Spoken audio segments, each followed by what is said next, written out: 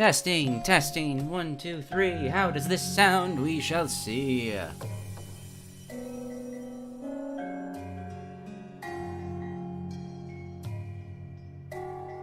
Seems to be working okay. How's everybody doing today?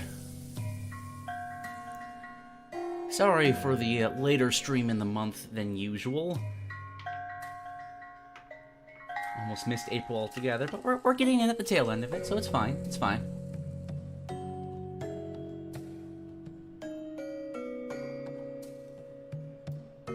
How's it going? Oh, it's going great on my end. Ridley's finally done. I've been working on that damn video since I finished Dark Matter. That is a weight off of my chest. I can just work on other stuff now.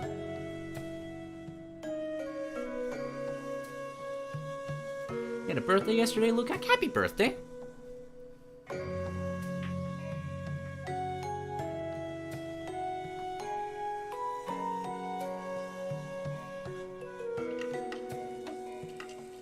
And Red Fairies is tomorrow. What a coincidence. How fun.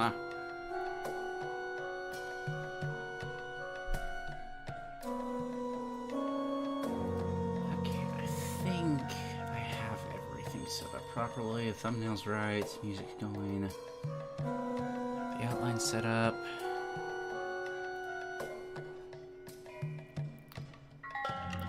It does not appear that chat is appearing on the screen.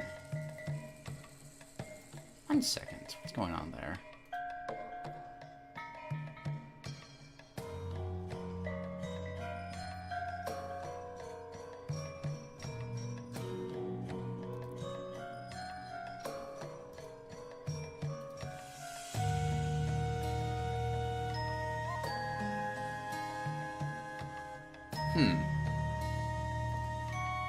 Oh, no, there we go. Just had to poke it for a second and then I remembered that it was supposed to do things. Everything's working fine.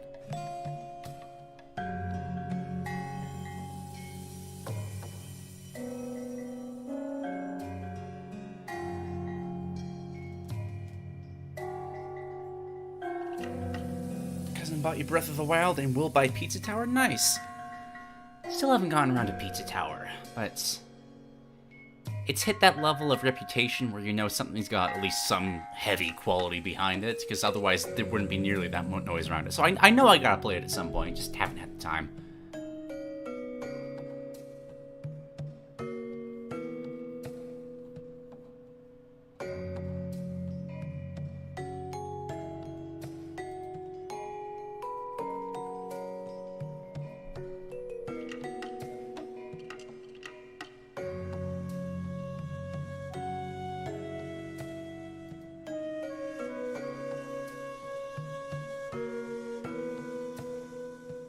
Annoyingly, this stream chat thingy that shows up in the stream just seems to freeze from time to time, and I have no idea what causes it or how to fix it.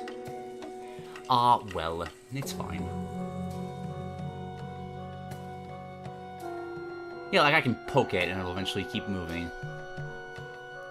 Like a loose connection or something. I don't know how that works.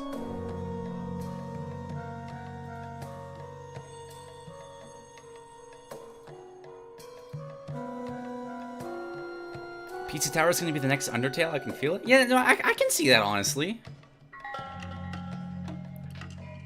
When you get to that level of song covers over a specific game.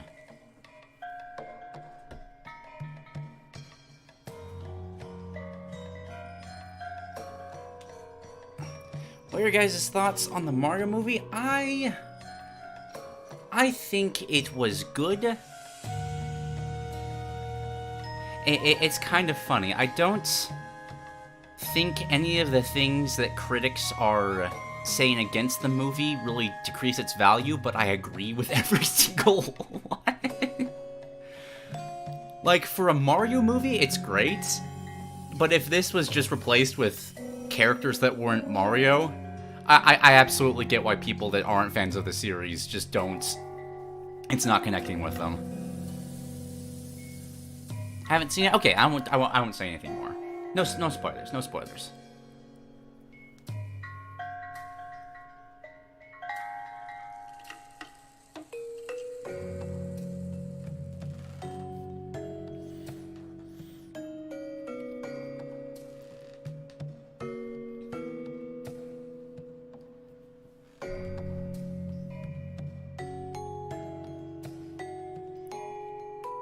Breaking Bad track in the background? This is Monster Hunter. Which Breaking Bad track does this sound like?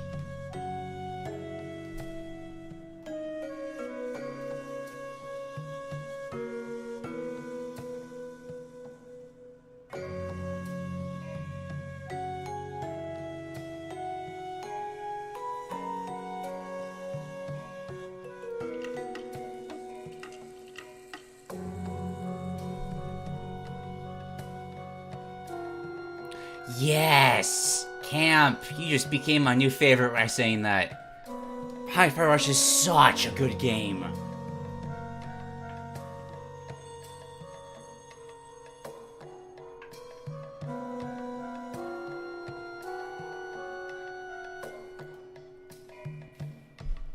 How has my day been? I'm quite tired, I will admit. Didn't really have the option for a decompression day from like my labor job at a steel yard.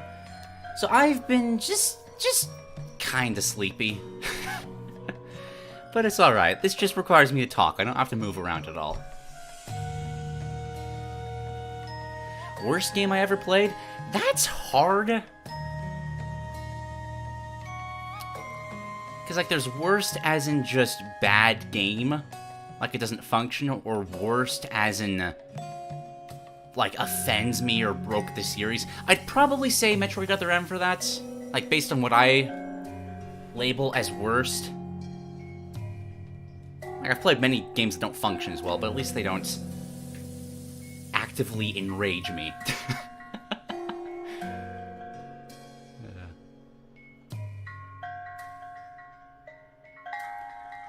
Thank you, Spidermaster. I turned 28 last week. Had a bit of a existential crisis realizing how close I am to 30, but that's just life. Time goes on. You get older. Okay. Right. I think it's close enough to 1 o'clock that we can start out proper.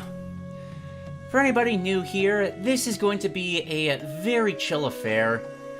Just me scrolling through documents, as people have submitted a bunch of video game ideas about various topics, and I'm just going to spend a few hours reading and gushing over them. Giving any feedback I think is necessary. Maybe extrapolating on ideas if they inspire me, but overall, it's just a community showcase of all you guys' great creativity. We got a nice mix of new people submitting, a few seconds submissions from people. We got a new member that's joining. Should be a great time. Alright. So, first off is a new submission from Chip. This is a completely original game idea. I love seeing these. Always fun.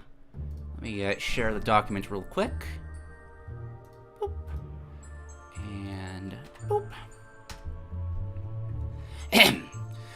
Your only option is magic. But why, exactly, is that your only option? Well, that involves a lot of history, and history is a pretty long story, but I think I can get away with just giving you the relevant cliff notes.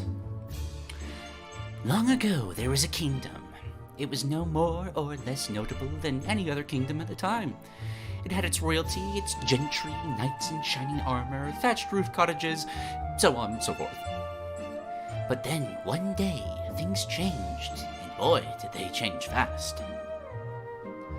While on a mining expedition to acquire more gold for their king, a group of miners found something. In truth, they couldn't quite decipher what it was they found, but what it wasn't important. Rather, it was what it caused. The miners were imbued with impossible powers over the elements. Unsure of what it all meant, they emerged from their hole empty-handed and confronted the king, who reacted with great fear and prejudice. The king ordered the men to be exiled, but soon discovered it's rather difficult to order around someone blessed with supernatural powers, as one of the men reacted with hostility, kind of just lost a syllable there. It wasn't entirely clear who it was. There are many conflicting accounts, but the point is that the king, who had no heir, was dead. Generations later, with the absence of the monarchy, the land now had new masters with new names, the 5 barons. Each one ruled over a piece of the large island its inhabitants called home, transforming with each quintrant into a paradise. For themselves, of course. Everyone living under their rule, without the fortune of owning a boat, was now under the thumb of one of 5 demigod-like beings, all of which commanded impossible powers over the elements, and commanded armies of monsters. To summarize, there's 5 people that have the ability to channel one of the 5 elements. As you might imagine, they've been using these powers to bully the inhabitants of their island country and basically lord over different sects of the population. Nasty stuff. Luckily, that's where you come in. Of course, by you, I mean the playable character of this hypothetical game. In this game, you take control of this funky-looking, nameless wizard of indeterminate anything, who has just recently discovered a book with mostly blank pages. How strange. It quickly becomes apparent, however, what knowledge this tome is meant to hold: a wide variety of magic spells. The mission seems clear: fill out the pages, beat all the barons that control the island, and maybe even find the ultimate power.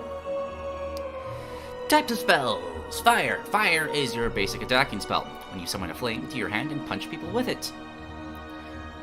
Would you believe me if I just said I just now realized what that sounds like? Ha! Fucking punch. Lol. Water allows you to launch globs of water at people, which does not actually hurt them. However, you can use it on yourself or others to cure the burn status effect. Unless it's a grease fire, of course. Don't ever dump water on a grease fire. Wind. This type of magic lets you create gusts of wind to push things around, or use it on yourself to help with dodging attacks. Earth allows you to pick up rocks from the ground and have them act like shields. Basically, think of something like teddy bears from Earthbound or Substitute from Pokemon. It's summoner type magic, allowing you to basically create an HP sponge at will. And then life, this one's fairly straightforward. If a little more abstract than the others, it's your cure, your heals, so on and so forth. You can use this spell to recover lost health for yourself or someone else. Now, you might be wondering, how can a game like this possibly be entertaining in any way, if you only have 5 basic sounding spells to choose from? Well, here's the kicker. You can combine them. Fire and water, they can create a cloud of steam that allow you to slip out of combat. Earth and wind, why, that lets you brew up a small dust storm that stings the eyes of your enemies. Life and earth could allow you to summon a little rock golem guy as a temporary party member. Later on, you could even get an upgrade that lets you combine 3 spells. Water, wind, and life could all be fused together to form a spell where you give yourself, or a party member, a little ice pack on your head, which would slowly heal you across turns and cure poison. You could combine fire, water, and wind to perform a thunderbolt attack to zap someone or something with. So it's basically just a wizard game using the elemental copy combinations from Kirby 64. Or otherwise known as just the best idea ever. As AC says the exact same thing right after I say it. Plus, just imagine adding a 3rd element to the earlier life plus earth combination, giving your rock person an elemental affinity of some kind. Fire could make it a little rock dragon, for instance. Water could render it all muddy and zombie-like, etc. You could even combine a spell with itself, creating a more potent version of the basic attack, in the same way that Firaga would be a step up from Fyra in Kingdom Hearts. Of course, it is possible to have too much of a good thing. Life on its own heals you. Life plus life can resurrect fallen allies, but what do you think happens when you combine life with itself twice over? The answer is cancer. Yes, you can give yourself or your enemies cancer. Game of the Year material right here, folks. Sure. With the addition of triple fusion spells, you'd have well over 100 possible combinations to use in a variety of scenarios across the game's world. It sounds ambitious, and it is, but I also believe it's achievable, and more than worth the effort. A lot of magic systems / spell lists in video games always come off to me as lacking an identity. I understand why they were implemented in the way that they were, but I feel like there's some missed potential. There's no real experimentation, no distinct identity, aside from the animations. Believe it or not, I almost fell into the same trap myself. I would have given every base spell the ability to do damage by itself and also cause the enemies to be stunned or affected in some way or another, which I felt would have made the overall system not only extremely monotonous, but also too similar to Pokemon's type matchups, which was not what I was going for. Luckily, I caught myself and revamped things into what you've just seen in this very document. In conclusion, I hope you enjoyed this brief glimpse into my idea for this game. This is the first time actually making something like this, but hopefully I still brought out the heart of what I think makes this idea so compelling to me, and hopefully to you all as well. And would you look at that? It's quite short, but very succinct. This is somebody who saw that Sakurai video on how to make a quick presentation and just took that to heart. And wouldn't you know, it does present a pretty nifty idea. Kind of reminds me of the, oh gosh, it was a few episodes ago. I believe the name of the thing was Project Pancake, something like that. If whoever made that is in the chat, let me know, but just the idea that there's a very simple draw, a very appealing draw of just taking multiple gameplay mechanics and just presenting the idea to the player of, oh, you can combine these in any kind of way you want to. That's so fun. I'd compare Hades to that. The simple joy of taking all the various god powers and just seeing what kind of crazy way you can mix them all together. What is the most effective? And they are right, it is... 5 does seem pretty simple as a baseline, but that allows you to do the 3 combination thing, which just is both insane but also doable. Like, there's games out there that have far more than 100 combinations. And I think that would be quite nifty. I think the only real feedback I can give is this, just that I kind of want just examples of how to use it then. Like, what does a boss battle look like? Where is this a over-the-shoulder kind of game? Is it a top-down like The Binding of Isaac? But the base idea is so solid. And I would love to see more. Well done, Chip. Well done indeed. Okay. Next up, we actually have a video from a fellow named Gubsy. Very fun name. Enjoy it immensely. So I'm going to pause the music for a second, because this will obviously have its own background. Boop. And... boop. This is for a Smash Brothers moveset of Lucario. I'm going to turn my desktop audio up a little bit more to make sure this can be heard. Here we go. You know, considering how much adoration he has in his home series... Hold up. I need to turn the volume up. Try again.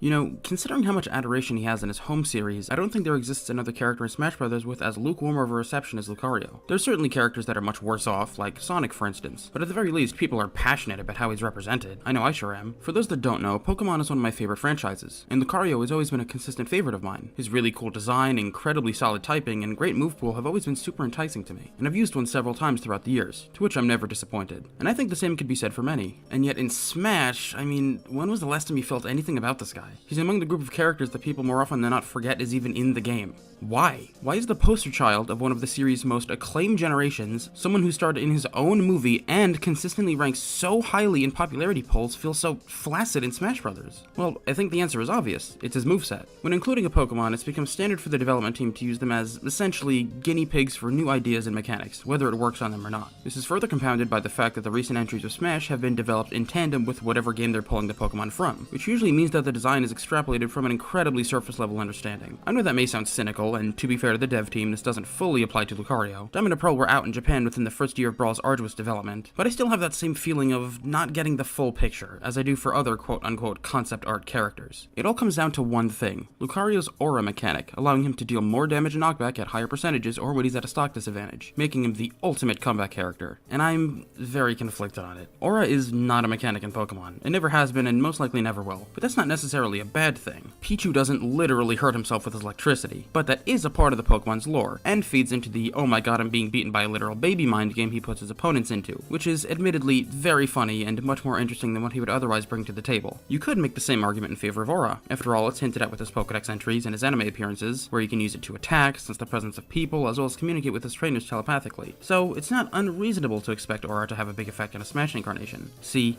that's not what really bugs me. What really bugs me is how that not only is his entire moveset centered around a made-up mechanic, but the rest of his moves are incredibly uninspired. I'm just going to pause it for just a second, because I do want to...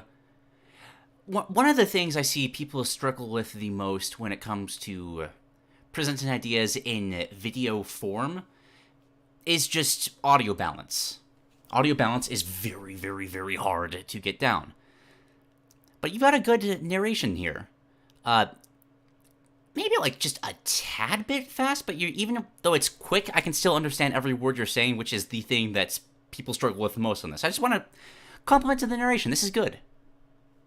Lucario is heavily based off of classic martial arts mythologies, his aura being an analog for the widely known concept of chi, an internal power all living things have that, when harnessed, allows the user's mind and body to be perfectly in sync as they battle. That's definitely something the developers considered, as you do see a lot of that poise, that finesse with his attack animations. He'll dramatically pose for his up smash, his jab and forward air have an impeccable sense of flow to them, and his victory animations sell this idea of this master martial artist completely in tune with his power and movements. Despite that, there's a lot about him that's counterintuitive to that idea. His jumps are somewhat floaty and feel like they lack control. His down air and up special completely halt his momentum, which feels incredibly jarring, and many of his animations come out way too fast to be able to showcase his composure. This isn't even mentioning how reliant he is on cheese to succeed. Following another martial arts tradition, Lucario is an honorable combatant, always willing to fight someone at their strongest. He's not against getting up close and personal, but he's not someone who should feel unfair to lose against, and yet he does. I don't really see how the current implementation of Aura could ever be fun for both sides. For the player, it's let yourself get hit for a while so that you can finally start playing at a reasonable strength, and for the opponent, it's awkwardly dance around his threat range at the risk of getting killed early because you dared to start winning the game. And it's such a shame too. These kind of moveset centralizing mechanics only serve to alienate players who don't want to deal with the gimmick, and to expect so many people who are fans of one of the most popular Pokemon to deal with something that is so incredibly polarizing is, quite frankly, bad design. But what if I could change that? What if I could properly represent his no-nonsense fighting style? What if I could make the concept of Aura more fun to play with and against? What if I could make him a lot more accessible, while still keeping that extra spice to push him over the edge? That is what I hope to achieve today. First, some ground rules. As previously stated, I will be keeping Aura as a mechanic. It's too entrenched in his identity in Smash to remove completely, and there definitely is potential in having a character who gets stronger the more he's damaged. However, I will be normalizing it, buffing its lows and nerfing its highs to make it less polarized in more game states. He will also reach the maximum Aura level much sooner, as right now it caps at 190%, which is just way too high. As a trade-off, Aura would only amplify specific moves instead of his entire kit. Some of his attacks are clearly designed as combo tools, but given Aura's increased knockback, alongside the universal rage mechanic, it makes them ineffectual in that regard fairly quickly, so ironically this would be a buff. Given Aura's reduced roll, this finally gives me an excuse to tone down the particle effects on his hands, as I've always thought that they made his silhouette way too cluttered. At low Aura there will be no effect, at medium Aura his hands will glow slightly, and at high Aura they will be flared up like usual. Additional indicators of his Aura level would also be appreciated, like having his battle UI glow as he reaches higher levels, as well as the size of the flare-up on his up taunt. I also think, since killing him early is less necessary now, that he should have a slight buff to his weight, as well as his falling speed. You'll see that fluidity of movement is a trend with the changes that I'll be making, so hopefully these new attributes would help make him feel less floaty and more controlled. With that being said, let's get into the moves. Does anybody else think it's weird that Lucario is Steel-type and he doesn't have a single Steel-type move in his kit? Does anybody else think it's weird that Lucario is a Steel type? Regardless, for my first change, I'd like to give him a Rapid Jab based on the move Bullet Punch. For it, Lucario will perform a rapid flurry of punches in front of him, with the finisher having him encase one of his fists in Aura to deliver a powerful uppercut. As you might expect, this move would scale with Aura, making it a solid killing jab later on. He could still keep his Gentleman, by the way, although I changed the final hit to launch out instead of up, as to not have too much overlap with his Rapid Jab. His dash attack, up tilt, and down tilt all stay the same, as they're all solid animation-wise and fulfill their functions fine enough. But I would change his forward tilt to be based on the move Force Palm. What? I hear you ask? Isn't that his side special? Not anymore, it isn't. This move would be similar to his current F-tilt, having him thrust his palm forward. The difference is that it would have more ending lag, as I'd further exaggerate the pose he makes on his return to better sell his poise. In return, the reward for using this move would be much higher. When using forward tilt, an afterimage of a hand is sent out at a slight disjoint, with its size and power scaling with Aura. Think of its disjoint starting at his current F-tilt's Aura Flare and ending at his unboosted side specials. Hitting the move at the sweet spot, the point where his palm is fully extended, would have some real heft behind it. It becomes one of his best kill moves at higher percents, at the obvious expense of it being laggy both to start up and wind down. This also means that I've taken away its command grab property, but it's never been particularly useful or faithful in that regard, so it's not like it really matters. On the topic of grabs, his grab, pummel, up throw, and down throw are all staying the same, as are his forward and back throws. The only difference is that I'd lengthen the animations of them because wow, they come out way too fast to see what is happening. Now, let's be real. It's understandable for it to not be in Brawl given that its prevalence in media started after that game's release, but the fact that Lucario has been in 3 Smash games and still doesn't make any use of his Bone Sword is a massive oversight. If I gave in to my bias, I'd have Bone Rush be a core part of his identity, as sword characters are my favorite archetype, but given that it's not always associated with him, I opted for a more subtle nod to that idea, assigning it to all of his Smash attacks, as right now none of them are really much of anything. At normal aura levels, the bone would look as it normally does, but at higher levels it will crackle with energy, kind of like Arid Bar, as well as gaining a slight damage and knockback buff. For his forward smash, Lucario would swing the bone out in front of him in an arc from high to low, kind of like Corrin's forward tilt, but with a much smoother animation. This is by far his strongest smash attack, but it would have quite a bit more recovery, again, to allow for better posing as he returns the bone back to hammer space. His up smash would be similar to Sora's up tilt, with one big difference. He'll grab the bone and spin it overhead twice with a launcher hit to pull opponents into the flurry, but instead of doing a horizontal swipe, he'll abruptly stab the bone into the ground, causing the shockwave of aura to flare out at the top. This adds to the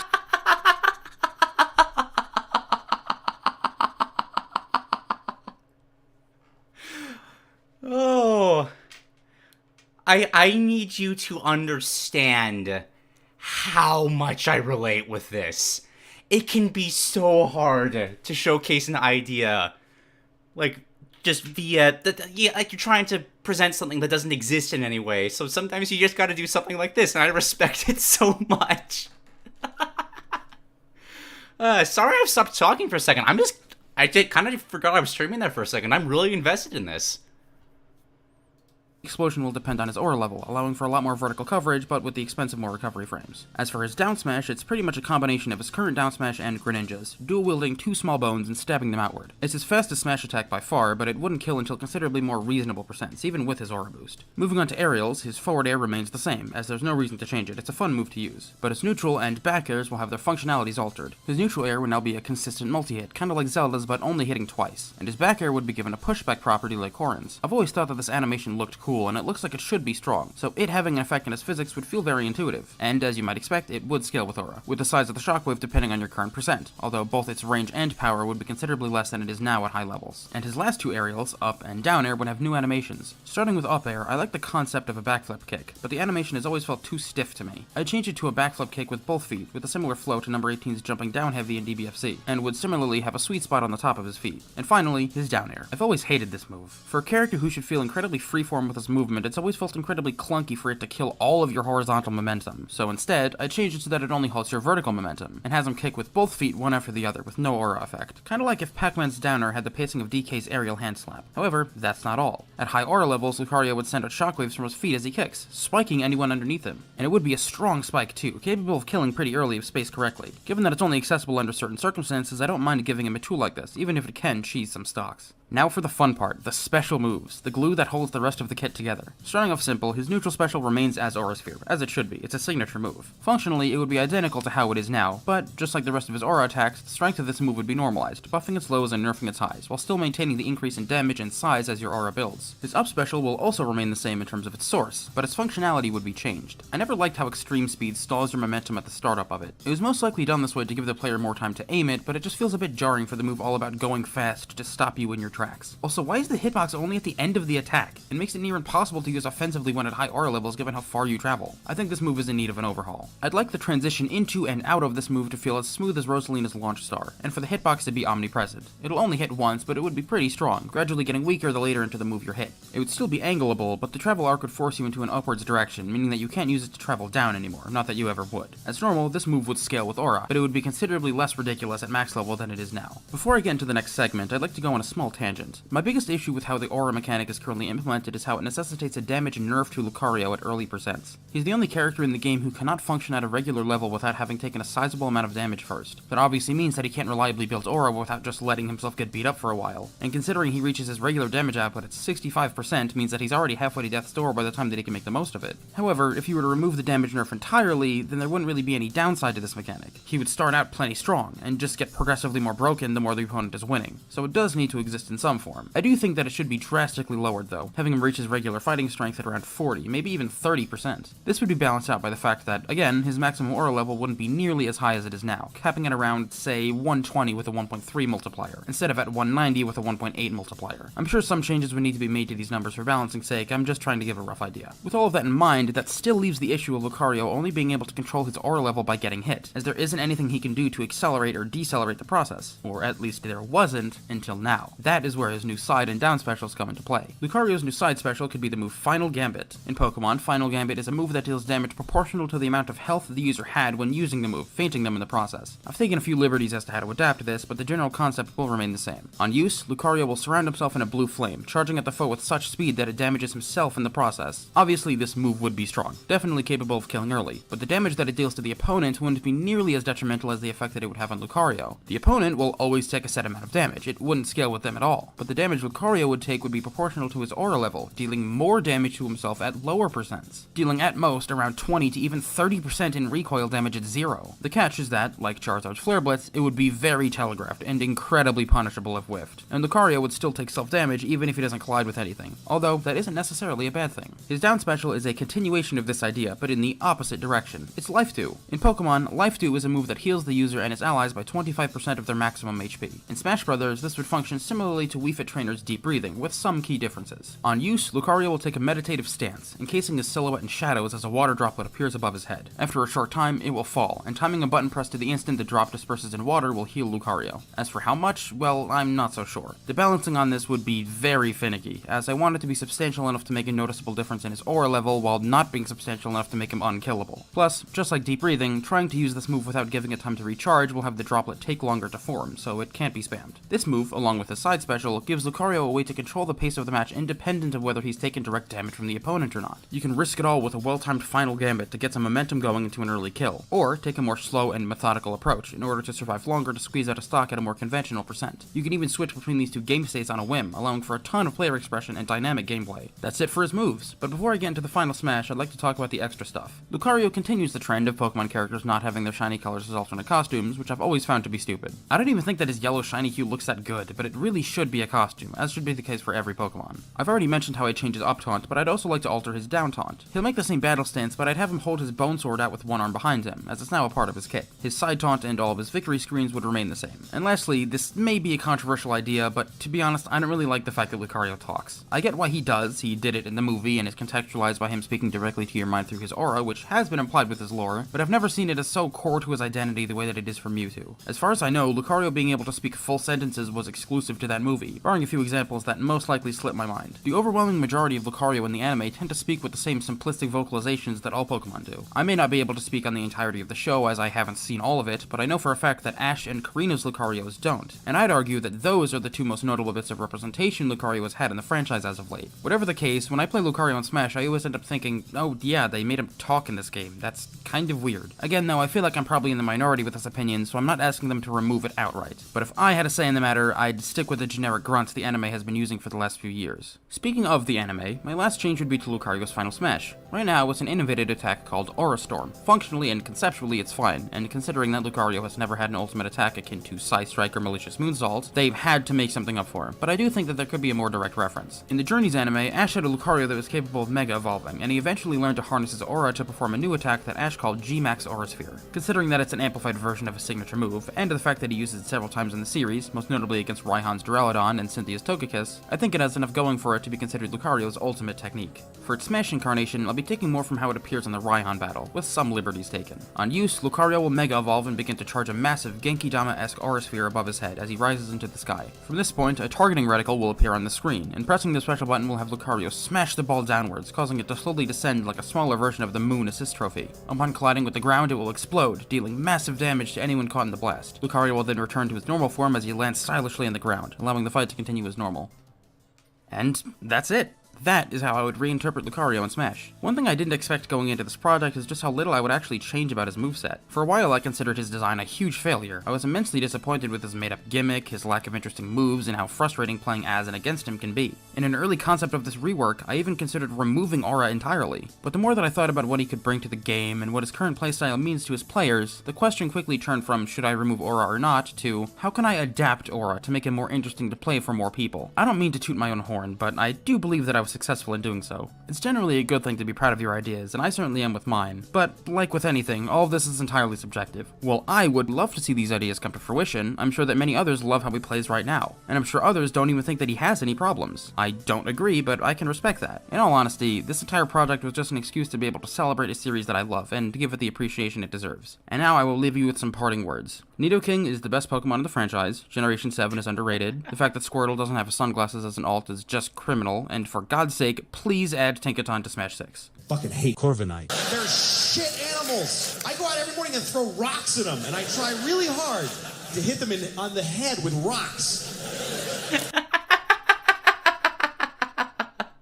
I know I mainly just... That was great. Hello, Alpharad. That's not where I went to play next.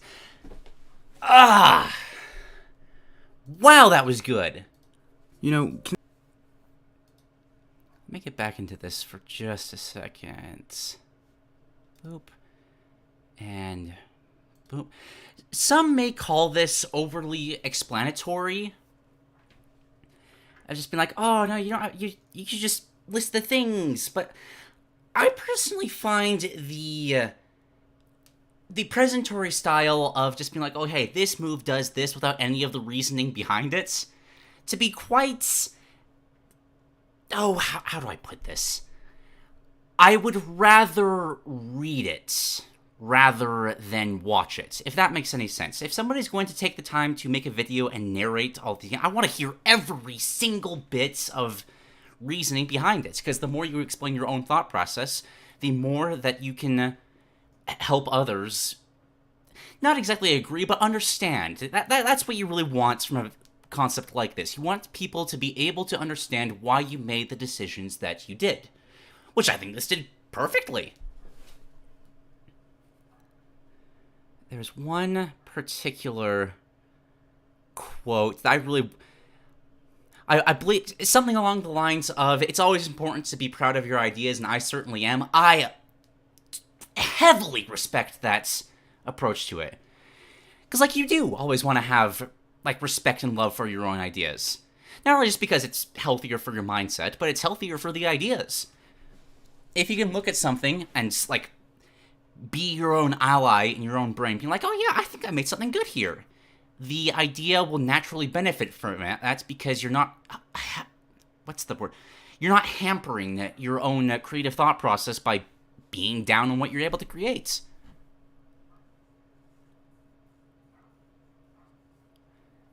Gosh, can I even give... I think... Gosh, because this was so good in so many different ways. The background visuals showing off what the changes are being made, either through examples or... Where was that just gorgeous animation? Just abruptly stab the bone into the ground, causing a shockwave of aura to flare out at the top. Oh, I love this so much. Yeah, but this, it all very effectively communicates what is changing, what is staying the same, and how it works, which is quite difficult to do, and I think this does that impeccably well.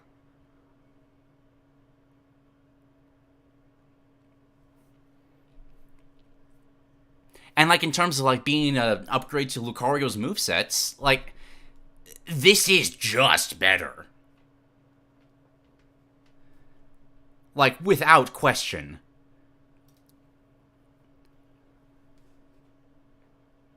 I wish I could say that in a more flowery, flavorful way, but this is just better. I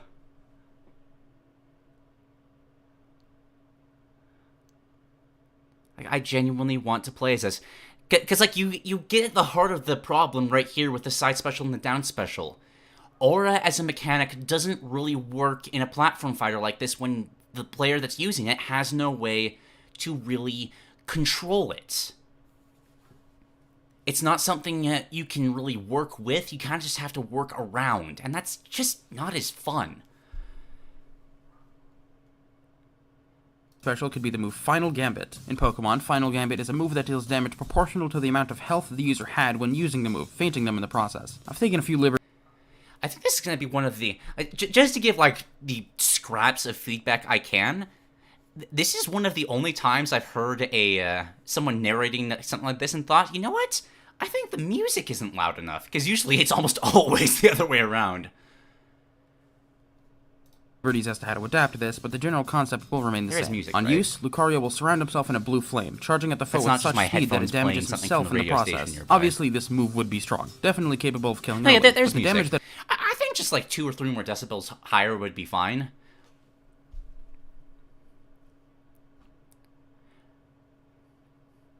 And honestly, it's great as it is now. I'm just scraping the bottom of the barrel, trying to be like, okay, I want to like help in some way. Ending was absolutely hilarious. I loved that. I love Spirit Bomb on Lucario. That's hilarious.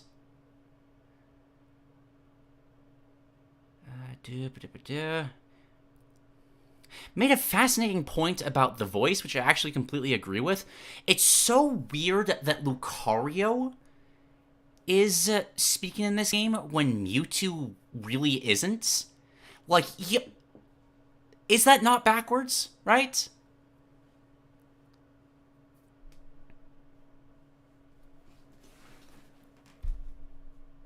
Do you want to overpower my voice in some natural quiet? That is definitely the approach that you want to take. It's better for so much better for the music to be too quiet over being too loud.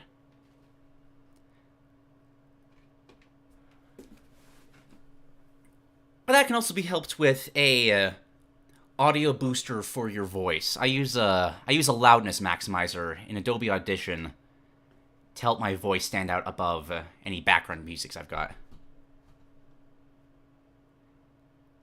Oh god, Jonathan, why did you have to point that out? The fact that Lucario can talk but Bowser can't.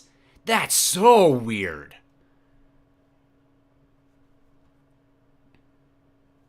Oh, you know what I need to do? One second. Alright, since everybody watched this along with me, I'm putting the link to the video in the chat. Bare minimum, you are all required to like and leave a comment on the video. Help Gubsy get the algorithm boost he definitely deserves. Because this is fantastic. Absolutely fantastic.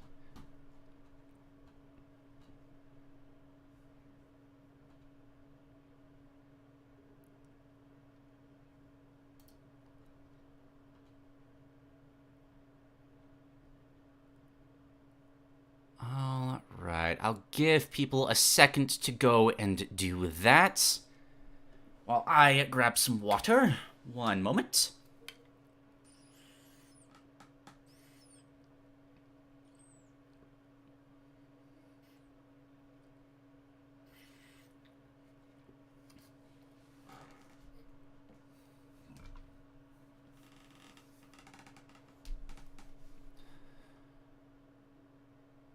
Okay.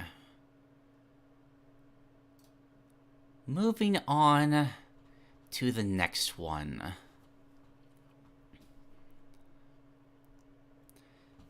So this was submitted by somebody that I've seen hyping this up for months on the Ideas Discord server on Super Smash Works. So I'm both curious and a tad worried about what this is going to be. They wanted some Hades music playing during this. Oh, let me rebalance the audio for background noise real quick. About there.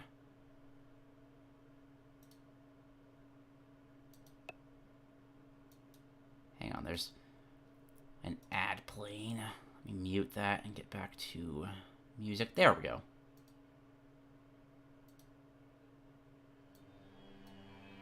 There we go, there we go. Alright, let's see what this is all about. From Spidermaster, we first have a pronunciation guy. I know how to pronounce Strife and Wraith, thank you very much. I do struggle with pronunciation. I do appreciate the idea behind this. So, Mira Amulai. Amulay? I don't know. I'm going to forget this in 5 minutes anyway, so it's... I appreciate the sentiment, but it's not going to work. Now, please enjoy this Bluebird submission. Look at the document length. Oh, God. You guys can't see this right now, but I'm staring at the number 1 of 61 pages. So, it's a good thing we started with 2 shorter ones.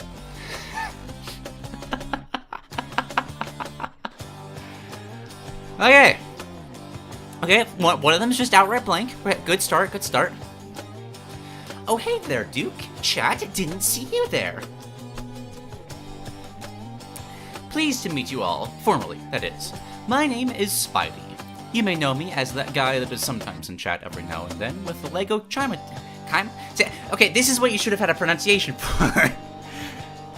Profile picture and the really lame ideas. And by golly, am I here to share one of those lame ideas with you today. Now, we just talked about this from Gubsy. Gotta have some faith in your own ideas.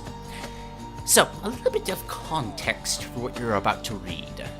This was originally written as a submission for the Super Smash Bros. Zelda Dungeon Contest held, I want to say that back in early 2022. Among the list of possible options, one of them was to do a crossover entry. That is to say, a dungeon featuring both Zelda stuff and something from another franchise. Now, coincidentally, around that time I had begun writing an original story, titled Second Best, which sort of riffs on the main plot of Breath of the Wild, posing the question, hey, if there's a massive calamity every 10,000 years, why doesn't the supposedly all-powerful goddess just come down and deal with it herself instead of handing the job to some kids and some robots? A plan that will surely go wrong at some points. I wanted to get the word out there about my project, but whenever I tried posting the prologue on its own in the projects thing, it got so attention. Understandable, considering Smashworks is more of a gaming-oriented server. But with the Zelda contest looming over the populace of Smashworks, I realized how, just maybe, I could sneak a Bluebird series right under the judge's nose. This is unironically hilarious, and also probably the best way to actually get your own original stuff noticed. Just gotta tie it to something popular. That's branding 101. I'll save the true unabashed chilling for the end, but for now, prepare yourselves, Peasant's Perspective participants, for a trip beyond the looking glass. P.S. I was recommended by some server members to cut down the length of this entry for the purposes of the Peasant's Perspective submission. I did not listen. I'm sorry in advance. I respect it. The Mirror Temple. Okay, we got to compliment the logo first off for obvious reasons, because like, look at that. That looks great. The lore. Since before anyone can remember, the legend of the Mirror Temple has been passed down by the people of Lurline Village. The story goes that once upon a time, the ancient Sheikah learned of another world that existed beyond their own, similar, yet different. A twisted mirror image. They used their incredible magic and technology to construct a tower that channeled the energies of reality in order to establish contact with this parallel world. It is said that they succeeded. meeting a mysterious, similarly advanced race on the other side. Their name was lost to the sands of time, but it is said that they too faced an immortal enemy that threatened to destroy their world. Realizing what they had in common, they and the Sheikah pooled their knowledge in order to prevent their realms from ending in calamity. It is even said that the divine beasts themselves could not have been made had it not been for this remarkable meeting. However, the two races also learned an unfortunate truth. The barriers between their worlds were not as fickle as they both once thought. Their connection would someday be cut off, and if it did, never again would they regain it. So for days on end, they worked on the tower, hoping to at least slow the inevitable. They failed. The tower disappeared one day, taking the Sheikah's new allies with it. However, every 100 years, it is said that the tower phases back, reopening the connection between both worlds. For a time, the Sheikah were to return every century to greet their allies. But then they were exiled, and after many, many years, the location of the tower was lost. Many consider its existence to be a myth, a legend. And it was, until the townspeople of Lurelei began to feel strange earthquakes around their village. A worrisome thing when you live on a beach, when even a minor earthquake could easily become a tsunami. And so they worried, whispering hushed, panicked thoughts amongst themselves as they tried to decide what to do. A traveler passing through the village heard the townspeople's concerns as he rested at the local stable. He decided to investigate the source. After asking the village elder Rosel where earthquakes were coming from, the old man cautioned the traveler, insisting that no matter what danger, the tremors caused the village. I really appreciate the bolded and not bolded words right next to each other. This is really easy to read. The source might be even more deadly to the lone swordsman. The traveler, Link, went anyway. He has enough wild courage to go and stop whatever is causing the quakes. But what awaits him is unlike anything he has ever seen before. The hero of the wild makes his way up the Faring Cliffs and discovers the giant glowing mirror temple, towering through the trees and reflecting the sunlight in a beautiful kaleidoscope on the plateau surrounding it. This was not here the last time Link had been here, and it's pretty hard to miss too. So he definitely hadn't just walked past it. The crystalline building's exterior is engraved with the ancient symbol of the Triforce, as well as another symbol that Link cannot place. Perhaps it's simply another memory that he lost? He feels another tremor. No time to dwell on it, it's time to find out what hides within. Without a second thought, he steps into the tower. Within, the hero is greeted by the familiar, sleek beige look of any Sheikah temple, except this time, some parts of the floors are odd geometric formations, cracked with glowing teal energy. At the top of the steps before him is a mirror. Carefully he approaches. Soon he is able to see the full reflection, but something is wrong. Instead of seeing himself in the glass, there is someone else. They wear a red coat and wield a blade not unlike his own. Link tests the reflection. Sure enough, it copies him. Odd. He swings an arm once, twice, and the man in the mirror does the same thing. Still, Link remains suspicious. He steps closer to inspect the glass, and as soon as Link touches the glass, it vibrates and glows. We got anime Dante here, alright. And the other man smiles. A gloved hand reaches through the now liquefied glass, gripping the hero of Hyrule by the neck. Oh gosh, do I have to do voice act? Okay, hold on, I need more water.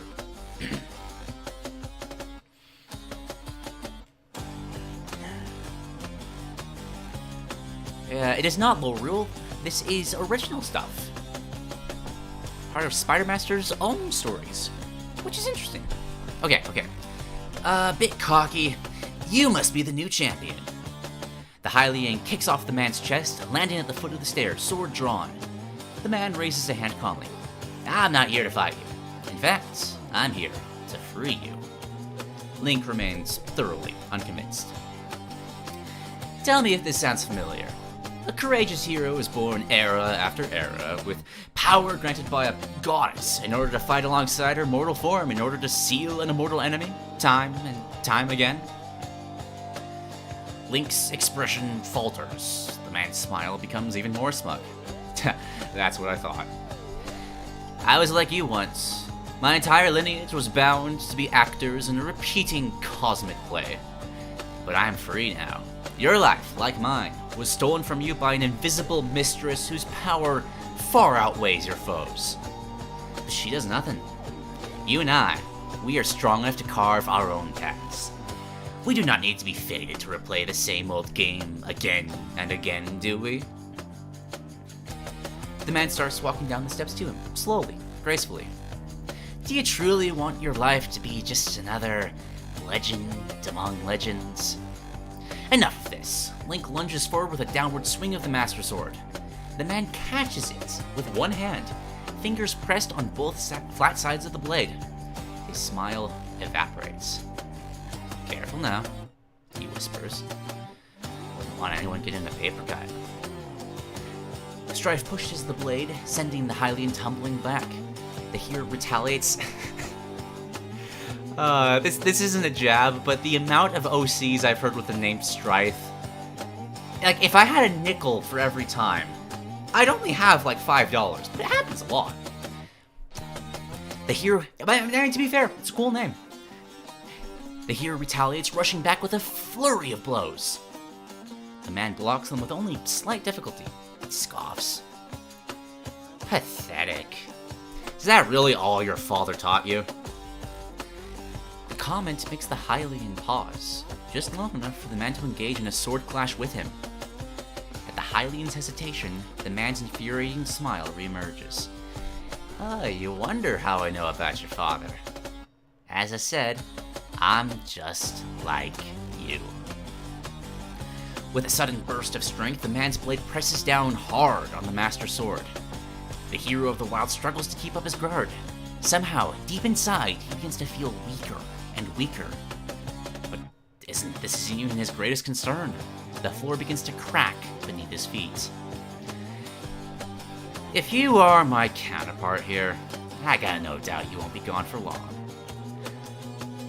All around him, the floor is beginning to collapse, falling down into the black abyss underneath. A crack forms directly beneath his foot. The Hylian knight loses his footing, tumbling back with a yell. As he falls into the darkness, all he can see above him is the man's billowing red coat. Don't keep me waiting, Link! Thumping. That is the sound Link hears as he reawakens after the fall. He's lying on the ground.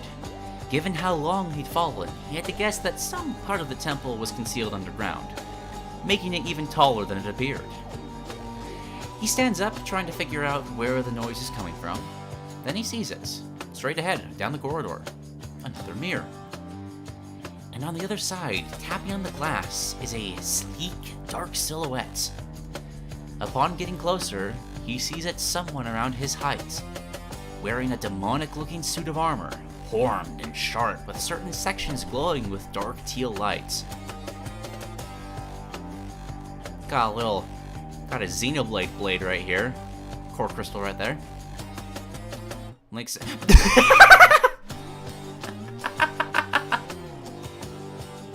That's always a funny anime trope. Oh yeah, look at my super cool armor. But hi there! I'm an 8-year-old. Anime character designs. Link, still weak, raises his sword, ready to take his last stand if he has to. But the knight in the mirror shakes his head. Then the helmet melts back, revealing a young man with dark teal hair.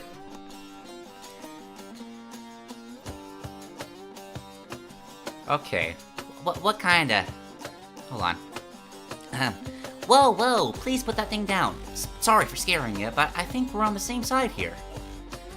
The hero of the wild lowers it a bit, but keeps an eye on the boy on the other side as he cautiously approaches the mirror. He's not falling for this twice. Hold on. Not so fast, kid. The voice is different from the last one. Young, like... Oh, okay, young, sorry. But a bit older sounding. Young, but older. Okay. Link stares at the mirror, looking for someone else, but there isn't anyone other than the boy. He does notice, however, that every time this other voice speaks, the lights on the suit pulse. Oh, okay, it's a speaking armor suit, so this is fine. Bit of a... No, it should sound like this voice, but trying to sound strong. Yeah, you're the blacksmith. Notice anything familiar about that sword he's got?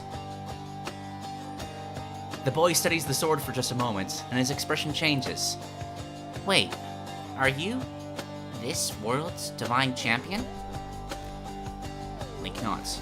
Well, that explains Big Red's obsession with this damn place. I guess so. Oh, sorry, I should probably introduce myself. My name is the Wraith Knight. And you are? Link introduces himself, sheathing his blade. Link. Well, that's certainly an interesting name. Sounds nice, though. Oh, sorry, right. That was Reaper. He's the voice in my suit. Link just blinks incredulously. It's a long story, says the suit. A really long story. And judging by that nasty fall, you've already met Strife, I bet. Oh gosh, we're not even... This is fun, though. This is long, but this is fun. Link nods, glancing up at where he fell from. To his surprise, the hole in the ceiling was gone.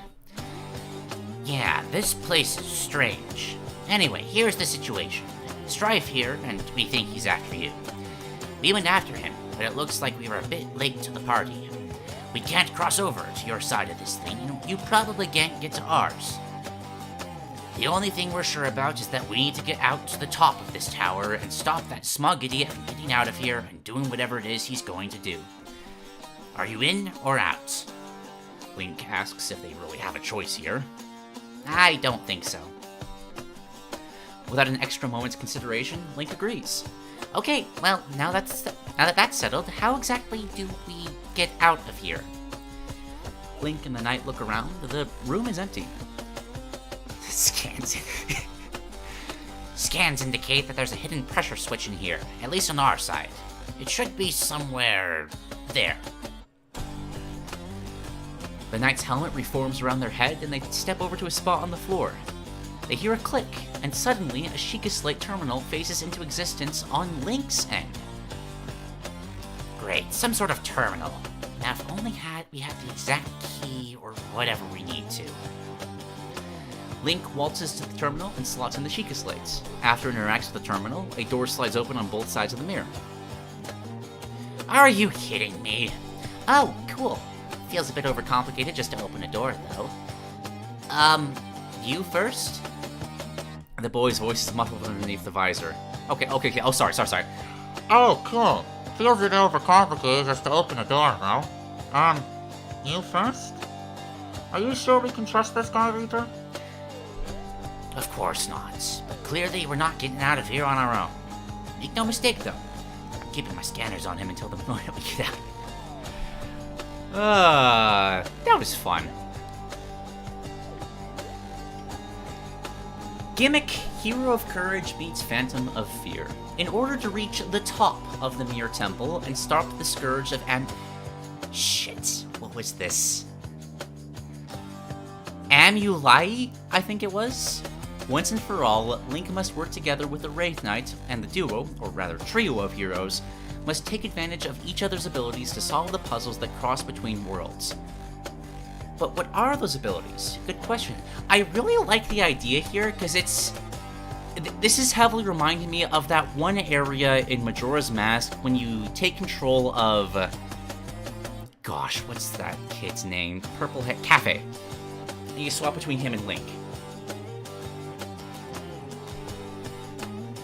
Or like the Wind Waker thing where you play the one song that lets you control Makar or Medley. Which are all great moments of those games. Thanks to Strife, Link has lost any/all of the champion abilities he had. But he still has his Sheikah Slate runes, and of course, any equipment he brought into the temple.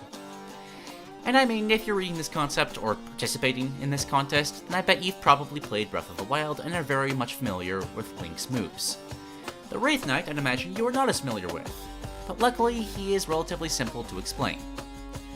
The Knight can copy other people's physical moves and weapons. Think Taskmaster by way of a symbiote suit.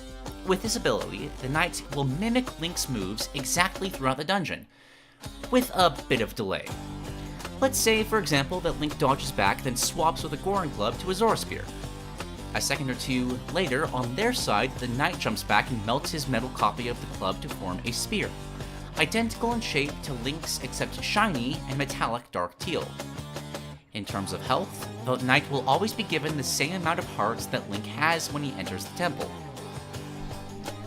If the Wraith Knight dies, they will collapse into a pool of metal liquid before reforming at the last checkpoint, the elevator you're last in, and run all the way to where Link is. This isn't to say that they'll function as a straight-up clone, though. The Knight has a few key differences in terms of what they can do compared to Link, which will all be explained throughout the temple in various puzzles. For starters, the Knight doesn't have access to any of the runes that Link does, except technically for one, Magnesis. He does this by forming a liquid metal tentacle to grab and lift things. This really is just Venom. Nice. Venom's always cool. The same way Link can with Magnesis. However, the catch is, the Knight isn't limited just to metal objects. He can pick up anything, including orbs, dropped weapons, chests, and crates. But how will the Wraith Knight copy Link to do this? Time will tell. The second major difference is that the Knight is faster and more agile than Link is while climbing. He can wall crawl, Spider-Man style, and move horizontally quicker and without wasting as much stamina as Link can, even with his climbing gear. Plus, the Knight can crawl upside down on the ceiling. Of course, they aren't immune to the slippery surfaces of the shrines. They will still require a climbable surface to interact with. Symbiote is not pronounced symbiote.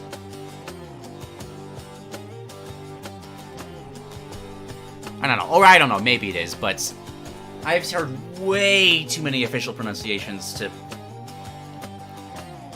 Like, can you call a pronunciation of anything official? It's really just the collective consciousness of what people have decided, okay, that's what this word is now.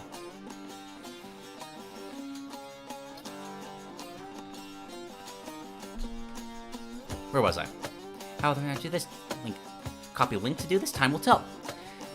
The second major difference is that the Knight is faster and more agile than Link is. Well, no, I just read that. Special services where the Knight can crawl upside down, etc. are denoted by being on their side, colored dark teal, noticing the pattern here. What they are immune to, however, is damage from malice pools. The Knight's Eternium armor protects them from losing hearts and flinching while in contact with pools of malice. Same goes for flames. Now, you might be wondering how exactly you'll see what your partner is doing on their side. If it's just mirror by mirror, it'll probably be a bit difficult to see mid-action, right? Probably, yeah. Which is why there are two things to help with that. First, for the duration of the temple, there will be a small window in the left corner of the screen, which gives the player a continuous look of what's going on in the Knight's realm. But what if you want to see things in greater detail? Well, you're in luck. By going up to the special view mirrors, which you can tell from other mirrors by the Sheikah tech aesthetic and dark teal glow, and using the camera rune on them, it allows the player to temporarily see from the Knight's perspective, still in the third person obviously. You can only look around but not move. The only other thing that you can do, apart from backing it with B, in fact, is use the Wraith Knight's Leech Tentacle. We'll go about that more later on what that... We'll go more... Wow. Letters. Words. We'll go into more detail about what that entails later. I'm sure that none of that information has even slightly stuck, so instead of just battling, let's continue on attention. Now this is making sense to me. In fact, I would go so far as to say I could see this happening in a real Zelda game. Maybe not with original characters, but... like, I could easily see some kind of regular Link and Dark Link going through the same area together, with the Dark Link always mirroring your movements. We got 5 levels here. The Mirror Temple is made up of 5 distinct rooms, ending in the 7th observation chamber at the top. Each room is large, with blue crystals forming the walls. The layout of each specific room varies, so let us begin with the first room, shall we? D&D maps, yes! Room 1 is pretty much the tutorial, where the player is slowly exposed to the mechanics of having their new heavy metal buddy tagging along. Upon first entering the chamber, the player is immediately greeted by a short series of basic rune puzzles obstructing the path, like the ones in the first Great Plateau Shrines. Of course, Link would go ahead, but it would immediately demonstrate that the Wraith Knight doesn't have any runes and that they would have to compensate for that. The first puzzle involves Cryonis and a small cascade of water. There is a lever at the top, and all Link has to do is flip it to open the door. So using Cryonis to make ice blocks to climb the waterfall, Link and the Knight get up to the lever, just as it sinks into the floor and reappears on a new platform that pops out of the wall, connected to the main one by climbable grips. As soon as Link latches onto them and goes as far along the wall as he can, the lever gets retracted, this time sliding down from a socket in the ceiling along with another view mirror too far away for Link to interact with. Where the lever was before, a view mirror pops out in its place. As Link drops down, out of stamina on the platform, the Knight takes charge and crawling upside down before reaching where the lever should be. However, on their side, there's only the upside down view mirror. This is pretty much the strategy guide for this dungeon. That's hilarious. From here, Link uses the camera rune to see the Knight's perspective. When he does so, a prompt from the Sheikah Slate urges him to press the right trigger when in the Wraith point of view. He does, and the Knight reaches out, manifesting a dark metal tentacle that reaches through the mirror and pulls the lever. This is the function that I was talking about. Ladies, gentlemen, and NB buddies, while viewing the Knight's perspective, you can turn them around and fire a tentacle to either interact with objects, or through hidden mirrors to do things on Link's end. The door unlocks and the duo proceed to the next room, where the next puzzle awaits, and quite a simple one too. A metal cube that must be placed on a button to open the door to the next section. And there sure is a box to pick up. One problem, there's no button on Link's side. However, there is one on the Knight's side. As soon as Link uses Magnesis, the Knight follows suit with their Leech Tentacle, picking up the cube on their side and at Link's direction, placing the box on the button, the door opens and they continue. They step into a hallway. There's a small Guardian Scout to deal with, but for both heroes it's child's play. The next part is a bit less so. To Link's dismay, a massive blob of malice blocks his way. The worst part, there isn't any eye to shoot in it. The only thing on Link's side is another view mirror. Cautiously, Link approaches, hoping to spot some other method of getting past. It's then that the Wraith Knight once again decides to just brute force it, and miraculously, they make it through the icky goop. Okay, hold on. Ew, what in the goddess's name is this stuff? Nothing this soup can't handle. Using the view mirror, Link sees there's an eye on the other side. Switching back, he turns around and aims his bow where the eye would be if he was there, then fires. The Wraith Knight follows, and bullseye. The blob melts, and they are free to go to the last test. A set of easily destroyable bomb rune blocks? I'll be honest, after the last few things, this is very anticlimactic. Shut up, we take easy wins, don't you? I will say for a Zelda dungeon, this is a lot of dialogue. It's still fun, but this would feel very out of place in a Zelda game. After blasting through it, they finally make it to the elevator and continue up to the next room. But they won't be alone this time. Oh god. Note, layout of the maze is randomized during every playthrough. That's interesting. How does a randomized layout work if the player 2 of this scenario is always copying movements? Because it couldn't be fully randomized if that was the case. Or I guess, no, because it'd be randomized for both people. Never mind, I get it. As they step off the elevator, the trio finds themselves at the entrance of a maze of mirrors. The corridor that stretches out before them branches off some feet away, but the reflections make it look much further away. The hero and the Knight both see each other reflected in the glass as they cautiously enter the maze. Let me some water real quick. This is a lot of talking.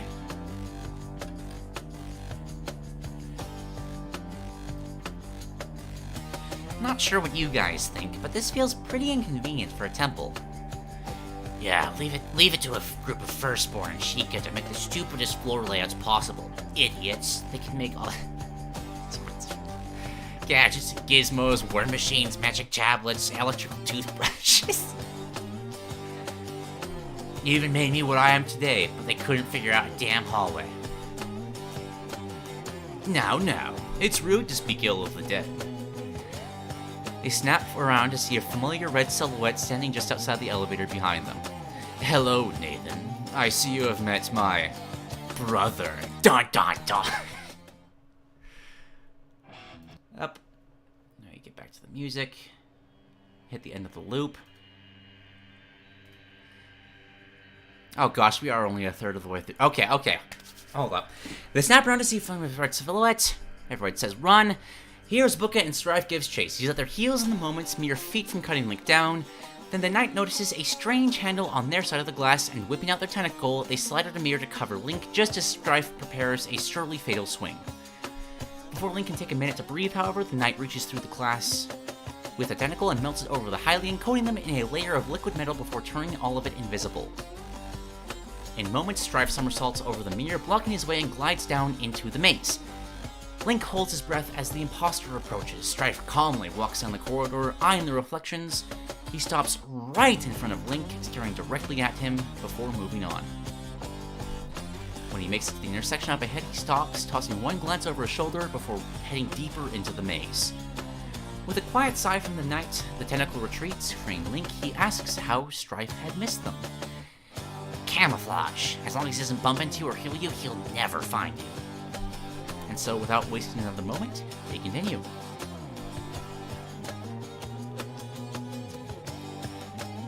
In Room 2, Link and the Knight will have to investigate this maze of mirrors, all while avoiding Strife. He will patrol the pathways with his AI correcting itself to only check specific sections the further Link gets into the maze. Okay, I will say from like a design standpoint, these are very fun hallmarks back to various Zelda layouts. Because having some invincible enemy that you have to avoid is a very common trope in various Zelda dungeons, and it's a fun trope. I enjoy it a lot. If he finds you, he will catch up to you very quickly, and when he catches up to you, he'll be pretty much unbeatable. Think the guards in the Yiga clan hideouts.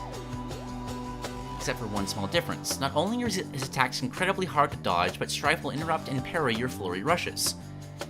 And even if you somehow manage to dodge all of his attacks, in this room he is effectively infinite health, so you'll break all of your weapons before you manage to bruise him. And if you're a lunatic and do decide to wreck your equipment trying to kill him, he'll say the following. All that, not even a drop of blood. Lol. Marvel references. So yeah, just don't. That's not to say that hiding from him will be a cakewalk either. Strife's heightened senses allow him to pick up on noises such as footsteps and the clanking of gear further away than most other enemies can in the game. When he does, his pace will slow, and if noise gets loud or close enough, he will suddenly turn around and speed walk towards the source to investigate it. This can be useful if you're at an intersection when a well-thrown banana can be a lifesaver. However, don't misuse it. Every time Strife is distracted by a thrown object, he will become faster and faster in inspecting it, eventually ignoring it completely and going in the direction of where it was thrown.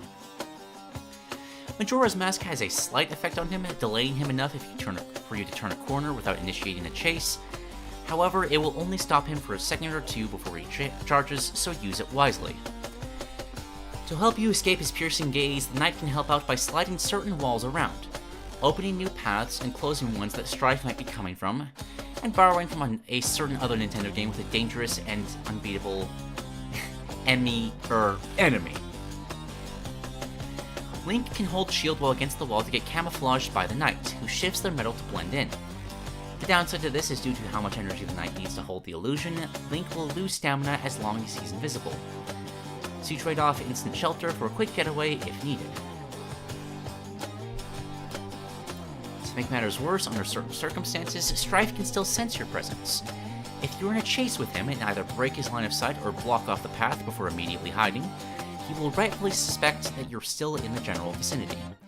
He will then unsheath his sword and drag the blade across the wall, scratching the mirrors to both try to find you and make it more tricky for the knight to help you in that area. And even that isn't even the worst thing Strife will do to mess with you.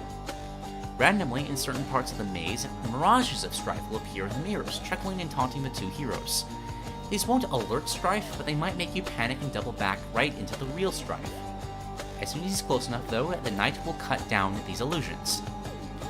It should also be noted that this room is completely silent. None of the usual ambient shrine noise or music is present here, so as to make it easier to not mishear something. So as to not cause any unfair deaths without not knowing Strife is on your tail, when Strife sees you initiates a chase, he will say something and cause some tense chase music DVD style. But suppose you are truly a pro gamer and manage to slip past Strife with the entire maze. When Link behind reaches the final long corridor before the next elevator, Strife will always appear behind him to give one final chase. If you pace your run and don't suddenly get Joy-Con drifted, the average player should be able to cut it close and make it to the elevator in time. As Link and the Knight ride the elevator up to the next room, Strife smiles. They may have gotten away, but Strife is nothing but a patient man. They'll see each other again soon. Very soon. I need more water.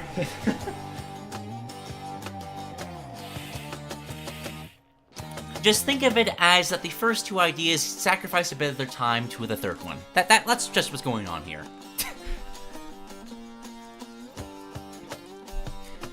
The minute they enter the next chamber, Link recognizes the layout. It's a classic Tents of Strength. Tents of Strength? Test of Strength. He informs the knight of this and tells them to prepare themselves.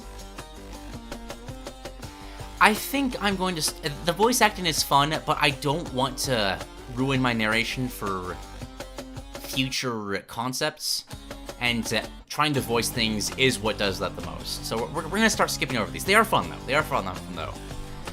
With a rusty creak, the floor slides open in front of them. As the platform rises up, Link and the Knight see the most horrific metal abomination. That's actually really cool. Look at that. 10 out of 10 Photoshop. That's extremely cool.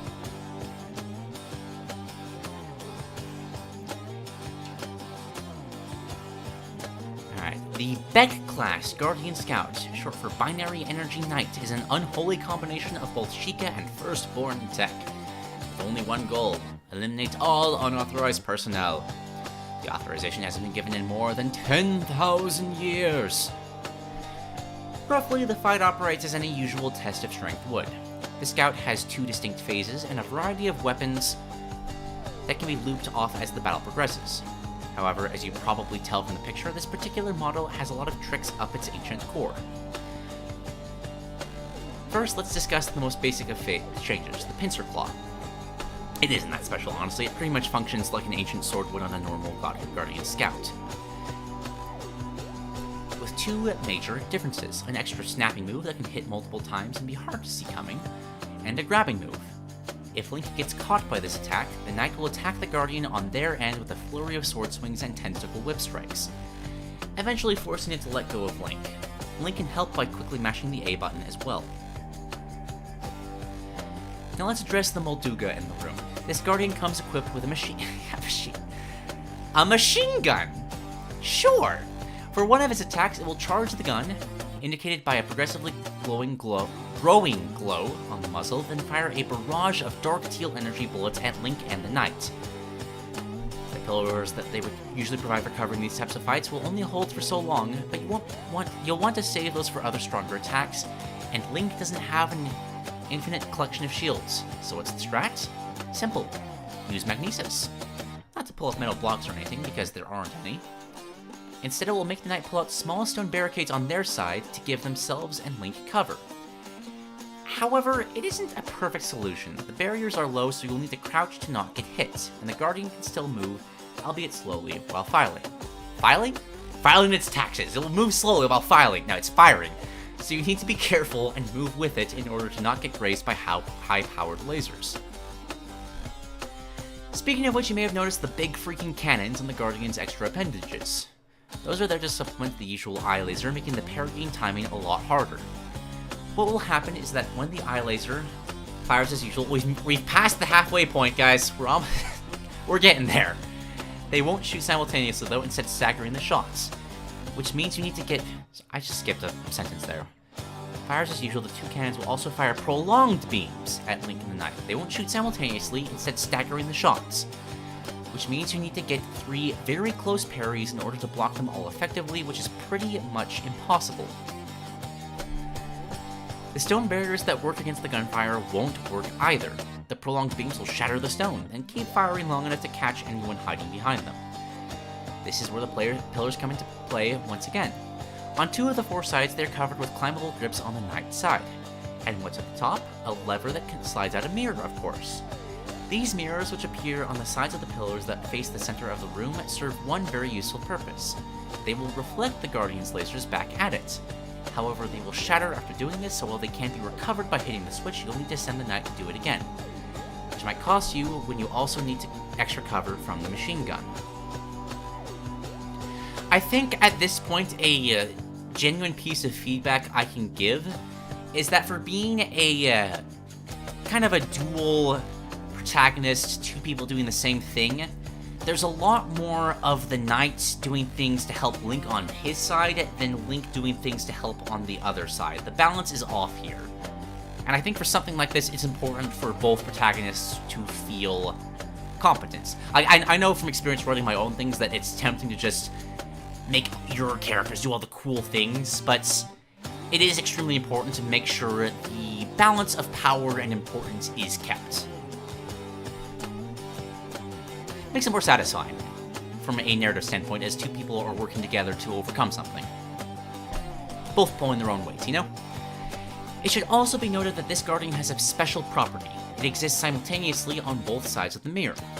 So when Link and Nathan are fighting it, they are effectively landing double hits all the time.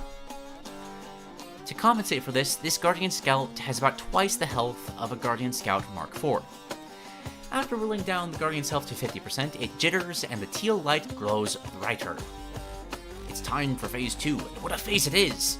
From here on out, the Guardian will begin to shift between realities. When this happens, 2 things can happen. In one version, it will become invisible and intangible on one side of the mirror, while on the other, it will be completely visible and tangible. In the second version of this, it will glow and become intangible for one of the heroes, while for the other, it will disappear but still be hittable. That's actually really fun. I love the idea of that.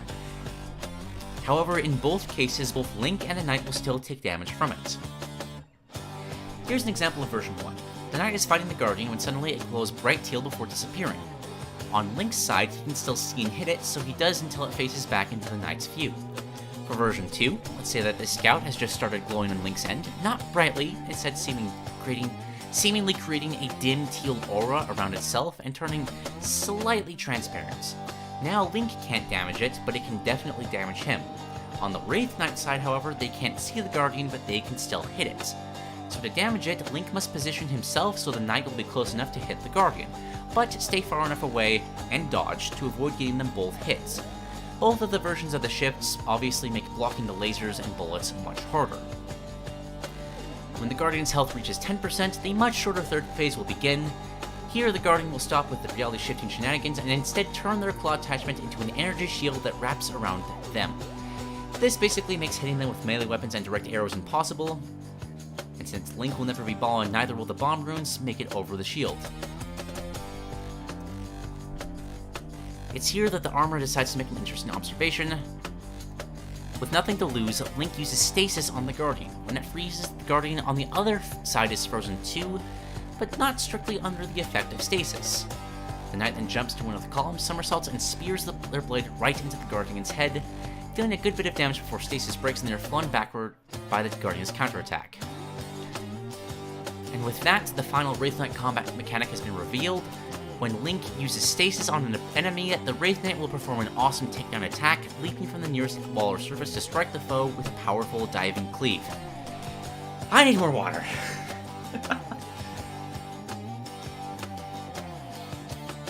I should have put the Lucario video after this one. That was a mistake not to give myself a break after this. Oh well, you live and learn. After dodging more bullets, reflecting more lasers, and dropping in on the Guardian a few more times, it finally shakes, shivers, and collapses, falling apart and leaving a few nifty ancient parts for Link to collect. After a snide remark from the Reaper about Link being a kleptomaniac, they continue onward to the now open elevator door and right up to the next room. Okay, same thing but mirrored. Alright.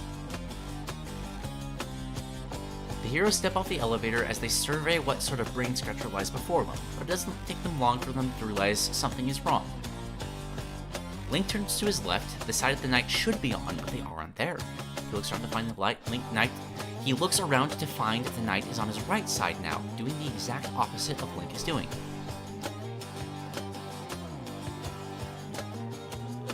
For the duration of this room, due to the reflection getting messed up, the knight will do whatever Link does, but in the opposite direction. If Link moves left, the knight goes right, and vice versa. If Link aims an arrow forward, the knight will turn around and aim back. It's a mess, one that the three of them must deal with together. These are always fun. I love the inspirations to take from various bits of the Zelda series, because this reminds me of the one enemy in Link to the Past. It's at the first dungeon in Light or Dark World. The thing with the big eyes that you have to shoot and then turn around because they mirror your movements. It's always a great time to fight those things. First thing we need to do is, after figuring out how to coordinate, is to unlock the door blocking their path. To do that, they need to hit a lever somewhere, so the three heroes go searching for it. As they go down the hall, they notice that compared to the other rooms in Sheikah buildings, this level feels like people actually live and work there. There are workbenches and machines scattered around the room, such as the ones Link has seen in the ancient tech labs, except with a lot more gunmetal gray and sleek teal plates. These tables are littered with broken ancient parts and other strange devices, including what seem to be ancient Sheikah and Firstborn torture devices? There are even a few things that look like prototype Sheikah slates, however, they are split open and none seem to work. Along the walls on both sides of the mirror are minimalistic murals in the same style as Impa's Great Calamity Tapestry, seemingly depicting the histories of the two worlds. Link stops to admire one part of it in particular, a segment of the mural that portrays the history of the hero of Hyrule in all of his many incarnations. Strangely, the painting ends apparently in the center, and with a somber moment of realization, he knows that the empty space was meant for him had he succeeded 100 years ago. But he isn't the only one contemplating their lost legacy. On the knight's side, the same portion of the mural Link is looking at instead depicts all of the champions of their world throughout history. The latter 5 or so are all different, save for the long coats they all wear, but the first heroes look remarkably similar to the Wraith Knights. The twins' body type, height, and armor shape were slightly different from the current one, but they were all obviously wearing the same armor. The knight focuses on one at the front of the line, a Wraith Knight with a feminine body type and a large battle hammer slung over. Oh, Tinkatan, okay. Oh boy! The trio move on and they finally see the lever at the top of a set of tiered climbable wall segments. Obviously, this is a cakewalk. Or is it? For these climbing walls have a trick up their sleeve. When either Link or the knight climb one, the one on the other side of the mirror slides horizontally, leading into it probably being blocked by an unclimbable block of some sorts. Some are blocked from the get-go, requiring one of the heroes to climb onto the corresponding tile so that it needs to slide to the preferred position. To get to the top, Link and the knight need to coordinate with one or the other dropping down to the platform below so that the other can climb up. After the painful climbs to the top, the Reaper complains how goddamn complicated Firstborn Sheikah always makes the... I'm sorry, I'm starting to falter narration-wise. Give me a second, I need to get some more water.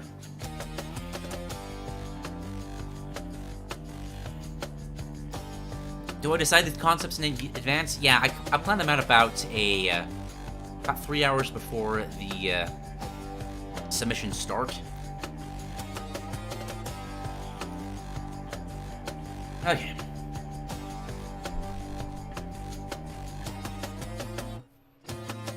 Link gets a message from Strife. Let's skip over that. Oh boy. How long has this been going? 49 minutes? Okay. How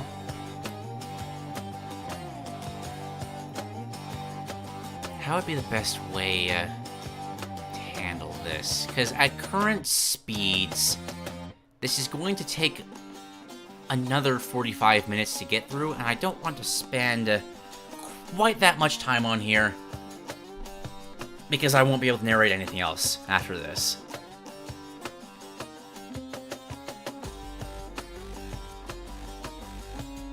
Spidermaster, you're in chat. How would you suggest going through this? Should I skip forward to various dungeon layouts?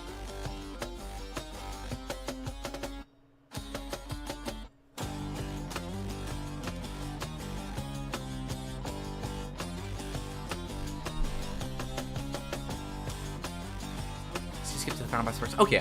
I think I'll do that. Well, I do want to figure out the... I want to figure out the gimmick here for the room 5, because I've liked all the gimmicks for these. So for the 5th room, after they complete that mirrored one, the elevator doors open and the heroes step out to a familiar sight. The one Link was in when he first set foot in the temple. Strangely, the cracked floor is gone. The room not only seems to be good as new, but better. The sleek cybernetic Shigula, complemented by the shining mirror plates and forge work of the Firstborn, leads up to the grand main mirror.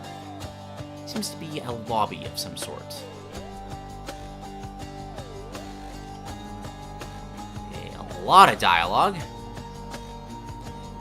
TLDR, Strife does a little trolling for this final room. Okay. Sheaths his sword and stabs it into the ground. The room suddenly shifts, a wall rising from the platform of the mirror. At the same time, 2 sets of stairs rise in pools of water connecting to the main walkway.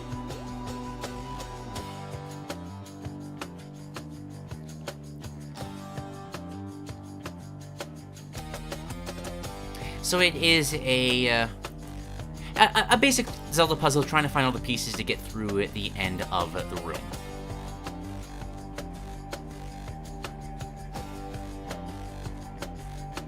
While somebody is messing with you at the same time. Okay, that's an interesting gimmick. I don't think Zelda's ever really done that before. Okay. This looks like... Okay, this is the boss fight. So after you get through that room, you fight the final boss.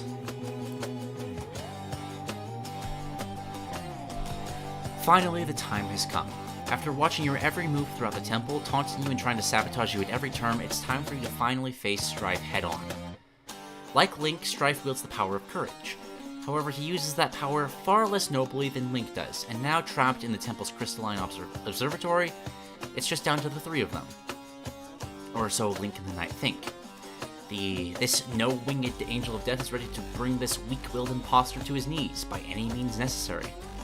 While he discarded the title of his goddess champion long ago, he believes himself destined to win this fight. So the question is, are you ready to face fate itself and show him your determination?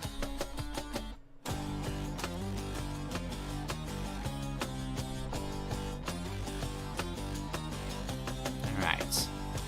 In addition to simply chasing him down with brutal but basic sword slashes and kicks, this guy has a few more tricks up his sleeve.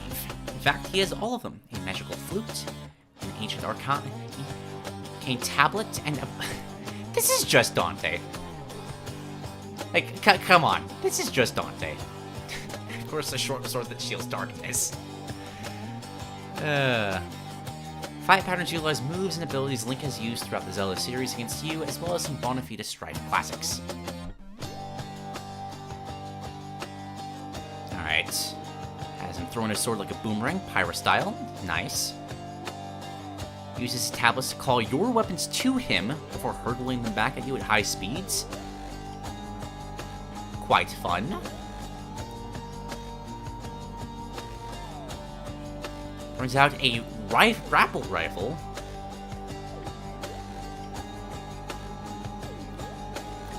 A kind of reticle similar to a guardian traveling to the last place Link was standing. We'll follow up with a slash. Nice.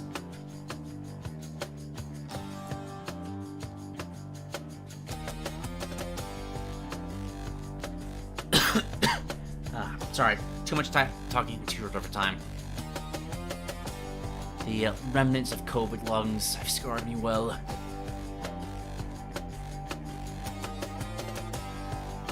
And he's got Octoslash from the Cydia games, where you'll charge for a moment and charge straight at Link. Okay. You can cancel it by using Stasis to call for a takedown from the Knight. Of course, you still have one advantage that Strife doesn't, the help of the Wraith Knight. By using the few mirrors in the camera rune, Link can call upon the Knights to mess things up on their side of things, locking Strife out from certain moves. For example, during the sword spin attack, the Knight can hold back Strife's arms before he throws it, cancelling the move and making Strife do an easier to dodge light beam. However, there is one uncancelable move that is perhaps the deadliest of them all. During the fight, Strife will shimmer with a light teal aura. When this happens, do not engage him. If you do, not only will he dodge your attack, but flurry rush you instead. That's something I wish happened in Breath of the Wild. Like, having some other character be able to do that back to you would have been so much more intimidating than just, oh, a basic attack pattern that has the same amount of wind-up. This is going to be so hard to dodge. His Divine Rush is not to be trifled with under any circumstances. In addition, like during the maze, Strife will be functionally immune to any attempted flurry rushes. Another thing I wish happened, flurry rushes kind of made the game way too easy.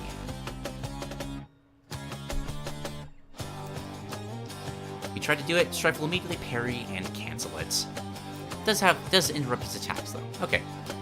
Once he gets down to 50%, it begins the second phase. He uses Magnus. That's going to be like a Final Fantasy. So Magnesiaga, I believe is how you pronounce that? Probably. Those pillars out of the ground that have climbable grips, so that's how the Wraith Knight gets into it. Plays the Song of Storms on a flute that makes it rain. Cool. And makes it harder for Link to climb. And hovers above the water and uses the Atlas tablet to start conjuring spiked balls of ice that home in on Link, similar to what the Water Blight does during the Varuda fight. You can simply keep firing arrows at Strife until he empties the room out and moves on, but there is another solution. Because while Strife thinks he has the upper hand, his tampering with the arena has brought an unintended consequence. The water has filled the arena has a obvious reflection. Using the camera rune will tell the Knight to use their tentacle, they will reach through the water. That's a fun way of bouncing between it. Using different kinds of reflections for other things, that's fun. I enjoy that.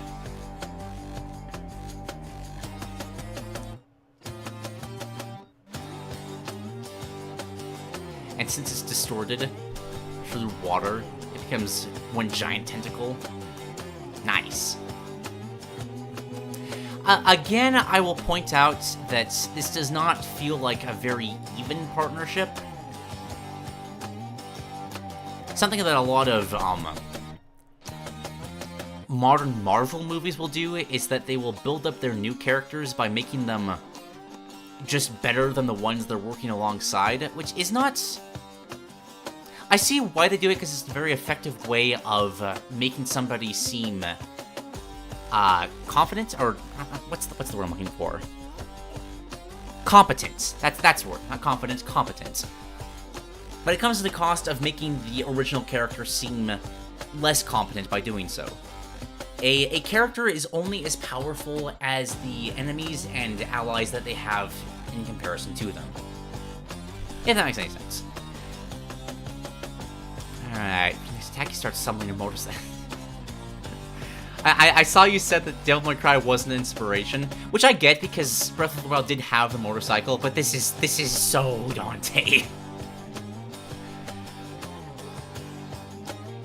Alright,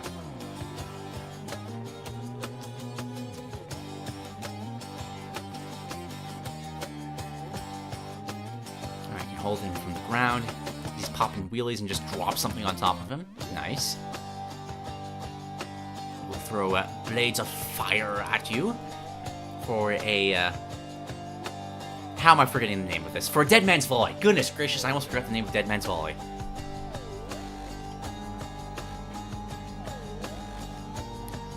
And you have to just keep going, making it. That's really cool.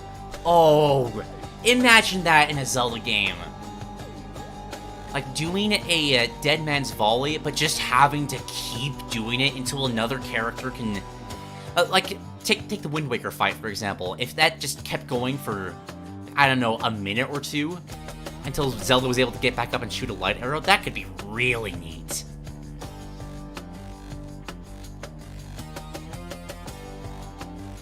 I like it.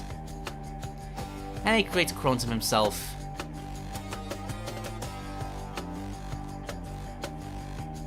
Which all deal damage to Link.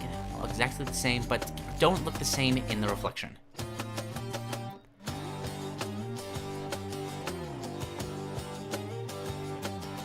Alright, oh gosh. Oh! Oh, this is neat.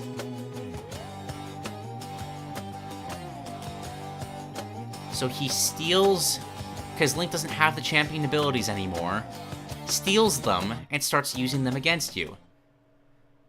That's another fun thing that I kind of wish had happened in some way in Breath of the Wild. Okay, okay.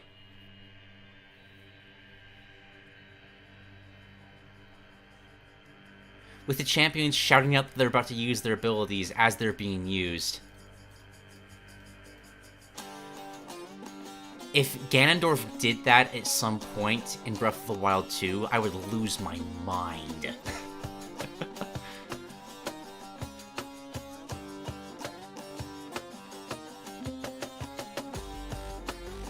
Alright, Daruk's is rolling into a cannonball, kind of like how you take down the Fire Divine Beast. I cannot remember the name of any of them.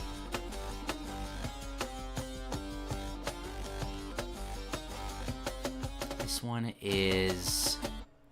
yeah, it's going to shift normal to some marking tiles. No. Okay, so this is the Urbosa's Fury. That's not what it's called. Is that what it's called? I don't remember. I don't remember the names of them. But makes half of the ground metal and then sparks it up. The floor is lava. I always love those kind of things.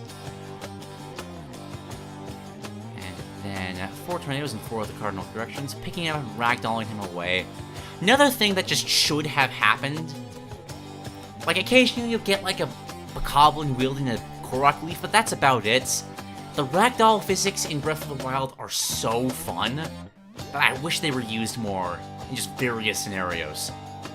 Like, why can't, when a Lino roars, it just knocks you away and you go tumbling? That'd be so fun.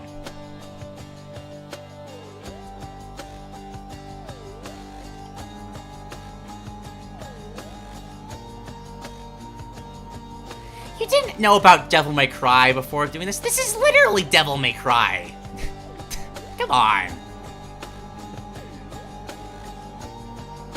Okay, story stuff. I'll let you all look through this. Should you so desire. Ending with a Flurry Rush EX as the two characters attack in unison. And Link gets the final blow. Okay, okay. This hasn't been very fair for a lot of this, but at least he gets the final attack. That kind of balances the scales a little bit. We got some more narrative stuff here. Okay, and I am curious as to what the reward for this is. Mirror Temple shrinks away, and Link's get a tentacle of his own. Neat. Gives him like a hookshot kind of deal. Yes, please. Acting as the Fortnite whip shooter.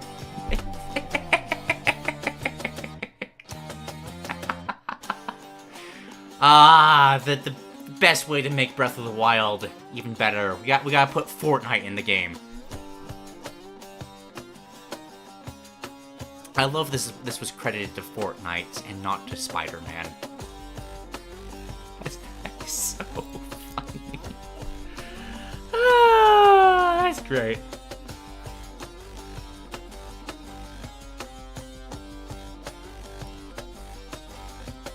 Get another song from Cass as well, very nice. A flashback cutscene, even better. I wish Breath of the Wild had more of those. has indeed been an hour, but we are getting to the end of it. You get some equipment.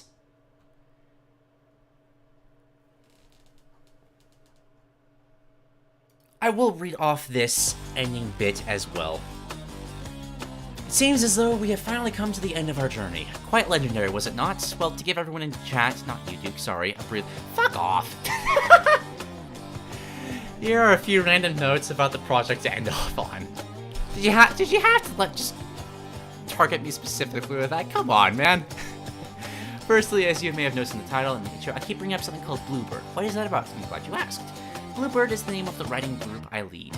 The work is simple. All of the members are working on various multimedia projects in even more genres, which all fit into the same interconnected multiverse of sorts. That includes Second Best, although not this Mirror Dungeon Temple in particular, for obvious reasons. You may know some other members. In fact, they may be in chat right now among us.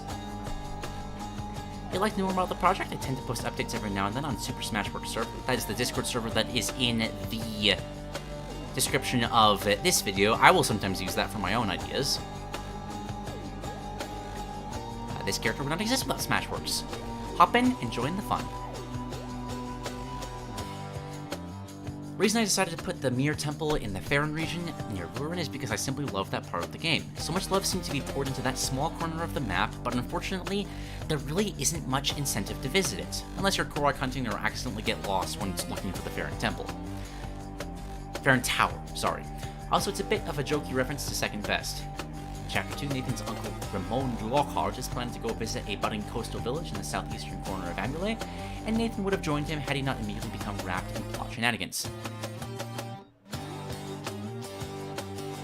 And finally, if you, Duke, in the chat like this first stage of the Bluebird multiverse, I would be happy to submit another Bluebird Game Studio project in the future. Trust me, if you thought this one was good, then believe me, the next one is just wonderful. Whew! Boy, that was probably the longest one that we've ever done.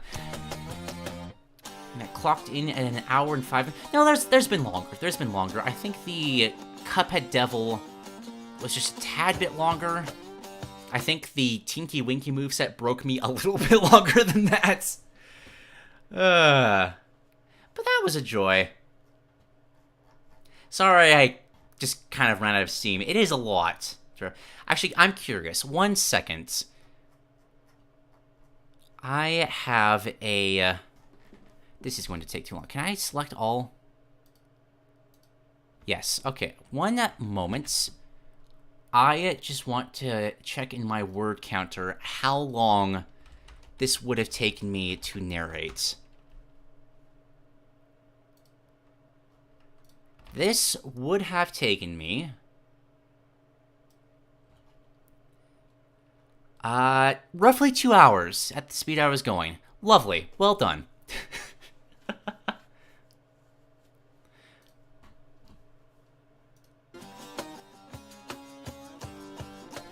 But yeah, I enjoyed that quite a lot.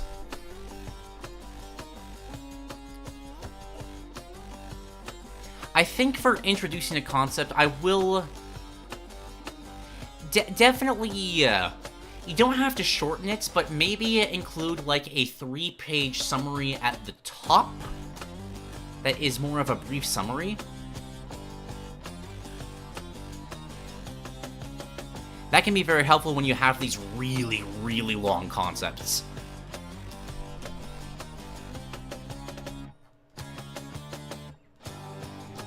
Like an appetizer to let people know if they want to have a meal.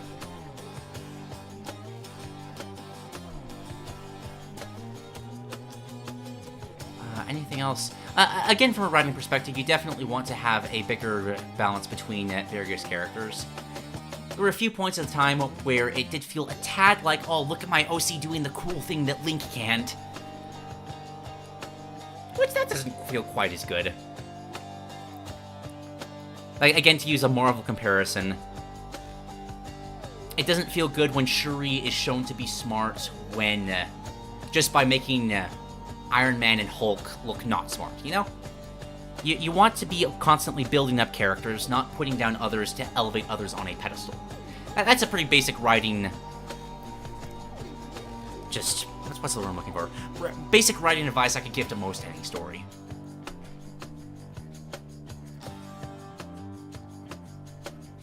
yeah, I enjoyed that tremendously. The dungeon designs were good. I loved the gimmicks. And the characters were hilariously cheesy. Okay. Before the next one, I was talking for a while. I'm gonna go quickly use the bathroom, get some more water, and come back recharge. Give me just like 2 minutes. Be right back.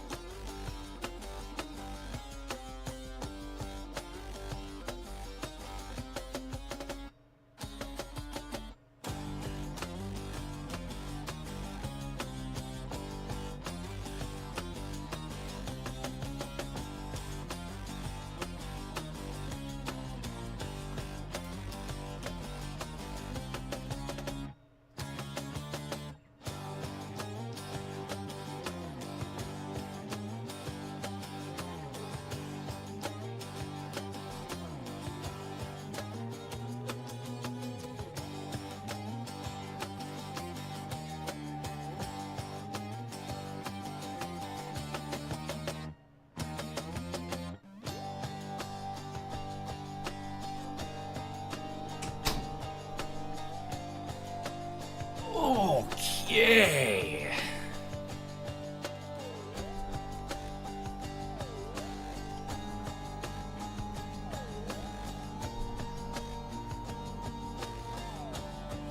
Let's do... I come back and the first thing I read is, quick, Duke isn't here. Let's talk about Xenoblade 2. Oh, you know me so well. Okay, no, I'm not saying he isn't smart. I'm saying that they often build up other characters by making him seem not smart. He's an absolute genius. I just don't like that Marvel writing style of, look how great this person is. They're so much better at this thing than this character. A lot of just Disney stuff in general. Star Wars, yeah, like Jared just said. Star Wars did that a lot too. Okay, now I think I'm going to go out of order here.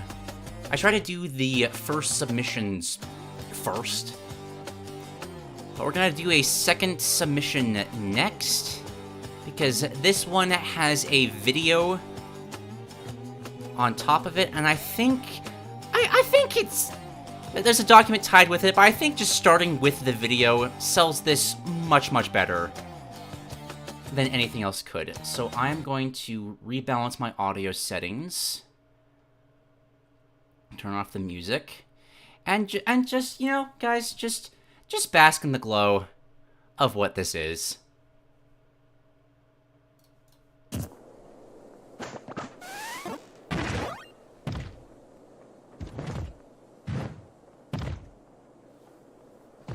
Making the mother of all omelets.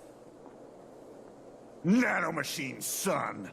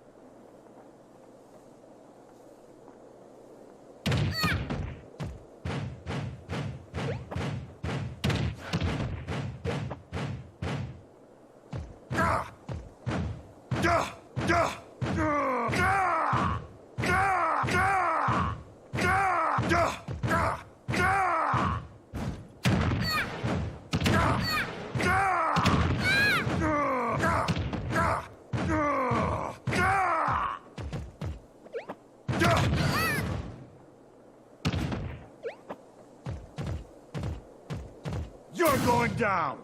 You're going down! You're going down! You're going down!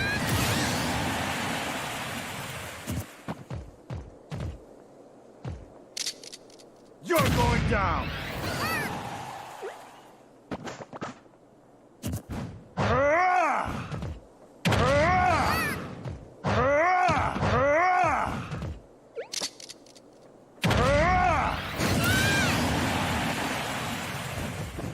Burn it down! Burn it down! Burn it down!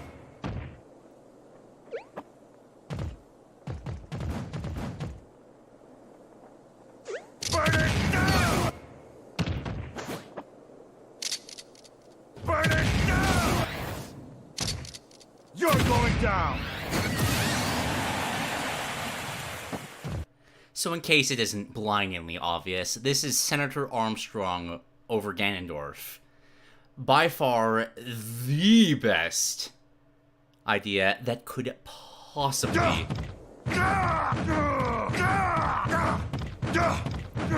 exist.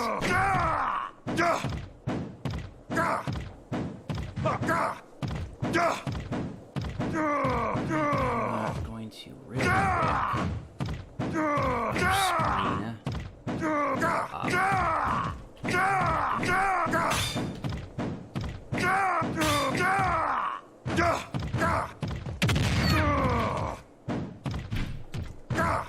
So in case any of you aren't aware, PhazoGanon has come here once before with his Nanomachine, oh son! gosh, I can't remember the name of the top of my head. It's Project EXO, right? Just a huge mod project going across Die, you little... reworking just a bunch of different Die, you little... Dark Die, Spheres. you little... Die, you little... Like, is not the animation so good? Die, you little... I don't know why I said that so out of order, but still, Die, you little... I said it out of order because it's just that good. Die, you little... Nanomachine, son! Carson makes a good point. I should be reading a bit of the document this thing. Just let me turn on the volume a little bit. I'll read the intro while this is going. So whenever you ask the average Smash fan who they would give Ganondorf's vanilla moveset to, the most likely answer you'll hear is Black Shadow.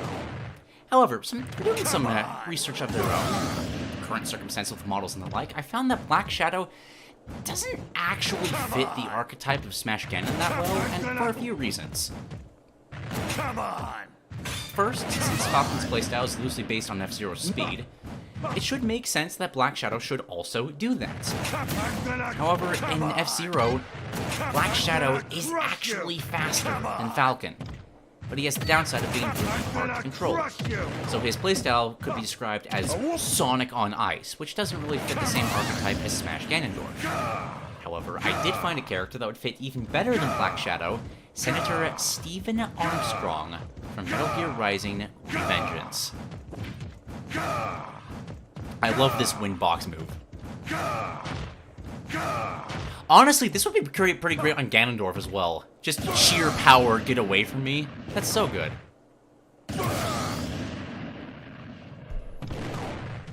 Now, let me explain why I find him to be a better candidate. First, as I mentioned, Black Shadow wouldn't actually play as close to vanilla Ganon as most people think he would.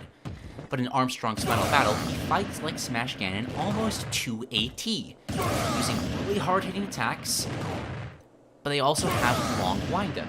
Second, he's a much more unique choice compared to Black Shadow, and given how people seem to prefer third-party editions over first-party editions, I figured this is a better option.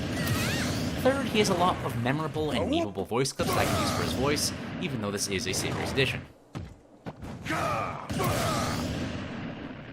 So, now that I've given my justifications for having him instead of Black Shadow, let me go over how he's changed from vanilla Ganondorf. Credit to Trish for the concept. Armstrong has among the highest KO power in the game, and he has some of the worst overall mobility in the game. With that said, Armstrong does have several things. I just noticed that he's been suiciding for...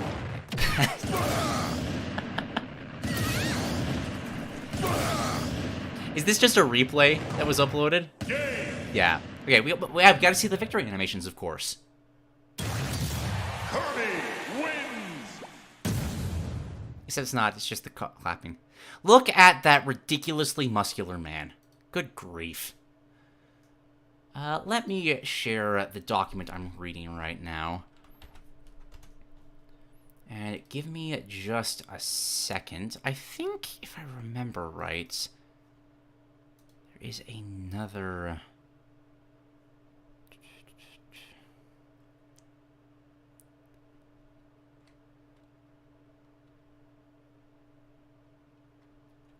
I just want to play... instead of the actual document, I'm going to just throw out some clips of the actual mod. I feel like that advertises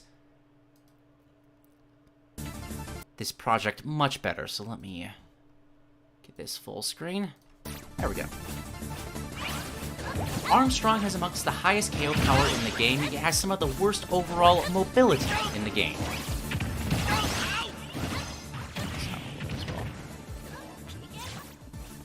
For one, Armstrong's traction is surprisingly low, allowing him to have great wave dash. Oh my gosh, you're totally right. I completely forgot. We're just gonna mute this, because if we're talking about this dude... There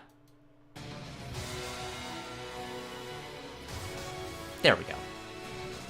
As it should be.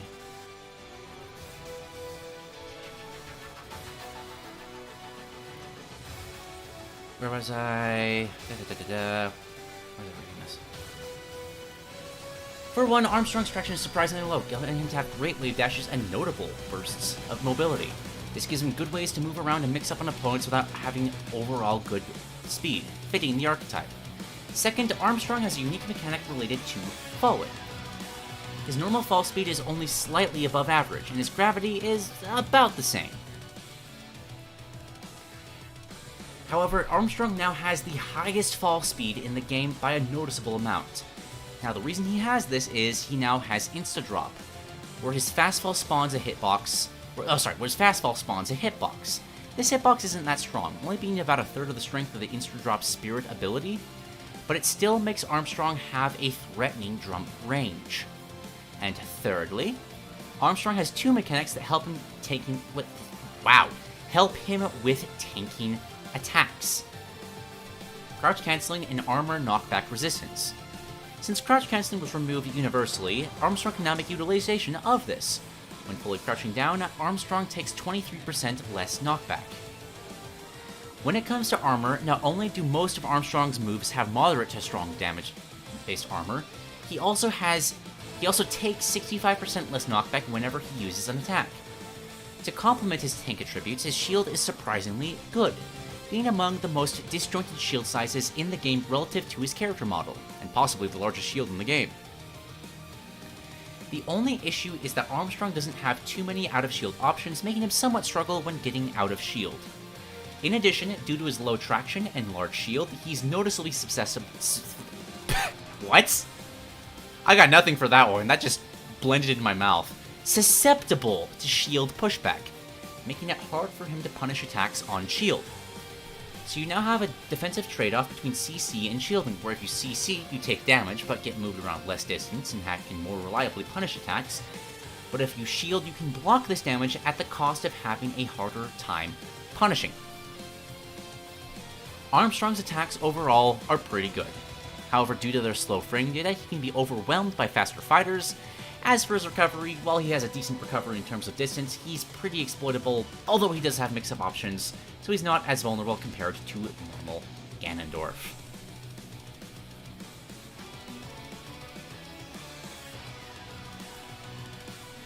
And there is a mix of a bunch of different stats here, as well as how his moves work. I don't think I actually have to read these because we just saw all of them. I will describe the final smash though, because that wasn't in the video. The final smash is Exploding Punch Barrage. Armstrong assumes a somewhat defensive pose before uppercutting forward, and if this connects with anyone, he will proceed to sit on them and then start to rapidly punch them. Eventually this culminates in Armstrong raising his arm up and delivering one final heavy punch, causing the area around him to explode. If the opponent reaches 100% for the final punch. When said punch happens, it will instantly KO them.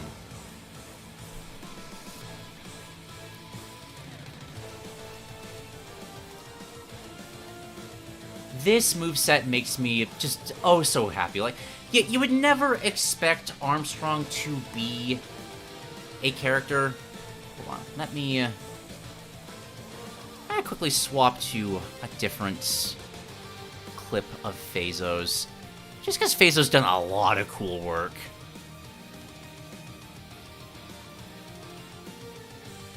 I believe this one has some good variety, right?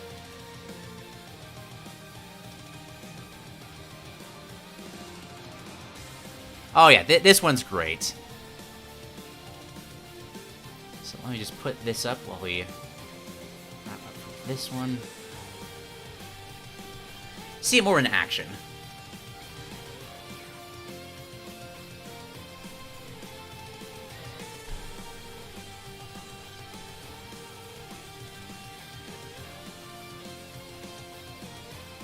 Like, it's become kind of a collective unconscious belief of the Smash Brothers community that, oh yeah, Ganondorf should be removed and it should be replaced with Black Shadow. But as Phazo pretty succinctly stated, that doesn't work as well as it could, and this is just... it's so perfect! Alright, Dark Samus is another great one he's worked a lot with. And to tie it into such a memeable and well-loved character is so funny. I know he's done a lot of things with Lucina as well. I know that many characters like Donkey Kong and King Dedede have voices instead of just the grunts they have right now.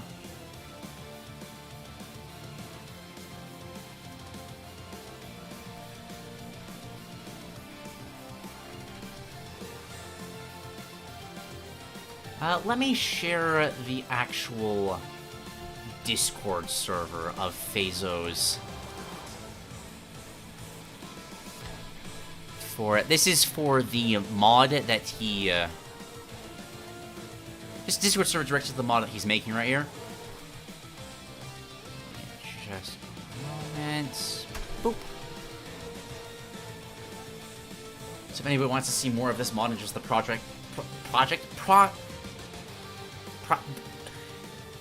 God, English is... progress! Oh my gosh! Tried to say, like, process and progress at the same time, and that just did not work. Been doing a lot of great work and making a lot of the, not as functional characters in the game significantly more so. Also, a lot of really fun costumes. Like, look at that little Ivysaur go.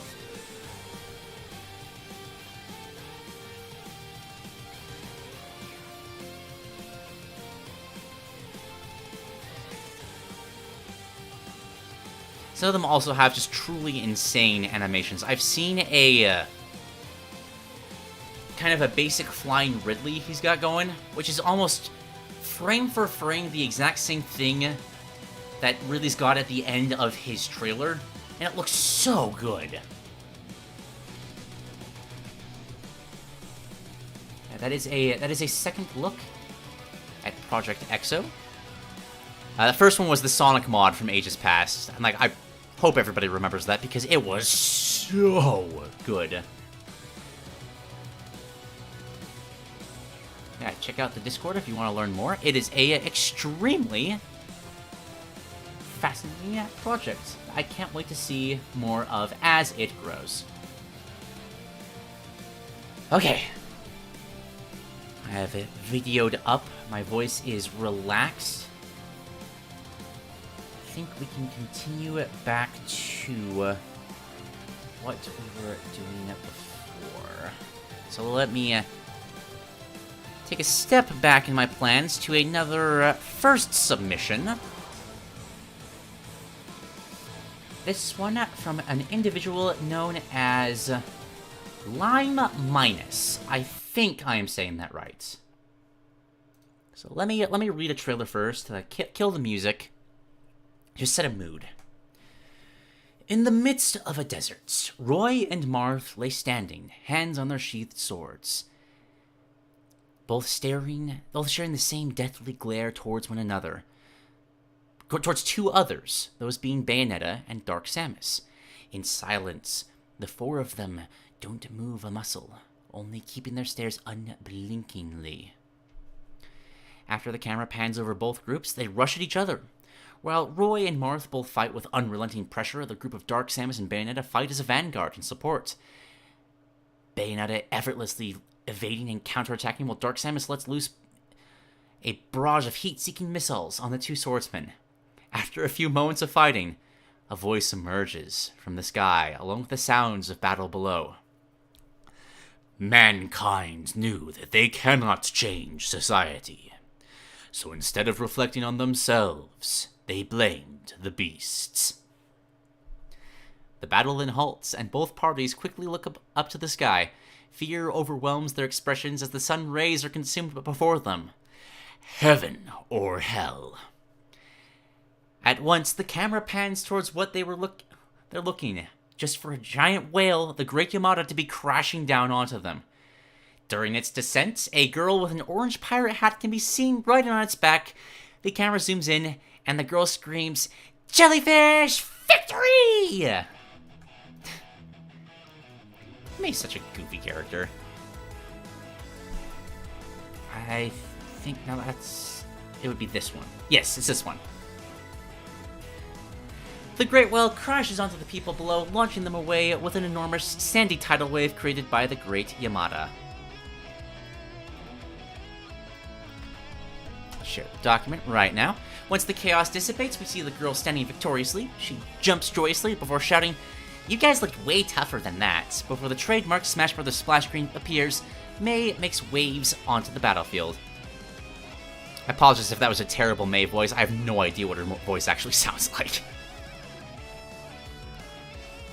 May is a cheerful, somewhat childish girl, and a strong member of the Jellyfish Pirates. She was orphaned at a young age, losing everything except herself. But Johnny, the leader of the Jellyfish Pirates, took her under his wing and inaugurated... Why was that so hard to say? Not March, not April 9th. That's really funny. I saw the title of this concept, and I was confused at first because I thought this was meant for the next month's submission. Obviously not, it's for May. But that threw me for a loop for sure. May looks to be a young girl. Although her actual age is unknown, through dialogue between May and other characters, we can assume that May is actually a young adult around the age of 20. May's childish nature, can-do attitude, and short stature, May stands at a confident 5'2", all attribute to the false assumption of her age. Unlike her height, her rank amongst the Jellyfish Pirates is risen to the title of First Mate. In Guilty Gear Strive, May dons an anchor for a weapon, and contrary to its size, May swings it around with ease. May wears a large orange hoodie over a black bodysuit with black and orange boots, fingerless gloves, and her trademark orange pirate hat, and an orange heart tattoo on the center outside of her right thigh. While May's design has mostly stayed the same over the games she's been in, both her designs in Accent Core and Excerpt will have their appearances as alternate costumes. As for May's playstyle, it'll be mostly focused on her Guilty Gear Strive iteration, as that's the one I'm most familiar with, because Strive is the most modern game in the franchise, and that Strive's May is my personal favorite design-wise and playstyle-wise. May is a rushdown character with good range, decent speed, a high damage advantage state, and a lot of mix-up potential. But she lacks non-committal options and disadvantage and can struggle to approach characters with lots of defensive projectiles. She calls upon her sea animal friends for many of her special moves, such as an otter named Mr. Arasugawa, and a dolphin named Mr. Dolphin. Sure. In Guilty Gear, there exists a cancel system similar to many other games. In this case, the system is called Gatling. Guilty Gear Strive's Gatling system differs from the previous games in the series, going from a progressing button style, punch, kick, slash, heavy slash, dust, to a reduced system, punch, kick, to dust slash, to heavy slash. While it's impossible to bring over either Gatling system one for one, I'll be taking as much as I can from Strive's version of Gatling, as it would be much more accessible to unfamiliar players. May in Smash Bros. Has the ability to cancel some moves into others on hit or shield, but not when parried, creating opportunities for combo extensions, mix-ups, and block strings. all of May's tilts can be cancelled into either a smash attack, a command neutral, or most of her special moves. Similar to her tilts, May can also cancel her aerials into either a double jump or most of her special moves. Similar to Kazuya, although not nearly to that extent, May has a few down extra moves in her kit. In addition to her up tilt, forward tilt, and down tilt, May also has a down forward tilt, a down back tilt, and a back tilt, along with a back special and a down special which changes when used in the air. Within the confines of the Gatling system, back tilt is considered just another tilt attack, whereas down forward and down back tilts are considered command neutrals. The difference between normal tilts and command normals are that command normals cannot gattle into other moves. Similar to the other fighting game characters, May always faces the opponent in a 1v1. This makes moves like the back special and back tilt much easier to use. The tension gauge is a meter mechanic that fills up during the match, giving May access to her neutral special. The mirror has two section segments, each segment containing 50% of her maximum meter volume. May gains meter by moving towards her opponent, attacking her opponent or their shield, and by getting a KO. When May KOs an opponent, the phrase positive bonus scrolls up through her meter, gradually filling it up over the next 7 seconds. Other than through this positive bonus, May does not give tension passively. If May herself gets knocked out, the phrase negative penalty scrolls through her meter, and over the next 7 seconds she passively loses some of the tension she's built up. Tension management is the key to May's overwhelming offense, but I'll dive more into that, what tension is and what it does later during the neutral special segments. As usual, I'm kind of just going to skip over statistics. Height is fairly small, kind of set at Daisy stature, weighs between Toon and Palutena. Gravity's on par with Cloud and Shulk. Airspeed is a lot like Joker and Pyra's. Air acceleration, similar to Roy and Mewtwo. Maximum getting up to Ness and Lucas. Not Ness and Pikachu. Why did I read Lucas in that? How do you get Lucas out of Pikachu? I guess they're both yellow? I don't know. Same fall speed as Corrin. Unfortunate, but okay. Same soft and hard landing as normal. Very slow walk speed, similar to Ryu. And run speed is above average. Okay.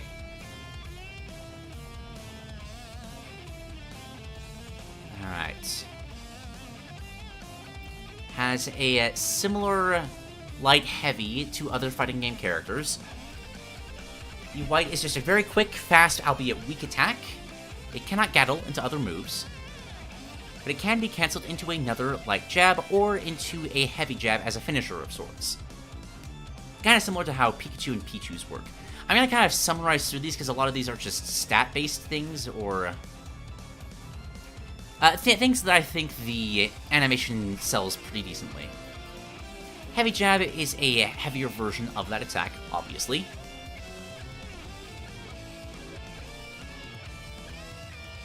Does have some intangibility on both May's head and arm, making it a very decent get-off-me tool.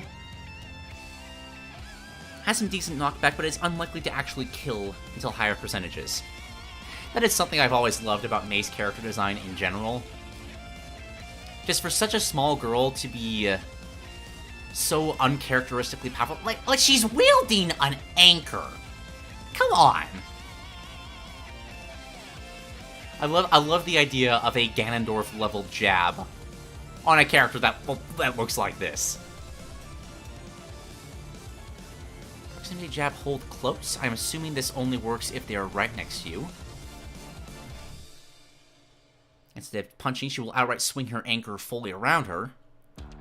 Strong hit with practically no knockback that can cancel into almost anything, including dashing and jumping. Can also hit aerial opponents, popping them up and giving them massive hit stun. However, it is, unless hit close to the ground, it's hard to link more than one proximity jab onto an aerial opponent. However, you cannot grab your opponent outside this one. So this is reading very much like somebody who has a very familiar, It has a lot of familiarity with Guilty Gear, which I just don't. Like, I'm saying a lot of things like... Where's an example? My brain isn't... But a lot of terminology that's just not quite clicking for me. Just getting over that, but... It's a jab that only works if you're right next to somebody, which can be gattled, which I believe was the terminology, into itself to cause significant damage, because it's an anchor and she's hitting you with an anchor. That's a great animation. Forward tilt is a heavy swing with a wide arc. Slow startup, but it's very strong. Can also be angled. Nice. Back tilt uses her anchor to launch herself forward to kick her opponent, then quickly jerks back.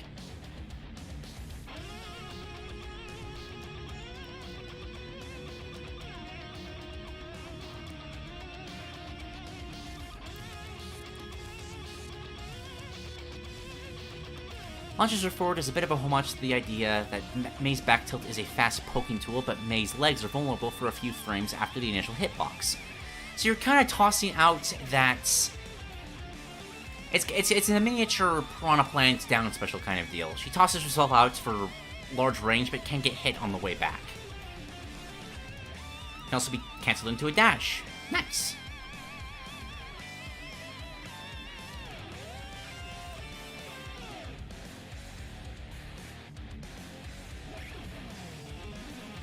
Sorry, there's a lot of text here. I'm trying to summarize because I want to get to other things here, and my voice is really starting to lose steam.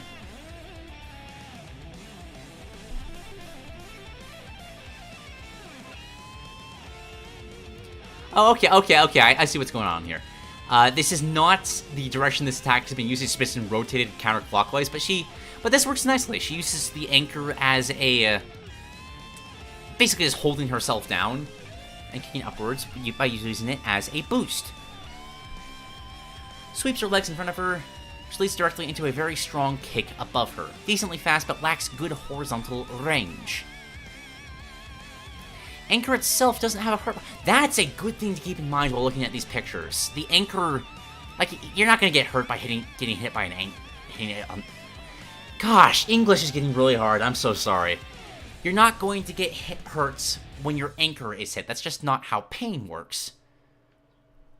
So by doing moves like this or this, you can actually kind of dodge around attacks, which is really cool.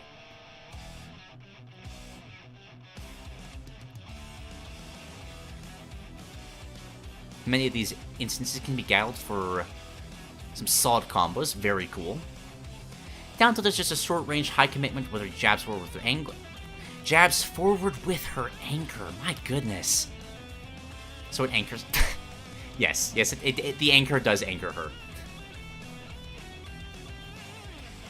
And the dash attack is the ultimate whiner. One of her overdrive attacks in the previous games. These are basically like kind of like supers. Lunges forward, flailing her arms wildly. Kind of a Luigi-esque dash attack. One of few moves that cannot be cancelled into or out of another move. The down forward tilt is a slide, anchor first, running down anyone or anything in her path. I assume this one right here. That's a fun animation, look at that! Low hitbox can hit people hanging onto the ledge or shield poke taller characters, very nice. Very unsafe on shield, but slightly safer when hit at the end of a move. A down tilt, back tilt, I'm assuming is this one. Just a strong leg sweep, kicking forward.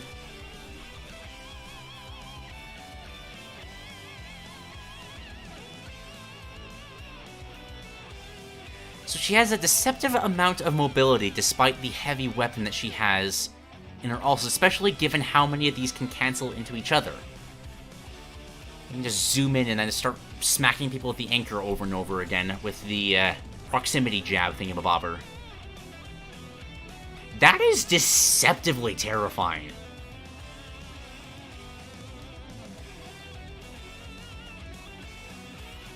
But they also have really good drawbacks for this. Like, this has really high shield pushback, so she can't really... Oh no, this This is beneficial for her enemies. It pushes herself back, so if she hits a shield, she's less in danger. But it is quite slow, so you hit her before it, not after. Okay, I see. Forward smash is such a heavy... That looks so dangerous. Guilty Gear Strive character designs are so good. How does a 5'2" girl look that intimidating? Swings the anchor above her head, hammering it down with immense strength. Already works very well as a smash attack in Guilty Gear, so it works fine here. 2 unique hitboxes, a strong one belonging to the swing itself, and another when it hits the ground. Some of the highest startup... It's Doria. It's just Doria with a tiny girl wielding an anchor. This basically is just Ganondorf when you really think about it. Up smash heftily swings her anchor in an arc above her from front to behind, launching up her opponent who gets in its path. Kind of a strange one to implement as it's actually one of May's crouching moves and best combo launchers.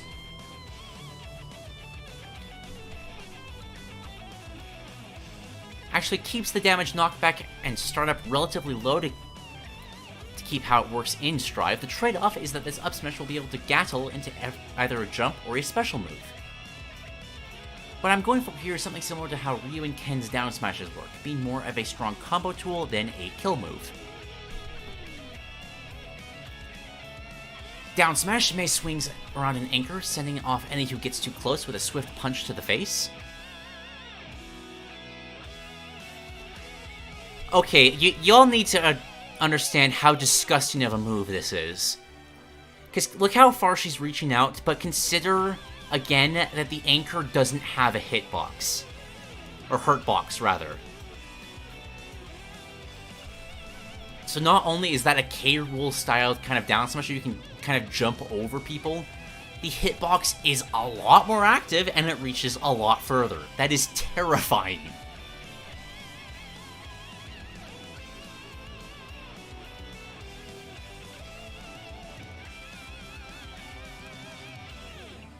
And it's also quick with moderate startup and end. Like, that's awful!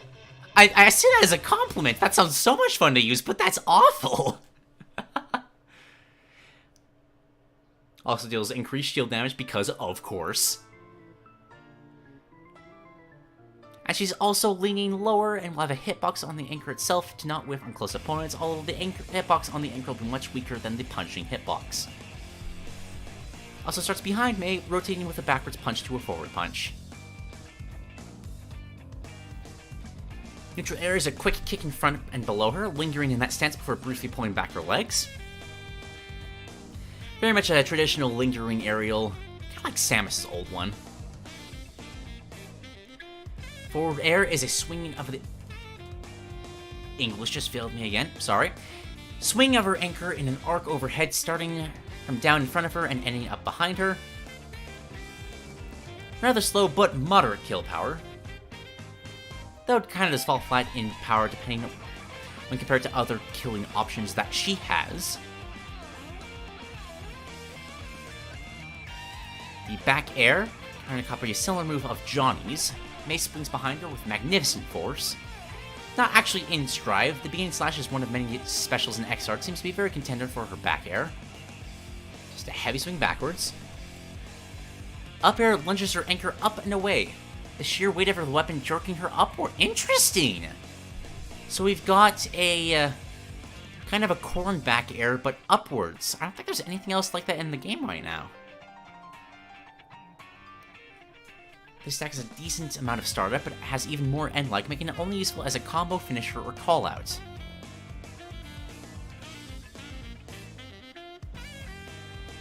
Reminds me kind of, who is the... There's a character in Nick All-Stars, it's either Nick All-Stars Brawl or Multiverses, but there's a character like that will just kind of throw out a weapon above them, and just, it's a lot heavier than they are, so they will just be... They're kind of just forced to follow along with it. And it's a very fun ability to use. I love this. K-Rool up air. True. I forgot about that one. And then down air May definitely bludgeons the air below her, keeping the anchor in place for a time before bringing it back up. Very short startup as well as low landing lag, making it a decent combo tool that can cover neutral air's blind spots. Also has a spike because of course it does, look at the size of the anchor. Although it is rather weak in comparison to other spikes. The lingering hitbox sends up and forward, giving Mei the opportunity to link into other moves. I like how many lingering hitboxes this anchor has. It really gives the anchor a lot of presence in this moveset, which is really important for a massive weapon like this. Her neutral special is the Roman Cancel. A universal mechanic in the Guilty Gear franchise, the Roman Cancel is a technique which cancels all lag from a move. This doesn't come without a price though, as it takes up 50 tension, or half of the maximum tension of the tension meter. Recalling back the explanation of Mei's meter, the tension gauge, this section will detail how tension works, along with the different uses of Roman Cancels.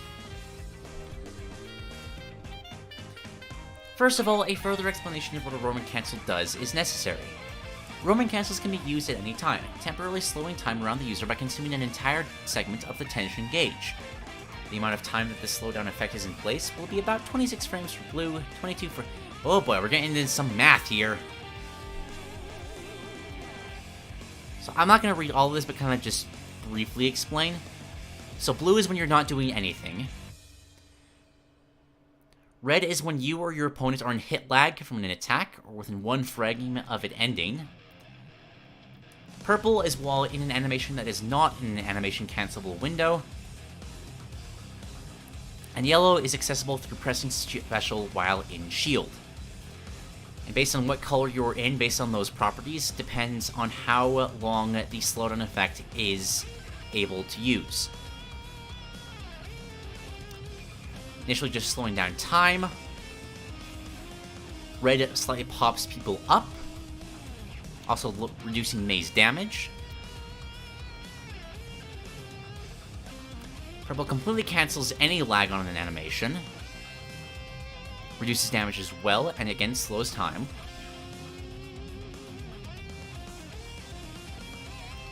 And then for the yellow, staggers characters who put Mei into shield lag, excluding projectiles.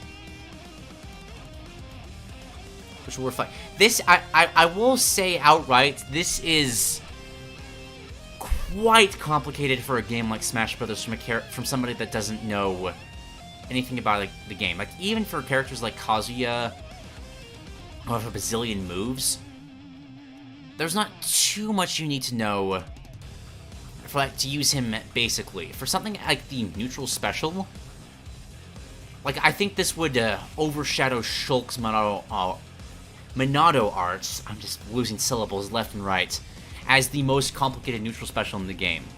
Although, on that note, just, like, imagine Kirby doing this. Just imagine the horrifying god-tier character that would be created by doing something like this.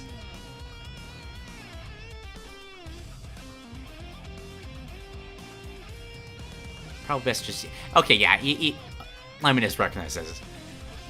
Limeminus, sorry. I can't, I'm losing syllables, I'm so sorry. I usually last longer than this when trying to narrate things.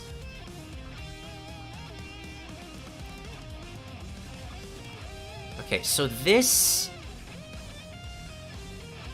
Oh, this is the meter. Okay, so each one of these moves that throws out will add to the meter.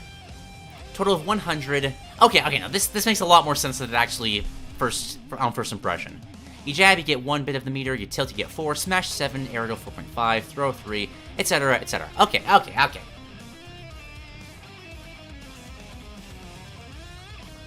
She also gains tension by running towards her opponent. That is such a good way of encouraging aggression in a game like a platform fighter.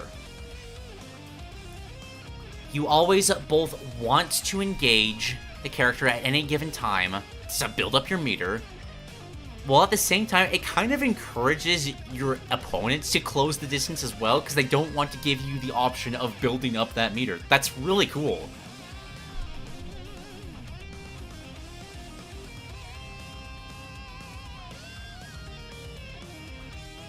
And as well, she will also lose or gain tension depending on whether she KOs somebody else or she gets KO'd. Okay. I'm going to be honest, I was feeling kind of lost initially. This is a very in-depth moveset, but something clicked with me here. I think I'm on the same page as you. It's just trying to throw in as many of these cancelable attacks as quickly as possible. Try to build up your tension, which then you can use to use a super powerful attack, cancel that attack, and then throw another one. I think I just discovered why people enjoy Guilty Gear. I understand now. I'm beginning to believe. Alright, forward special. Yeah, of course. Like, how can it be anything else? May summons her friend, Mr. Dolphin, and rides him at breakneck speeds into any who dare oppose her. In Guilty Gear Strive, Mr. Dolphin is an extremely spammable move since it can be special cancelled into and it's decently safe on block. Along with her constant use of Mr. Dolphin comes the ever-memed... Can I mimic May's voice? I know what this sounds like. Totsugeki! Something like that. Voice line. While May only says this in her Japanese voice lines, I'm going to exercise my right to creative liberty and announce that May will still say Totsugeki when the game is set to English, solely because I believe that hearing that voice line should be added alongside the physiological category in Maslow's hierarchy of needs. In Strive, there are 4 different types of Mr. Dolphin specials. 2 of those versions will be covered under her forward special, and the other 2 will be her up special. The 2 versions that are forward special include are her horizontal slash version and her horizontal heavy slash version. But I'm naming these tap and hold versions of Mr. Gold Dolphin. Mr. Gold Dolphin? Is that like Gold Lewis's? I don't know where that. No idea where that came from. Go, Mr. Dolphin. The tap version of Go Mr. Dolphin will be faster but slightly weaker, whereas the hold version will have a slight delay but be slightly stronger and will travel a bit further. Both versions are surprisingly safe on shield, but both on hit and on shield, May will bounce off the opponent and end up in the air. Go Mr. Dolphin isn't very strong, doing respectable damage and knockback, but due to its speed and range, it's a consistent follow-up to several of her attacks. Go Mr. Dolphin used in the air won't put May into special fall, and it has very limited lag both in the air and on the ground. But it will deny her the use of both Mr. Dolphin specials until she grabs the ledge, touches the ground, gets hit, or Roman cancels, any color. An exception to this is if she hits an opponent with Mr. Dolphin, giving her another use of Mr. Dolphin before she meets the recharge requirements. Additionally, holding back for a time before pressing special will result in a forward special opposite to the way she's facing, similar to Terry. Go Mr. Dolphin has a TGV, that, again, terminology I just don't know, when tapped, and 4 when held. As for the hitbox and hurtbox, the hitbox only covers Mr. Dolphin, but the hurtbox covers May as well.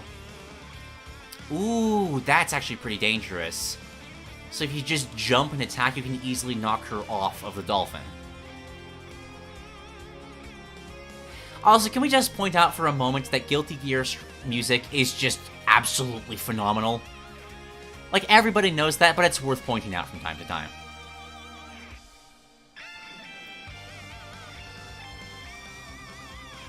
I know it kind of sounds overpowered to be able to just use these Roman cancels off of any of these abilities, but you gotta keep in mind how much meter they cost and how little meter you're able to gain.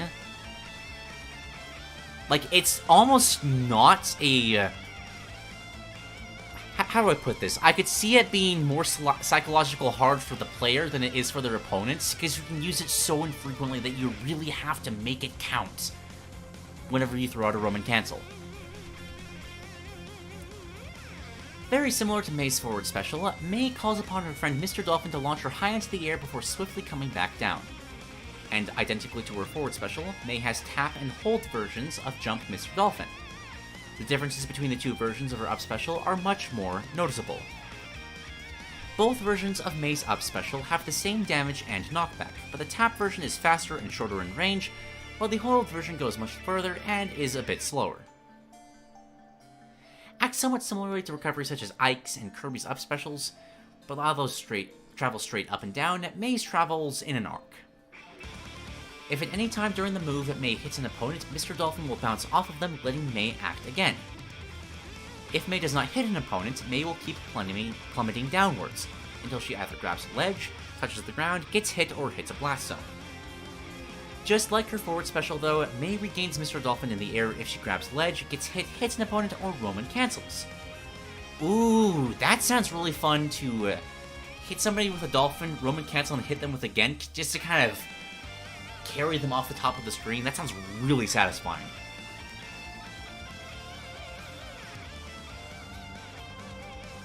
May can also Roman cancel her Mr. Dolphin specials at any time during the animation, which is extremely helpful when recovering with Jump Mr. Dolphin.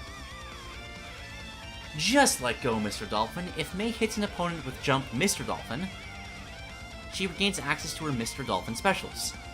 Also, like her side special, Roman canceling gives May access to another Mr. Dolphin special as... Oh gosh, it's even worse than that, because you can just keep doing it over and over. That sounds so annoying to be hit by, but so fun to hit somebody else. But again, May is not part of the hitbox, but both her and Mr. Dolphin have hurt boxes. So it's not the safest of up specials. All the way up to the apex of the up special, any opponent hit will be popped up and out, but while she's falling, if she hits an opponent from the apex to the elevation she started the up special at, they'll be spiked. So be able to hit characters grabbing or holding ledges, but nothing past that. Everything past the starting elevation. I tried to say elevation, I guess was what I was trying to say. What was that? We'll revert back to the original launch angle. Okay, yeah, that's a great GIF showcasing that exactly. Down special is Arisugawa Sparkle. I think I'm saying that right. On the ground, it calls the dolphin her seal. No, sorry, that's a seal. I thought it was an otter. Wait. I'm not gonna search, but I swear they said it was an otter before. Oh well, it's fine. Who jumps up and slaps a beach ball at the opponent with his tail. Again, there are two different versions of down special, a tap and a hold version, but the only difference between the two is the angle at which the beach ball is sent. Very large amount of startup, but its end lag is short due to May not being the one to launch the attack. Because of this, May can act a handful of frames. It's literally in the GIF if I just looked down. My goodness.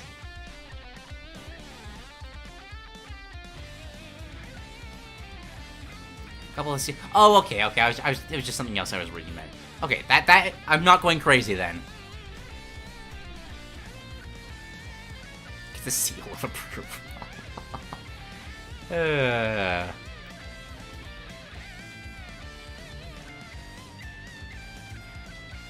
she can act shortly before the seal actually disappears, but not until the beach ball has landed. So it's a summon that gives her one of those deceptive summons that she can act sooner than they attack. Or act sooner than you'd expect after the attack is finished. Very good at gathering tension, but other than that, the down special isn't very strong with little to no combo opportunity, so you use it to kind of fish for the tension to use your Roman cancels. Will not kill until very late percent, it travels a long distance before despawning, meaning you can use this to gimp people from on stage, if you can predict where they'll be after the startup. Also a very nice zoning opportunity. And down special is Don't Look Up. While in the air, down special causes May to sit down on her anchor and fall downward until she reaches box speeds. This move in Strive is her aerial downwards heavy slash, but it doesn't have an official name, so I came up with the name Don't Look Up, which is such a good name. Very similar to how Stall and Falls work. The only real difference is that Don't Look Up has some extra startup, so May can gain some momentum. Launches upwards and outwards towards the side of the opponent got hit by. Very strong, but a decent amount of end lag. I'm just picturing Steve's anvil, but it's just a girl dropping down on an anchor. Like, just imagine that from the top blast zone. Just in like an 8-player match and just crushing four of your friends as it comes down. That'd be so funny.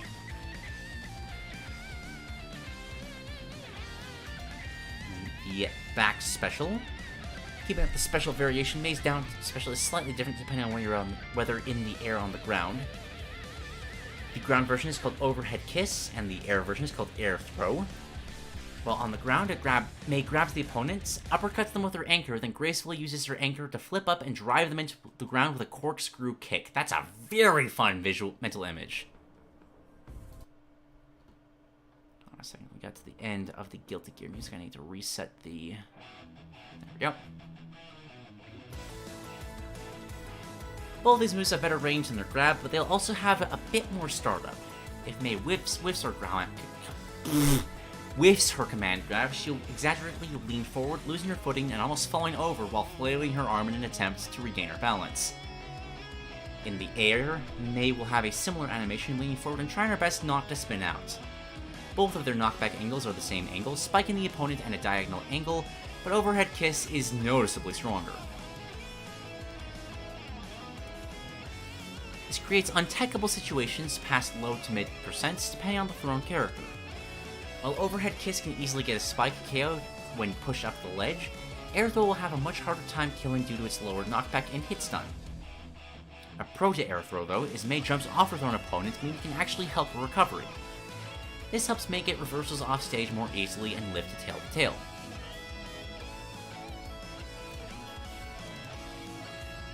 God, the animation in these games are just so fluid. Look at that.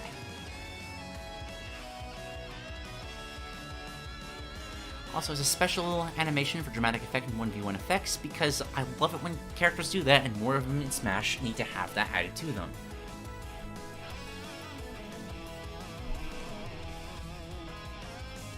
I think a small bit of feedback I can give here, just want to throw out real quick, because I see this a lot with these movesets.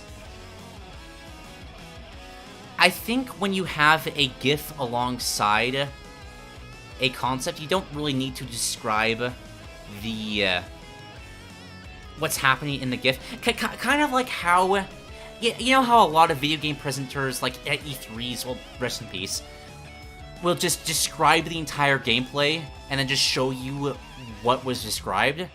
You kind of want that to happen in reverse. Give the clear mental image and then kind of describe how it functions. Just a small thing. Just wanted to throw that out because I see it frequently. Doesn't really lower the quality or anything. It just makes the mental image flow a bit better, if that makes any sense.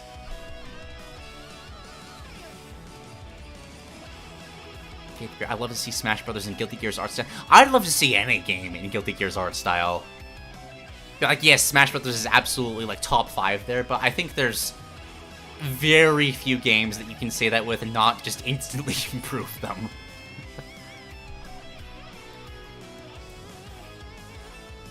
Grab is run-of-the-mill average.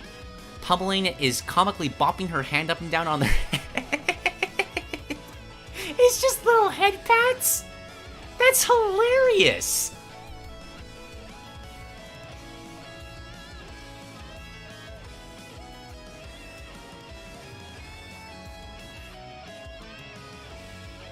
Forward throw puts her arms around her opponent, and then she slides around them to their backside, launches them over her head backwards. Just like the other fighting game characters, this throw has little to no knockback. Majestic chess, but Guilty Gear art style. Are you telling me you would not love to see chess pieces worded out with Guilty Gear Supers? You say that as if that's a joke, but that sounds legitimately hilarious.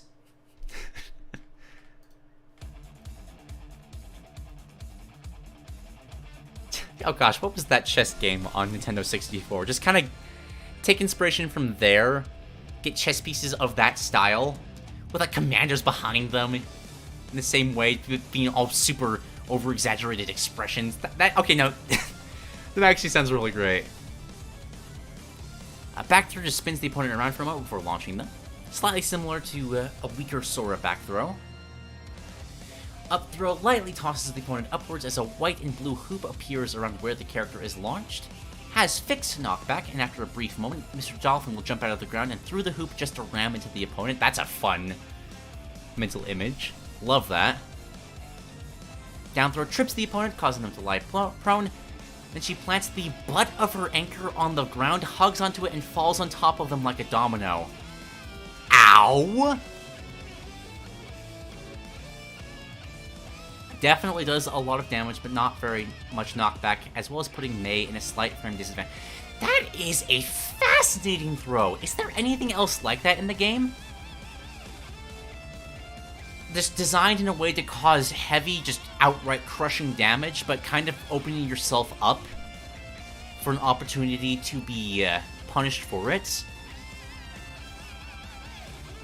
I really love that. I've never seen this idea, I think, anywhere. That's really cool. And the final smash, and then she said farewell. Mei leaps forward and grabs onto any one opponent. If she's successful, the screen is suddenly covered by a gray whoosh, where a circle of sky is seen at the center of the screen, with Mei's head popping into frame. The camera then pans forward into the open air, where it turns around showing Mei's ship armed with a cannon that just so happens to be ready to launch out a character instead of a cannonball. Mei quickly plugs her ears, and the cannon fires with cartoonish anime dramatics. Okay, like, I love this. It's very hilarious. He's got a great special. Might I suggest, just for the sake of kind of adding more to the party-esque game of Super Smash Bros., that this transitions into the ability to fire that character like Snake's Final Smash style, just out onto the stage where they will explode and hit potentially other characters. Just because it always does feel kind of bad when you have a Final Smash in a party-centric setup of Smash Brothers and can only hit one character.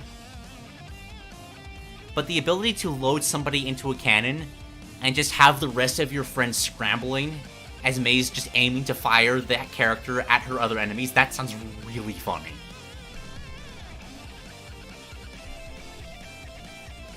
Still great either way. Like, all of Guilty Gear's special moves are absolutely phenomenal. Got all the taunts here. Leans on her anchor, readjusting the hat on her head while saying either, "You don't look so tough. Come on, get serious," or "You better not cry." Boys line is picked at random. Side taunt does a small hop. I saw hop and pump and try to say them both at the same time. This is how my brain works, unfortunately. This is why I script my videos. I kind of just read faster than my mouth can keep up with. Which is when I start getting tired, words just kind of blur together. Does a small hop and pumps her fist before saying, "You're more than just talk," with an excited expression. Mr. Dolphin, and then down to Mr. Dolphin submerges from the ground. Mei pats his head and tells him, "Don't give up." Mr. Dolphin then goes back into the stage. There's like a 20-second delay. So now I'm just seeing people's reactions to that. Live narration. Always fun. Not going to describe these, as you can very easily see them right here. Got a bunch of fun alts here. Like, is it just me, or is Mei's old design way better than the new one? Like, the new one's fine, but I love this just pirate captain look so much better.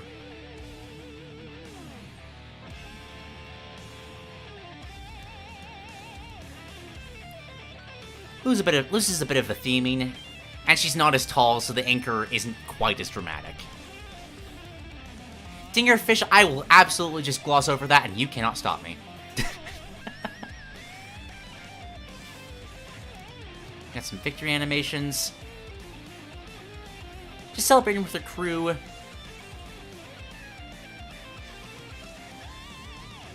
Saying different things depending on the character she beat. I always love it when characters do this. Not gonna voice act, because again, I'm running on low energy here. And then just kind of playing with a dolphin. Additionally, as an Easter egg, if Mei is fighting against Dr. Mario, the dolphin that surfaces won't be Mr. Dolphin, but instead Dr. Dolphin. That's great. May's never had a bad design. True, I'm not saying it's worse. I just don't like the loss of the theme. It goes from a 12 out of 10 to a 9 for me. To be clear, like we're still talking great themes. I don't think any Guilty Gear Strive design gets anywhere close to even average numbers.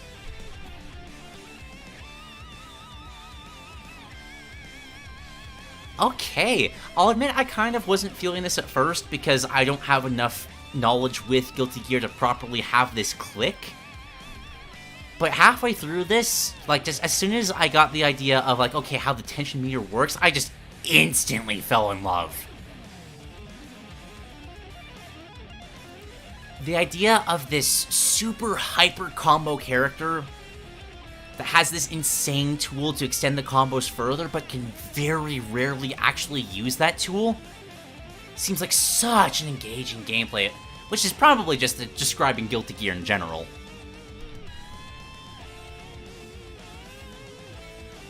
And again, like, it's May.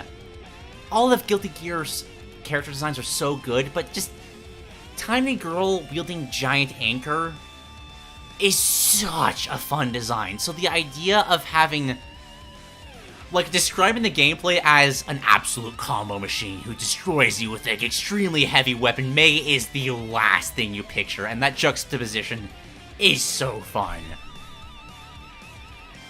And I do love how this is designed. Like, again, going to how it's described, where was...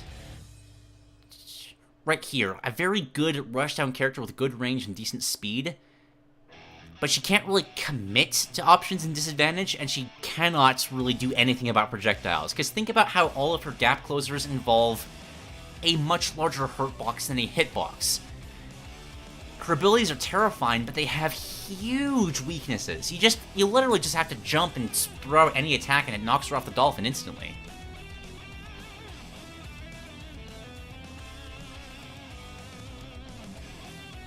Yeah, I really love this Limeminus. Well done. This was a fantastic first submission. Gosh, I need to play Guilty Gear. Like, I already knew that before reading this, but like, getting a taste in text form of how the gameplay actually works, I really need to play Guilty Gear. This sounds like so much fun. All right. I am completely out of order.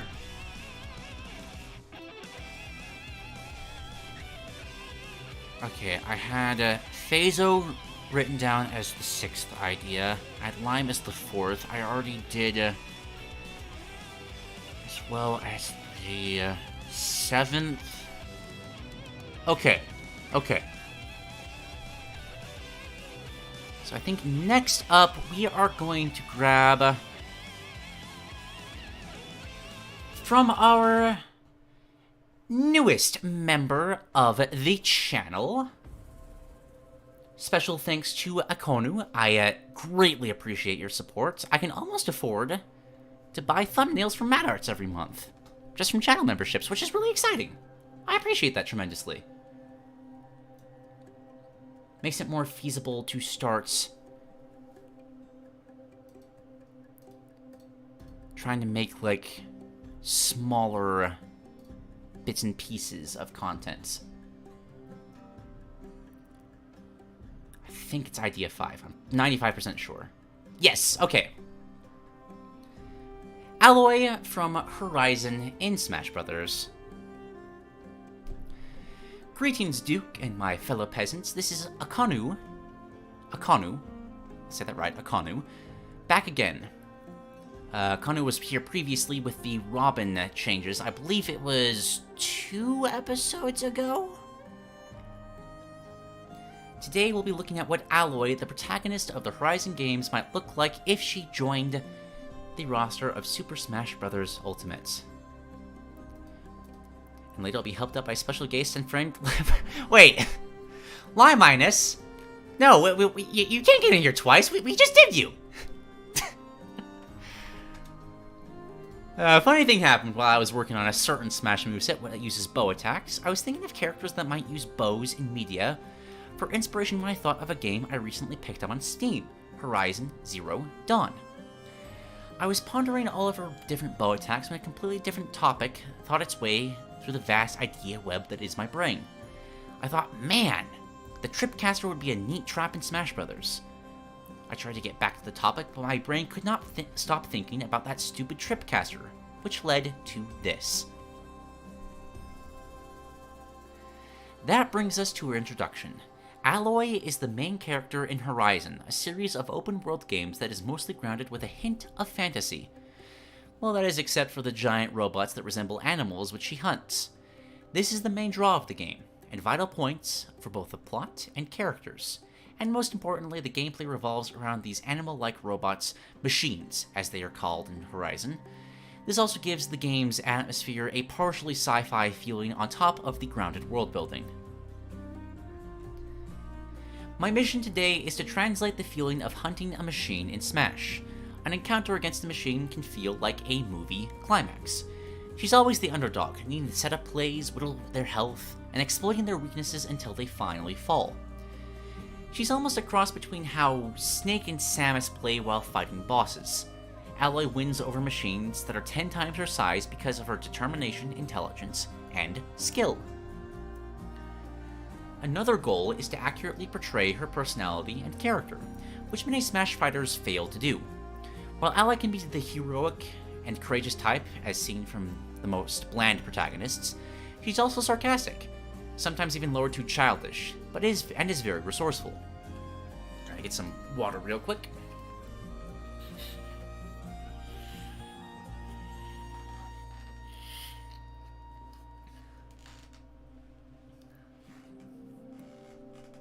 Her taunts would do well enough to express the sarcastic side of her, but her resourcefulness, courageousness, and skill would have to be expressed through her movesets.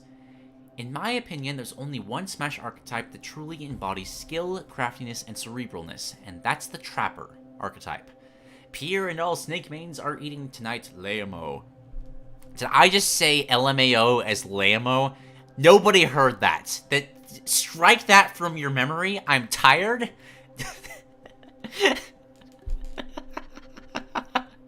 God damn it.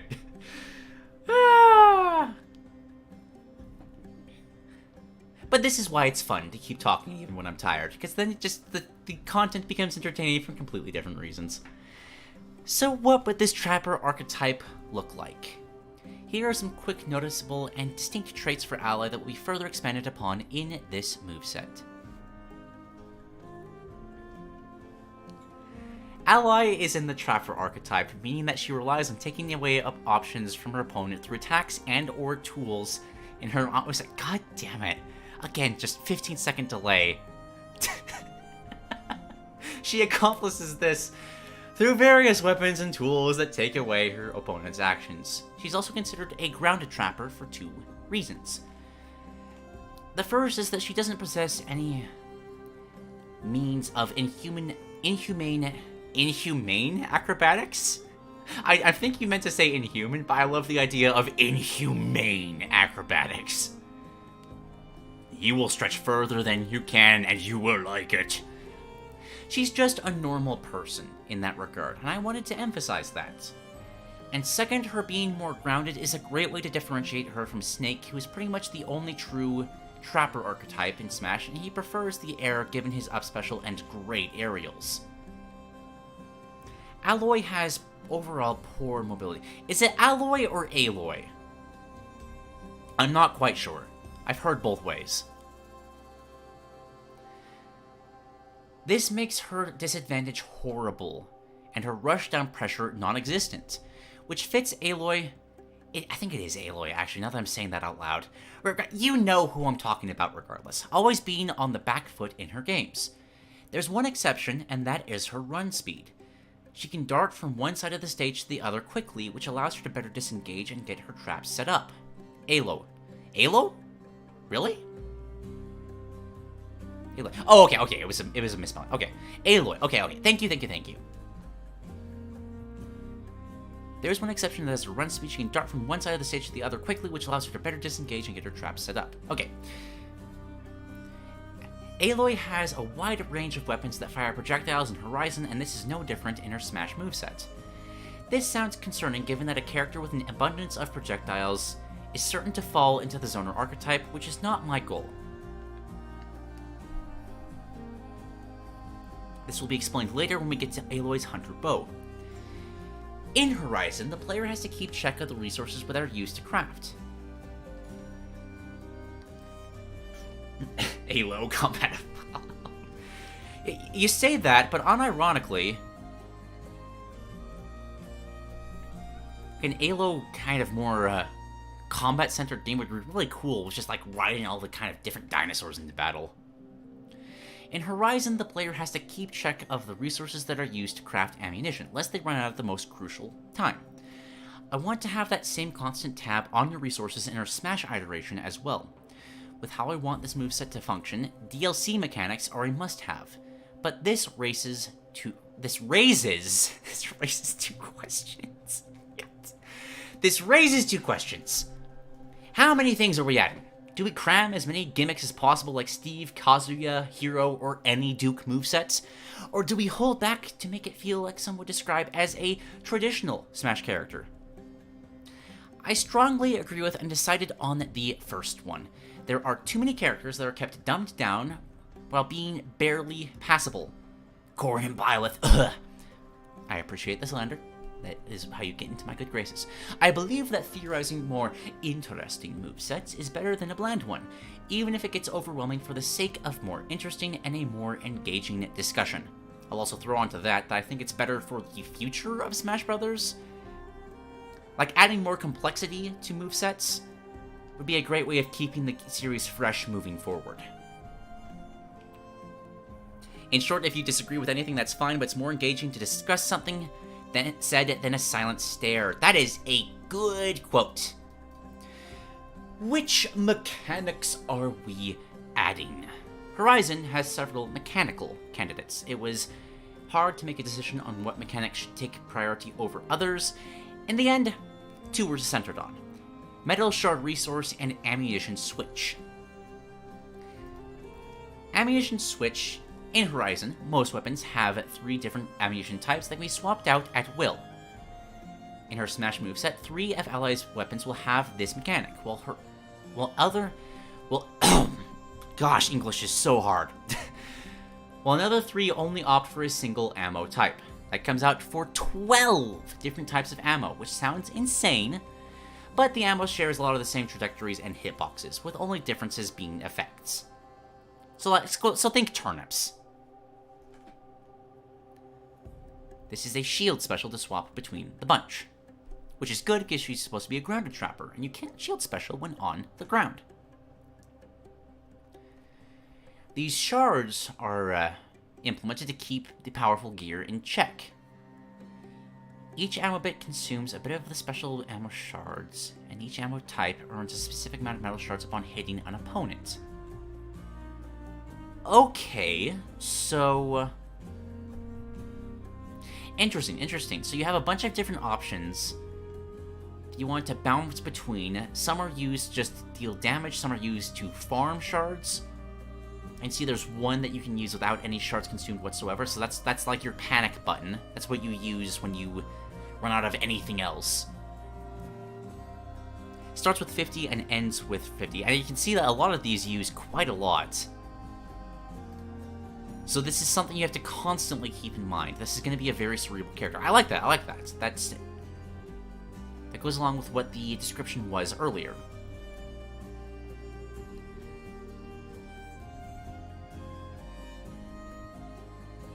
She also has a different kind of dodge, basically having like the tap or hold buttons with dodge rolls and such. I'm going to start kind of summarizing a little bit more because I just realized we've been going for a very long time and we still have several more to do. But if you tap the roll, she only goes 75% of an average roll, but she can do 25% more than an average. So she can kind of mix up people with where she's dodging to, which is a good tool for somebody like this to have.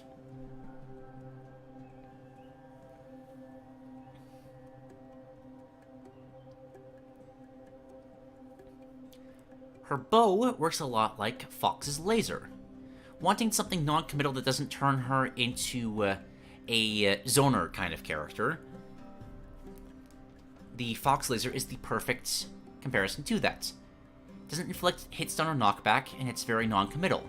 Forces opponents to come to you instead of taking endless chip damage, which is good for a trapper because you want them moving around to fall into traps. Will apply hit stun at close range and launching, but not at longer ranges.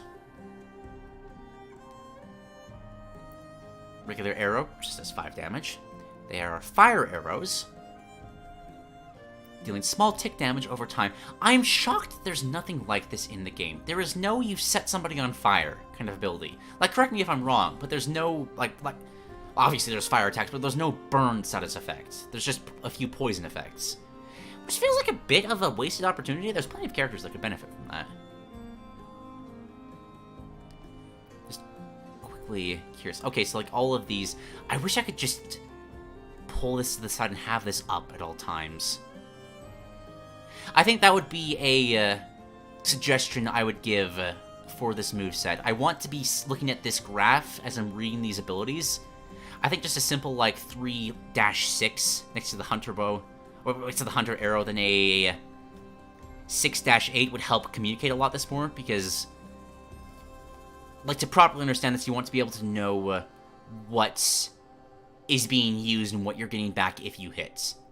Which, keep in mind, you only get the shards back if you hit, so there's a lot of importance placed on landing your attacks. So you can't spam these things as easily. The hardpoint deals slightly more damage and much more shield damage. Good thing for a trapper to have. You want to have some heavy shield damage options. Shield breaks should be possible, as that's a great way of communicating to the player that you have fallen into your trap.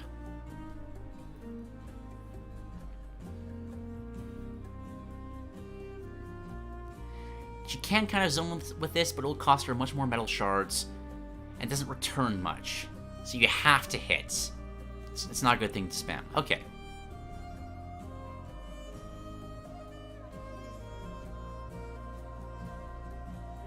Funny enough, I actually have enough fingers on one hand to count how many animations Aloy uses her spear to actually stab things. But for some reason, 90% of the time, she swings her spear like it's a club. Aloy will use the spear for most of her normal attacks. Okay, so it's just her normals that give her metal shards. She just hits things with the spears, and it gets 5 for each one. Okay. Things are clicking. The Rattler is an extremely heavy bolt machine gun. This will be used for her smash attacks.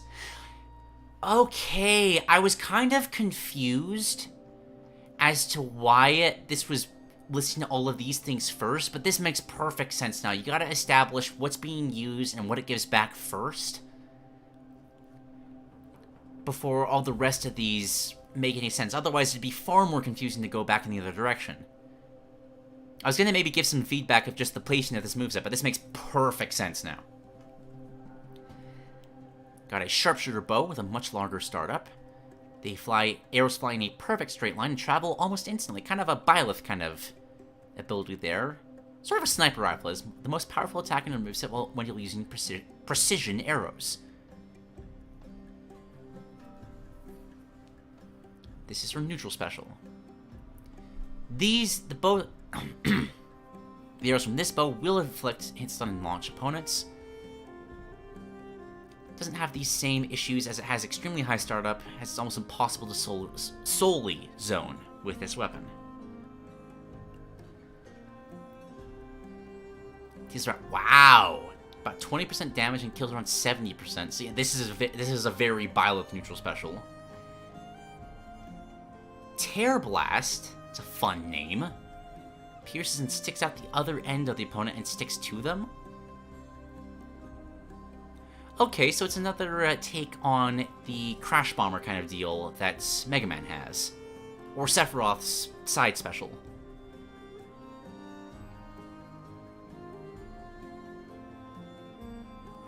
Ooh! That's really cool. So it sticks in the opponents, right? But the explosion comes from the arrowhead, which has gone through the opponents. So this knockback will always launch towards Aloy. Aloy, sorry. Oh, that turns that into such a cool combo tool. Because you know they're going to be sent towards you in a certain time period. That's really fun. I really love that. You got the Harvest Metal. Sorry, the Harvest Arrow. Sacrificing the damage to basically refill your shards. We have a Sling that fires elemental bombs.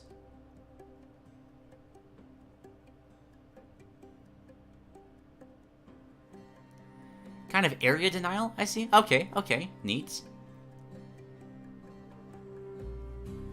Leaving a damaging area of effect on the ground. I liked how more of a damage over time focus this is getting when compared to Snake's just outright explosions. Shock bombs temporarily stun those who hit by it. That's scary. A area of effect paralyzer is incredibly good. And then freeze bombs are, well, freeze. Not actual, like, freezy mechanics, though. It coats opponents in frost like Inkling's ink. Opponents recovered in frost will take more damage and shield damage. Okay, debuffs as well. Lots of good tools. Heck, that's outright better than what Snake has. The best he's got is laying C4 on somebody. And that falls more into the Tear Blast kind of deal, rather than debuffs. It's a great way of making things feel more cerebral by setting things up in a way that allow you to create an even more optimal combo. They're even more susceptible now because you have made them that way.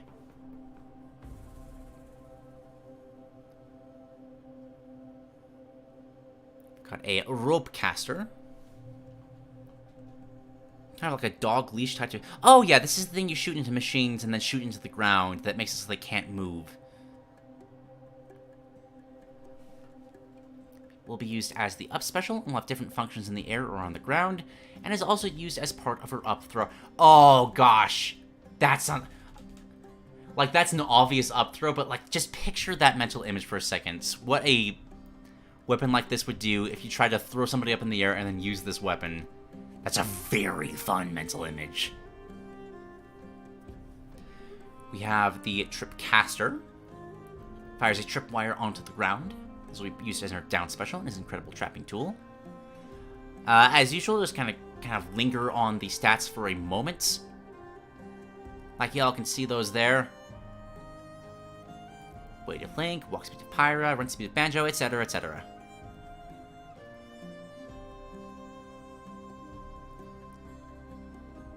I think I've explained this before, but the reason I kind of just skim over this is because these are the kind of things that would arguably be the most susceptible to change, and it's not something that you can really nail down accurately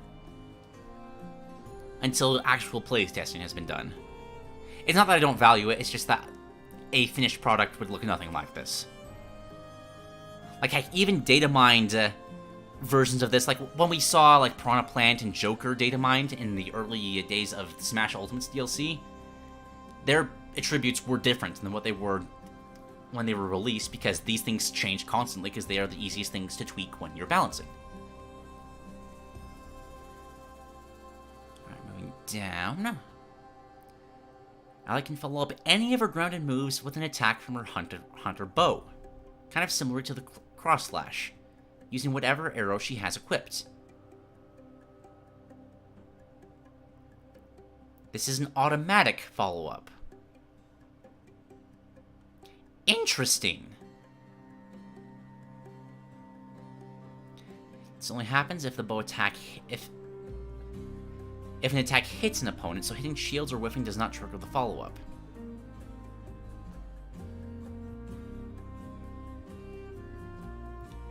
This was done because it restrains Aloy from having too many bow attacks that can be used in the neutral. Again, trying to keep Aloy as far away from the zone archetype as I can.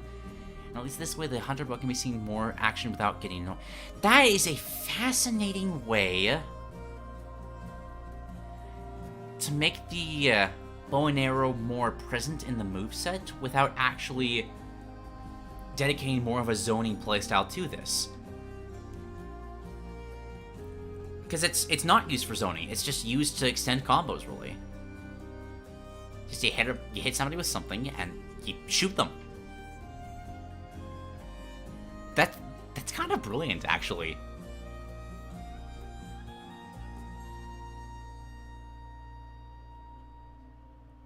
And of course it won't work if you use the Phazo. Because that's another reason why this would be...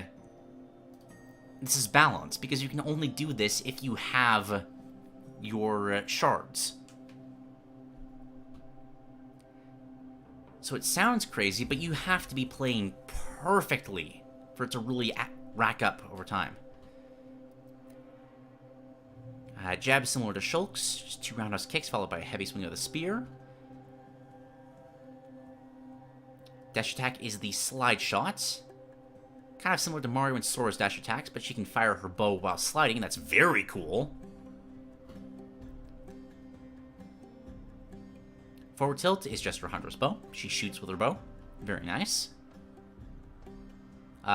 Functionally identical to the forward air. Okay.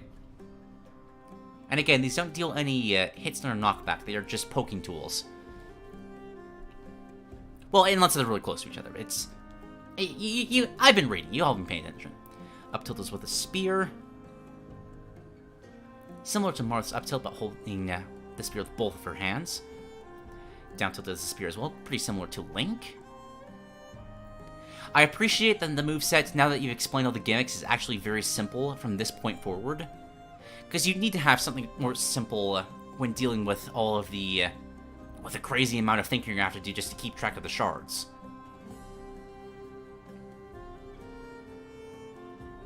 You want to know that, okay, I'm going to use this move, it's going to fire this in this direction. And you really don't want to get too crazy past that point.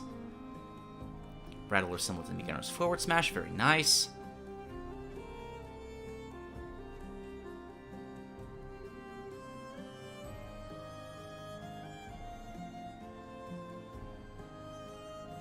That's cool.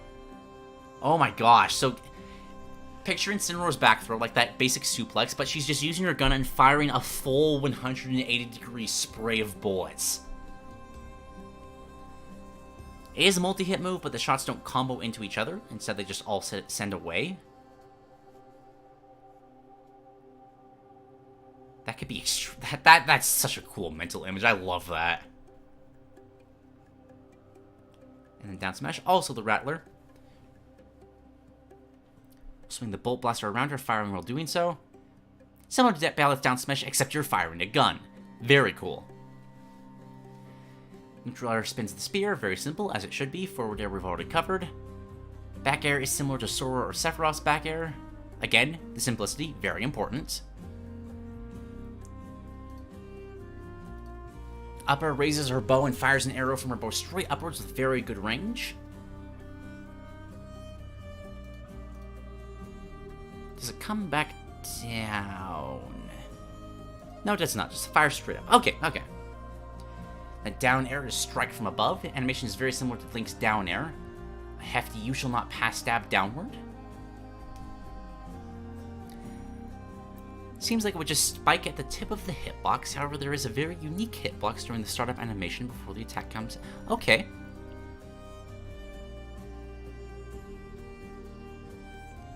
There's a hit grab box.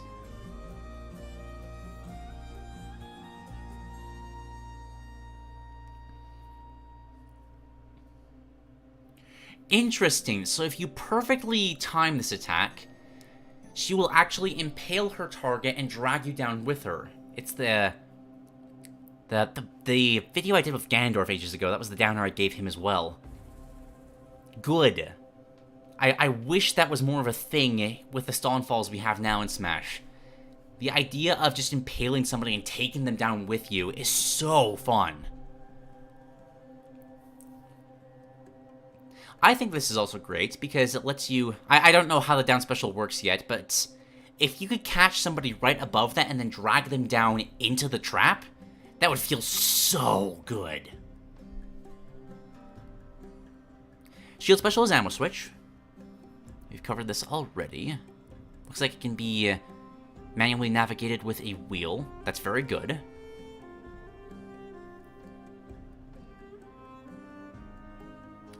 Oh, okay, no. You get the reticle depends on the weapon you're trying to swap, and then you hold in that direction, and that swaps what that current weapon is using currently.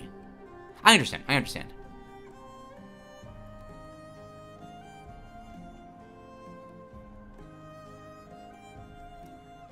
So you're selecting which weapon is cycling. You're not exactly choosing exactly which one you're using. But given how quickly you'd be able to do that, it's not that big of a deal. Okay. Neutral special we've kind of already covered. Ooh. However, you can charge it, and you can aim it up or down. That's really scary. And you can fall slower at the same time? That's so terrifying.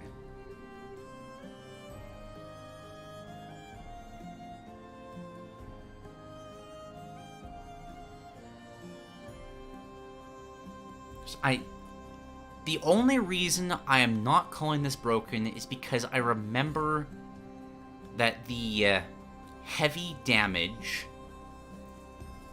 that these weapons provide, like this specific bit of ammunition, like takes out almost all of your shards, so you need to hit this, otherwise you are out of shards.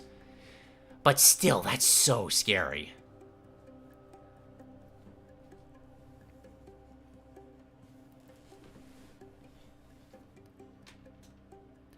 I'm not saying this out of a way of policing the community. I just think this general attitude of mine should be known.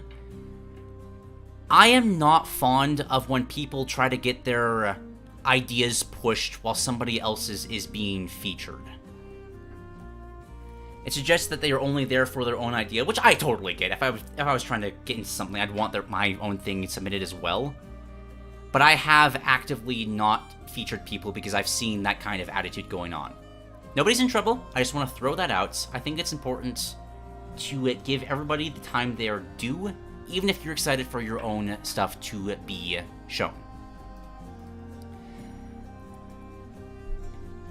Alright, the sling, this was the area denial. This is freely aimable, goodness. Fly further until it's reached maximum range. Semi-transparent arc line informed. Okay, so this... I think this kind of ruins a lot of immersion, but I think it is absolutely worth it. When you're playing a chopper character like this, you want to know exactly where your stuff is going to land and when. So I'm totally down for this kind of thing. I know some people don't like those kind of arcs telling people where the projectiles were going. There's kind of an attitude of, oh, if you're good enough at the character, you should just know that yourself. But there's already so much to keep track of with this character that I would definitely argue that's not necessary. Well, in the air, this is a standard tether recovery. But on the ground, I need to know what this is. Fires at a 70-degree angle, hits an opponent, it will deal minimal damage and hit stun, but it will impale the opponent and cannot manually be removed. Aloy will then fire the second shaft into the ground, and they are now leashed. That's what I was hoping would happen.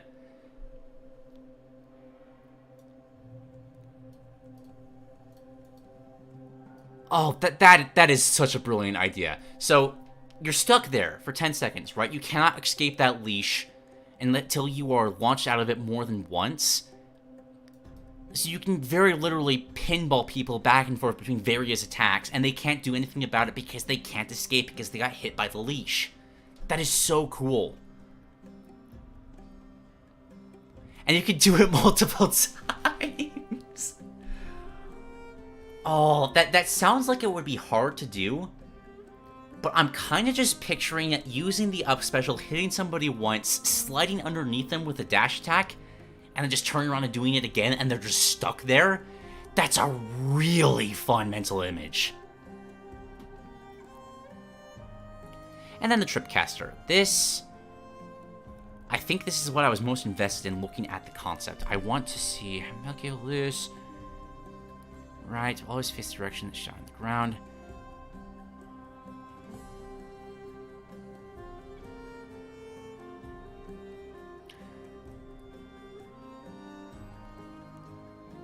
Okay, so this is a move where she plants the first shaft in the ground. They can move around to place the second one. So this is definitely some heavy setup here. And if somebody touches it, they will be stunned.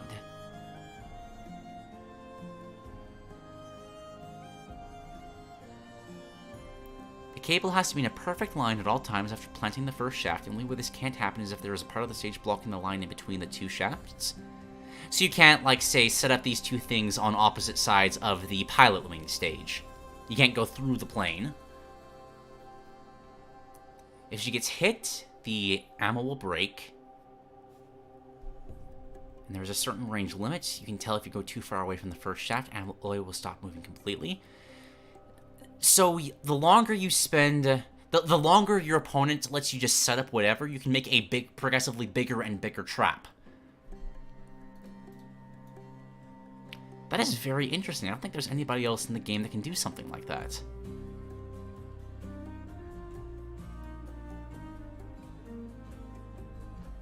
Grabs with the spear. Alright, I'm going to kind of just move through these quite quickly because it's just grabs. Chokehold similar to snakes with a spear. Hunter bow. Little Spartan kick followed up by a bow attack. Fun. Back throws like reuse, but shooting them afterwards. Lots of projectile throws, I enjoy that. This is the one I wanted to see the most. Lifts up her spear, brings it down to the ground, plants her spear under the opponent, pushes upwards, followed by shooting her opponent with the rope caster. Oh, dang it. Okay, that's still good. I love the idea, and it's a great way of putting the leash on it, but I was picturing throwing somebody up, firing the rope caster, and then grabbing that to drag them back to the ground. That doesn't fit as well. Now that I'm saying that out loud, that doesn't fit as well with the theme here of Aloy being more of a regular person. But like, if Scorpion ever gets in the game or something, he should absolutely have something like that. And down throw, spins around, slashes the opponent with the spear. 2 final smashes. Both using mechanical creatures, overriding them and forcing them to charge through her opponents. So the first is a stampede of these bowl-like creatures, and the other... We'll just send a flock in. We'll start attacking, grabbing foes with their talons. Seems more of a summonable final smash. I haven't seen many of those anymore. Because people always favor the, because Sakura got rid of them, we're not having the Waddle Dance anymore. We're not having the Palatine's army. But I'll be honest, I do kind of miss them. So I do like this quite a lot. She'll have whatever weapon she has most recently. Start fiddling with her weapons for a taunt. She will focus for the up taunt. I think that is the kind of the Assassin's Creed vision kind of deal. And downtown is just as nice, sassy, sarcastic. We're gonna fight now. Get some personality in there as well. Very nice. Oh, you... This is cheating. This is cheating so much. You can't just use the crystal shards. You can't just target my nostalgia like that. That's mean.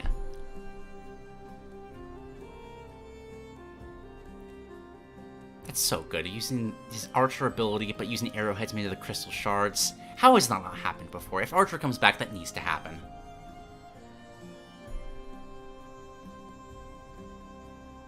Entrance animation is breaking her fall with the rope. Got some nice sarcastic victory animations. And some neat costumes with all of the different sets of armor. Special thanks again to Limeminus for helping me out. Aside from the stats, he did a full grammar check on the entire Word document. He's also responsible for the May Smash concept, which means that Limeminus is the first viewer to technically debut twice on Peasant's perspective, and we both thought that to be hilarious. True, and yes, it was. Took a lot of work, and I'm super grateful that people can see the ideas I came up with. I've improved greatly since last time, presenting interesting ideas, and look forward to making more concepts. I'm looking forward to it as well. This is a fascinating playstyle. Like, it's not the kind of character that I would play as, because I'm I play Gordos. I play Gordo. No, yeah, I just play Gordos. Yeah, I play DDDs just so I can just spam Gordos and turn my brain off. Just like, okay, throw this, force you to come at me, and then mash A. But I would love to see a good Aloy player. I'm never going to pronounce that right. To see a good player with this character just masterfully mess with opponents. That'd be so cool to see. And a little teaser. Showcasing another Fire Emblem Smash design. One fighter whose character was so bland and failed to meet the game's potential in Smash that I lost the desire to redesign them. But the representative would be so much better if they were represented by 3 beloved characters. Those being the 3 House Lords in Smash Sorry, botched that. Developing some 3 House Leaders concepts, which sounds quite neat. But yeah, quite a long one, very complicated one, but the complexity serves it tremendously for a cerebral character like this is trying to balance all these interesting elements at once. Like, again, look at all of how much these things cost. If you start with only 50 of these, you have to be very careful or farm aggressively to try and to be at a point where you can really use your extremely powerful tools to good effect. I do have a few notes. I don't know if there is a maximum amount of shards you can have, or if it's just infinite, but I think that is an important piece to this puzzle. Like, help me fully visualize how this would work. And again, I do think, just for the flow of the movesets, that it'd be very helpful to just have these various numbers right here, next to the moves as you go by them. Just to better help picture how useful this is, or how sparingly you want to risk using this specific ability.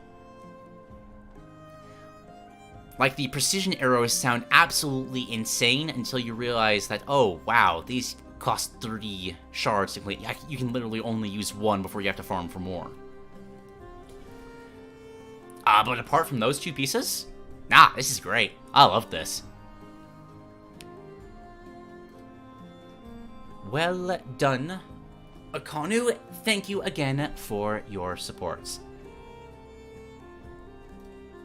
Oh boy. Oh yeah, I totally get that.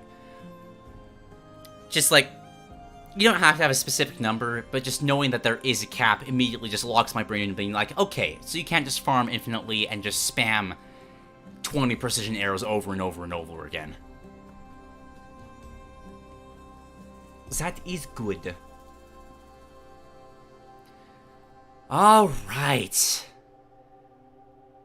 Still have 2 more to go. Oh my goodness. Okay.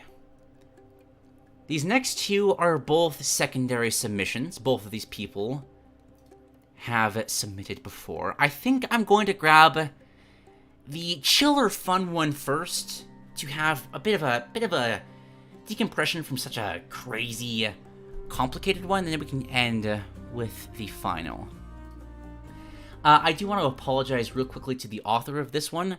I do need to check through documents really quick to make sure they're, like, appropriate for streaming. Like, I want to avoid hyper-realistic gore or nudity that people might just slip in there. It hasn't happened before, but I have occasionally had people deal with volatile topics that I didn't think were particularly well articulated, and I dodge around those to avoid just firestorms in the comments. I'm saying all this because I want to explain and apologize for robbing my reaction to this ridiculous character that this moveset is made for, because I feel like it was kind of set up with that in mind, and it's just not going to land.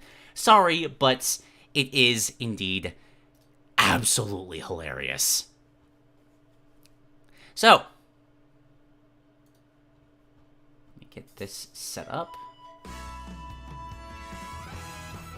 From EC, who you may know as the person that brought the GameCube controller. What if the Rainbow Road was a character in Smash Brothers?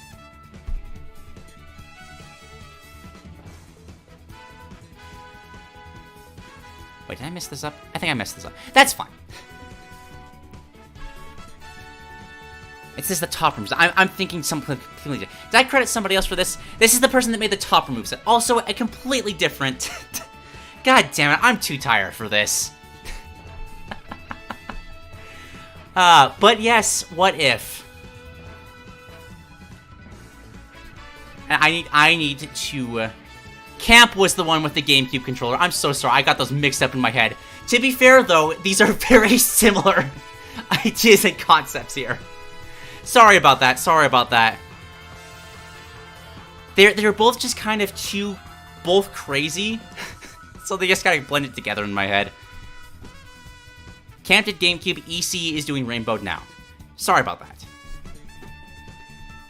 But yes, what the hell is this for any peasants doing this?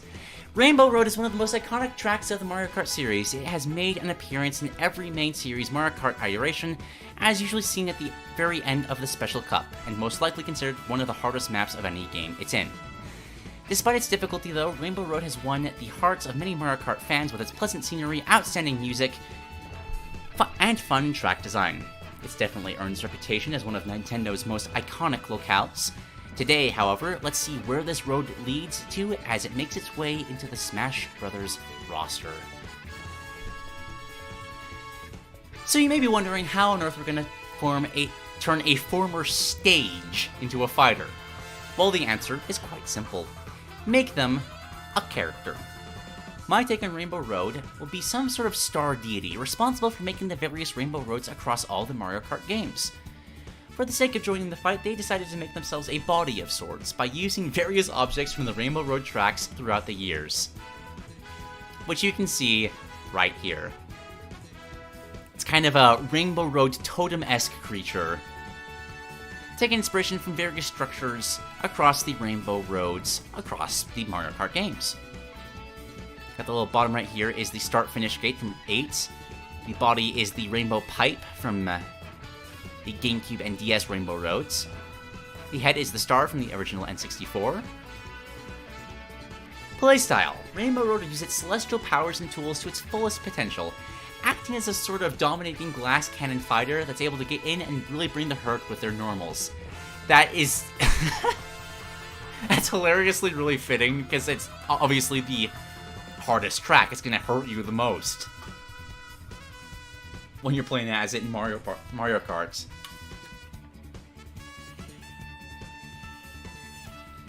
That's so funny. I wonder what this stage could be.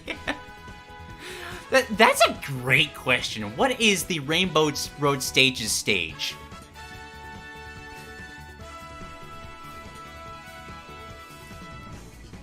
Does it just go full meta, feta? Full feta? Full feta cheese? What is my mouth saying right now? Does it go full meta and just be the Mario Kart stage select? That'd be hilarious. However, they have a large hitbox and not very high weight, coupled with a slow falling speed, making them a prime candidate for juggling. Not to mention their tools can be used against them. Their specials have ways to help keep the momentum going, and they can really mess up the opponent if played right. Needless to say, like driving on the track itself, Rainbow Road can get a bit tricky to get the hang of. But if you manage to do so, you'll be guaranteed first place. Rainbow Road would have a very regal yet joyful demeanor to it, fitting for such a beautiful yet fun course with very celestial looking attack animations, all while Rainbow Road remains ever so cheery doing them. Rainbow Road has a 2-hit jab that can lead into a rapid jab. The first hit has them throw one curved horizontal punch with each arm. The rapid jab has them quickly wave their arms forward like those wavy segments seen on modern iterations of the course. So it's literally smacking you with the corpse. That's so funny.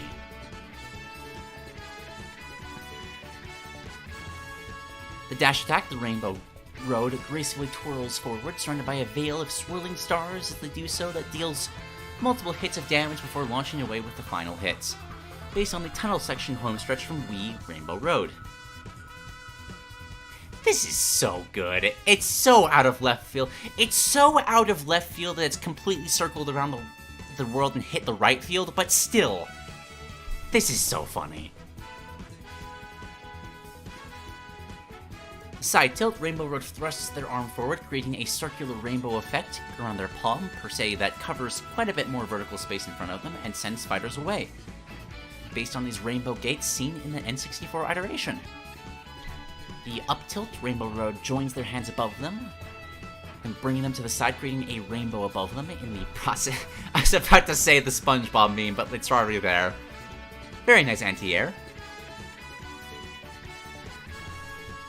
Down tilt, the Rainbow Road pokes at the ground, spawning a small star that bursts into a light explosion at the tip of their palm that pops opponents upwards. Based on these star pillars from the third track of the Rainbow Cup in Mario Kart Arcade GP2, I'll take inspiration from how some Rainbow Road tracks take place over a brightly lit city. For its smash attacks, summons a chain chomp in front of them to take a huge bite forward. Easily the strongest of the smash attacks, but the one that has the most startup and end lag as a result, based on the appearances of the chain chomp in both the iterations of the N64 Rainbow Road as well as 3DS Rainbow Road. Is this what the afterlife is?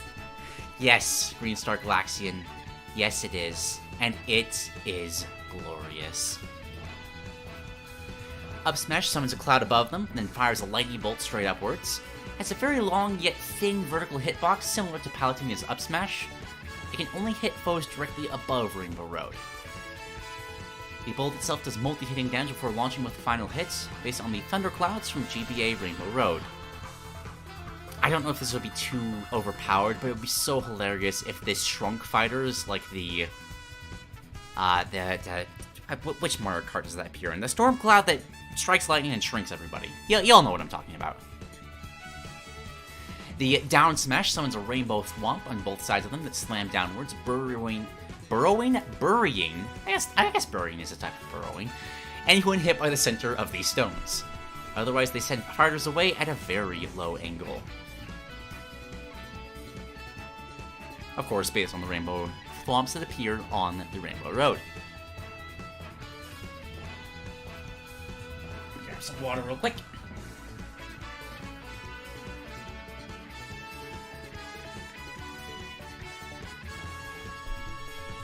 Neutral air is just spreading their arms out in a twirling motion. A Saturn ring would form around them as they twirl. A nice get-off tool that's based on the Saturn ring from the 3DS Rainbow Road. I love how this is just everywhere here. I love how this is Okay, now my brain can't even catch up with what I'm trying to say. Brain and mouth failing. I love how this is going everywhere in the Mario Kart franchise in terms of Rainbow Road references. People always say that, like, give all the spin-off things to Toad or Waluigi or something. Nah, this is the way to do it.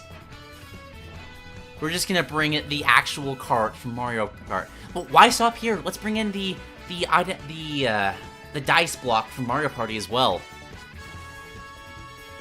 Just get a tennis court from Mario Tennis Aces. It's just the net, dual-wielding tennis rackets. Back air takes out a rocket ship and swings it behind them from low to high. More powerful from the forward air with more startup to compensate, based on the rocket ships from the 3DS game again. Up aerial does a backflip, trailing several stars rings upward as their feet do multiple hits of damage before launching upwards with final hits, based on this half pipe section from Wii Rainbow Road. Down air hoists their arms above their head, forming a meteor before slamming it down below them. A very slow but very powerful move, even having a nicely sized spike hitbox. Even the Sour Spot has pretty good knockback. Just grabs a meteor and slams it downwards. That's great. Grab entangles people with the track. Pummel spins their head. That's great. Imagine that being an extremely fast pummel, that you just mash the A button as fast as possible, and just the star just repeatedly rotates and smacking them in the face. That's great. Forward throw spins them in a loop-de-loop, of course. Back throw and completely envelops the foe in a rainbow pipe like the one from Double Dash before shooting them in the other direction.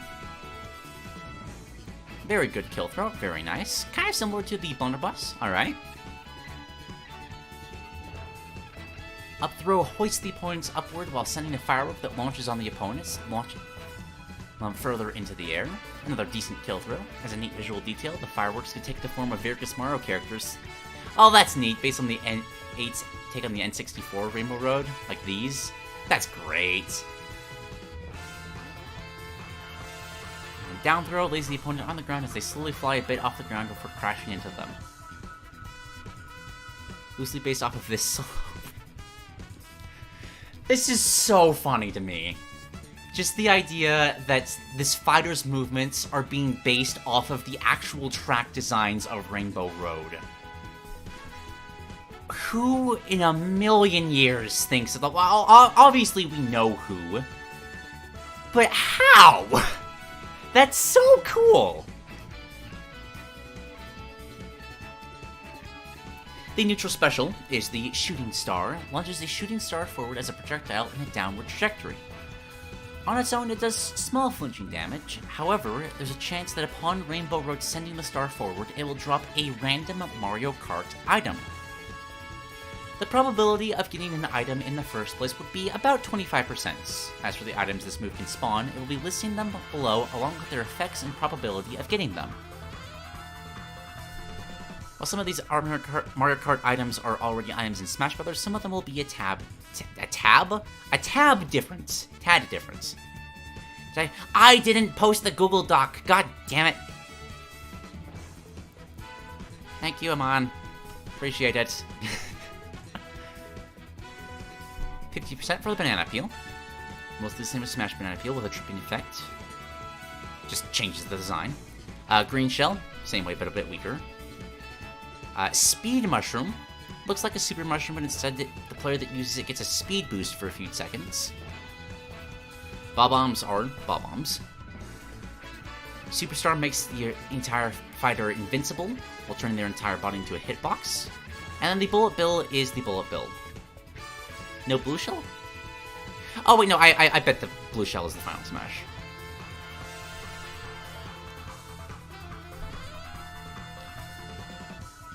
Something that I would suggest adding to this, this is brilliant, by the way. I love this so much, but something that might be fun as a way of kind of hearkening to how actual Mario Kart item drops are, is make the items more likely and more powerful the more that Rainbow Road is lagging behind its opponents. Like if Rainbow Road is losing, maybe the Bullet Bill becomes a 10% chance of spawning, whereas an item is almost guaranteed. That kind of thing. It would both harken to how random Mario Kart's item drops are, while at the same time kind of being a detriment in some cases, because this could be picked up by an opponent and used against you. Which is a nice way of showcasing how many Mario Kart items can also just completely sabotage you. And based off the rainbow coloration of the Rainbow Roads. That's nice. Side special is a dash panel, using it to charge forward. Very nice. And it remains on the stage for a certain amount of time, boosting anyone in the direction it's facing and granting running fighters that step on it the impact run effect. You can cancel the impact run as well, which could lead into a variety of options. Using the Speed Mushroom or Star in conjunction with the dash panel will make the impact run faster and stronger. You can only have one of these out at a time. Anytime you attempt to summon a new one, the old one will despawn the old one. There's a bit of a cooldown between summons, but you can always have one at a time. Fascinating, I like it. Up special is the Rainbow Cannon. Summons a gold star gain and gets launched in a sort of rainbow tunnel. Goes a very far distance in whatever direction you input in, but you can't actually deal damage can't actually deal damage and puts Rainbow Road into freefall after using it. Based on this section of the Wii Rainbow Road, we get launched through a rainbow tunnel. I would argue this should also make you invincible because, like, blue shells and stuff just completely get cancelled out when you're in this tunnel. Down special is the Cosmic Shroom. Summons a mushroom trampoline in front of them if they're on the ground or below them if they're in the air, in which case they'll bounce right off of it. Anyone that bounces off the trampoline deals damage and knockback to anyone. It's the trampolines from Spring Stadium, which, like the side B, can also be cancelled. The jump can also be used in conjunction with any of the boosts, such as the speed mushroom boost. Oh my god! You build your own course as you're fighting.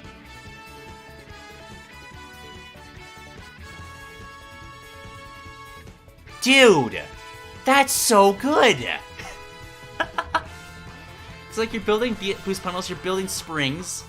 You're just kind of building a course that you're either setting yourself up to run or forcing your opponents to run. That's so cool!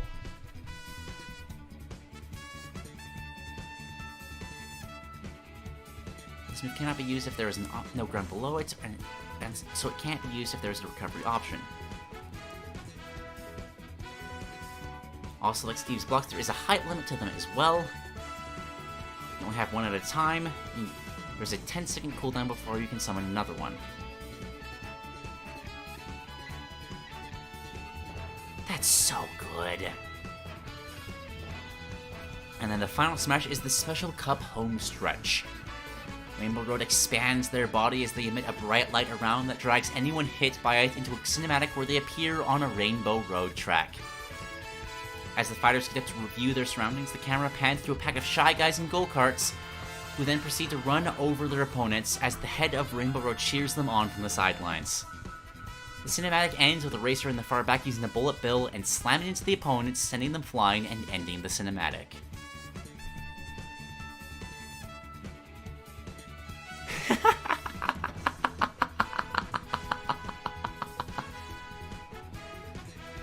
It's like you know that trope of somebody getting wrapped up in Christmas trees trying to set up a tree? That's what Kirby is right now, but he just got wrapped up in Rainbow Road. That's adorable.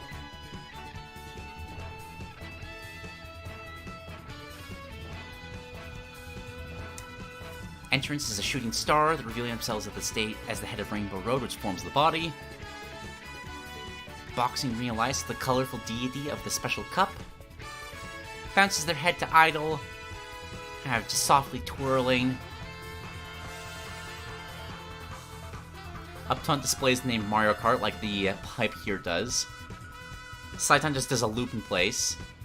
And downtown, there's Lakitu, nice! Displaying things that's funny. The display will change based on what stage of the match you're at.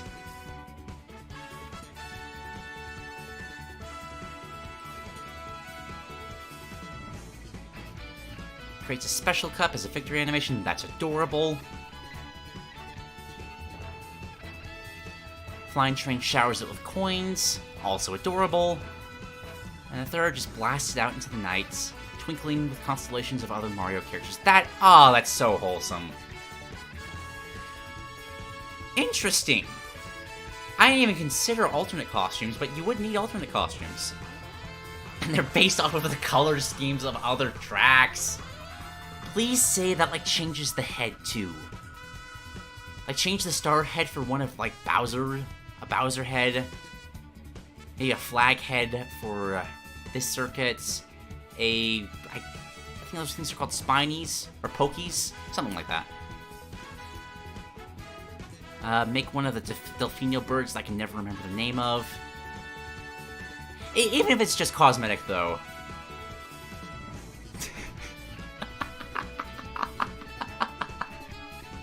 This would be the best thing ever. If, building off of that idea, the only way Waluigi gets in Smash is just Waluigi's head taking the place of the star head of the Rainbow Road. Waluigi himself doesn't get in, but Waluigi Pinball does. Might be very complicated to make that happen, because you kind of want to aesthetically change the rest of the tracks, but if possible, that would be so funny.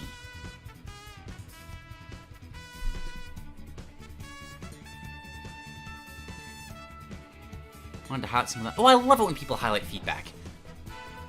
Got some criticism from a fellow Meltdown competitor known as Mew. The idea that Neutral B having fewer options but more closely fitting the rainbow theme, such as a slower, more resilient Koopa Shell or a fancy rainbow Bob Bomb. Tries pure explosive power for range. Also brought up the idea of Rainbow Road shape-shifting for their moves, like transforming their head into a storm cloud rather than summoning it. Our idea was one that I really liked and would have loved to implement. Sadly, due to a combination of working on other Meltdown projects, just couldn't do it in time. But that is an interesting idea. Just having the idea actually having the head shift between various items could be quite cool. Being Chuckles pointed out that some of the moves make Rainbow Road looking like a child playing with their toys, which was precisely what I was going for. Well done. It was very good. I'm making imagine how it might not serve much use. I tried making it so only the mushroom cap would be sticking out to make it so that any players using the boost pad or speed mushroom can keep their momentum more easily, by not having to jump into the mushroom in order to bounce on it. This is also why I made it so the jump can be used in conjunction with any of the boosts. I could see the mushroom being very situational, but I think the theme that it creates of just building your own track more than makes up for it. Kind of turns the character into a weird trapper kind of character, which is something that you want to do while you're playing Mario Kart, because you want to like throw out your bananas and create traps for people to run into. That's great. Got a bunch of credits here. Hey look, that's me! And thank you all so much. At the risk of sounding a bit sappy, I'm really happy to find a community of such talented concept creators. Also, if you have any ideas regarding Rainbow Road, please feel free to share or even make your own concept if you wish. Just like that, we've reached the finish line. I will admit I was unsure of this pick at first, but I was pleasantly surprised over how much not only I got invested in, but all of my fellow Moveset Meltdown participants and concept creators in general. Seeing all the support and nice comments regarding this pick and the concept itself made me happy and kept me motivated. I very much appreciate all the feedback as well as the cool ideas that I didn't even consider. Thank you very much for reading. This is EC, signing off. This was so good!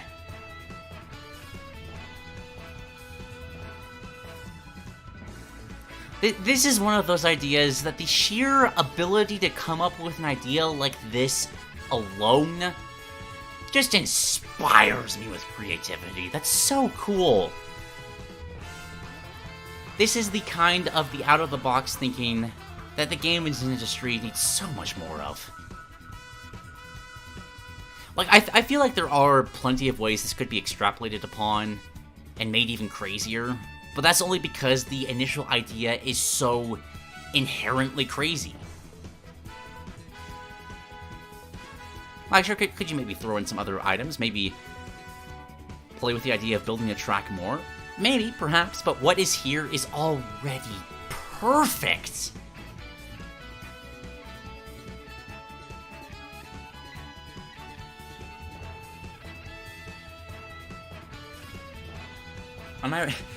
It's so funny to me how when it comes to Mario characters, we have so many not bad, but kind of bland characters in Smash right now, but all of the great ones, both in and suggested for Smash, are always just the absolute crazy picks that try to embody the gameplay more than a character, which, you know, considering it's Mario, where the focus is a lot more on gameplay instead of character, I think that's why it works so well.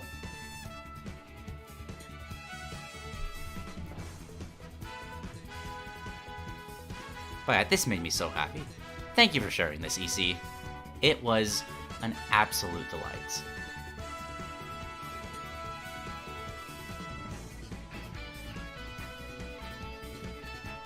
Okay.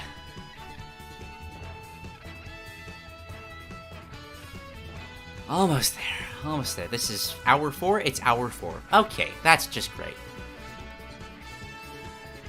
I want to always get to at least 8 ideas. got one more. Let's grab a... Yeah, and this is formatted decently well. That shouldn't take long. Okay. So moving on to our final entry of the day.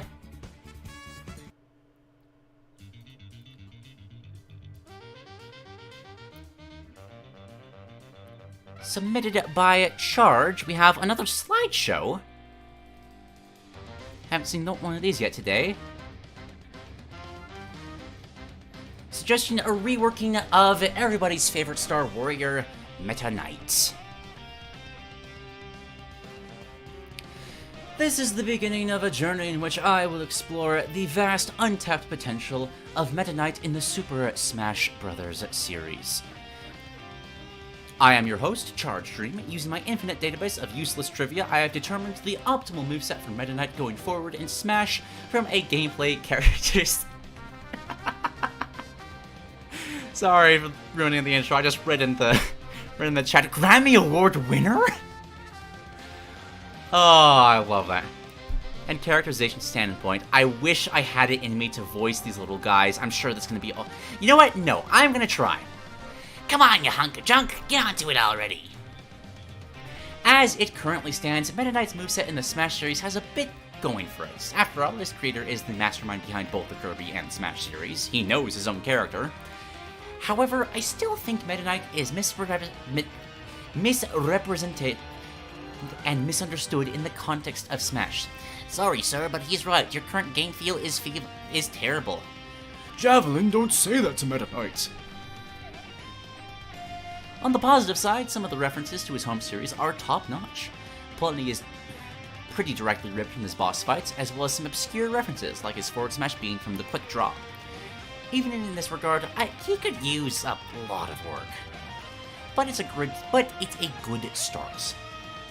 I also think his characterization, at least in his animations and voice lines, is very faithful, even to his post-Superstar appearances. But everyone loves Superstar. Yeah, I do! I, for one, find it overrated. It's alright. Not my favorite, not my least favorite. I think later games do it better. Now for my big outright negative, and the focal point of his rework. His playstyle. In his home series, MetaKnight is the most powerful warrior in the galaxy. Thankfully, Kirby isn't necessarily a warrior. The weakest of his attacks are as powerful as the Robobot armor, a military-grade mech suit forged by a supercomputer's mind. Not too dissimilar from my own. Okay. In his boss fights, MetaKnight is constantly dishing out devastating attack after devastating attack, leaving Kirby just enough wiggle room to capitalize on the cooldown. In his playable appearances, specifically the trio of Meta Nightmare subgames, he blasts through Kirby's entire main adventure all while leveling hordes of enemies and obstacles. I feel that this power, this aggression, the way he fights in general, is lost in Smash, where he's reduced to a nickel and dime combo character. Gone is the all-powerful swordsman capable of destroying gods, and I think that is a huge disservice to the swordsman's reputation. His current MO of juggling for eons until he can hopefully land a decent hit is not only unfun to play as, but does not feel like MetaKnight. Outside of maybe his earliest boss fights, predating his wings, where he just jumps around and only has 2 or 3 attacks total. MetaKnight has evolved so much since then that I think his entire playstyle needs to be overhauled. My problem with MetaKnight's current moveset in one sentence: why is a character who owns a giant spaceship with his face on the front of it one of the least flashy characters in the game? Fantastic point. So, you may be wondering, oh, powerful Charj, how... Okay, I know I was talking earlier about, like, you gotta believe in your concepts. You can take that too far at the same time. How do you plan to fix his current moveset? It seems like a tall order to overhaul so much while keeping what you do like. It may be, but my great mind is up to the challenge. You can't sabotage yourself with overconfidence. I know how you make movesets. I doubt that's happening here, but just throwing it out there. My proposal is that MetaKnight is changed from a combo-oriented character to a committal and aggressive glass cannon, dipping into the power fantasy archetype characters like Sephiroth reside in. That sounds a bit more like you, boss. Sorry. That sounds a lot more like you, boss, doesn't it? I can't read. It's fine. Meta Knight's kit will now be filled to the brim by moves with quick startup, high power, and exploitable end lag, very much in line with his boss fights in the Kirby series. I think he can play a bit too fast and loose as is. Commitment should be the name of the game for a Meta Knight player. Throw out the right moves at the right places at the right times and you're set, but if you slip and let someone in, you're in for a world of hurt. Good thing Meta Knight never leaves any openings. Yes, but the player might axe. None of these are going to be consistent, by the way, just throwing that out there. To add to these conceptual changes are statistical ones. He will be a few points lighter than he currently is in Smash, with an increase in height to both his short and full hops. His airspeed and fall speed are unchanged, however his airspeed is slightly increased. He still cannot crawl, wall cling, or wall jump, and he still has 5 jumps. Who cares about all this boring stuff? Alright, that's enough for context for the time being. More positives and negatives will spring up as we go, but it's time to delve into the reworked movesets. Yes, let's! The jab is a meta multi-thrust decisive blow, a multi-hit that begins with an overhead slash, leading into a flurry of cuts that last as long as the button is held. When the input is released, Meta Knight will loose decisive blow, a reliable kill move at the edge. Meta Jab is a forward tilt, a forward thrust of Galaxia with a similar function to Incineroar's forward tilt.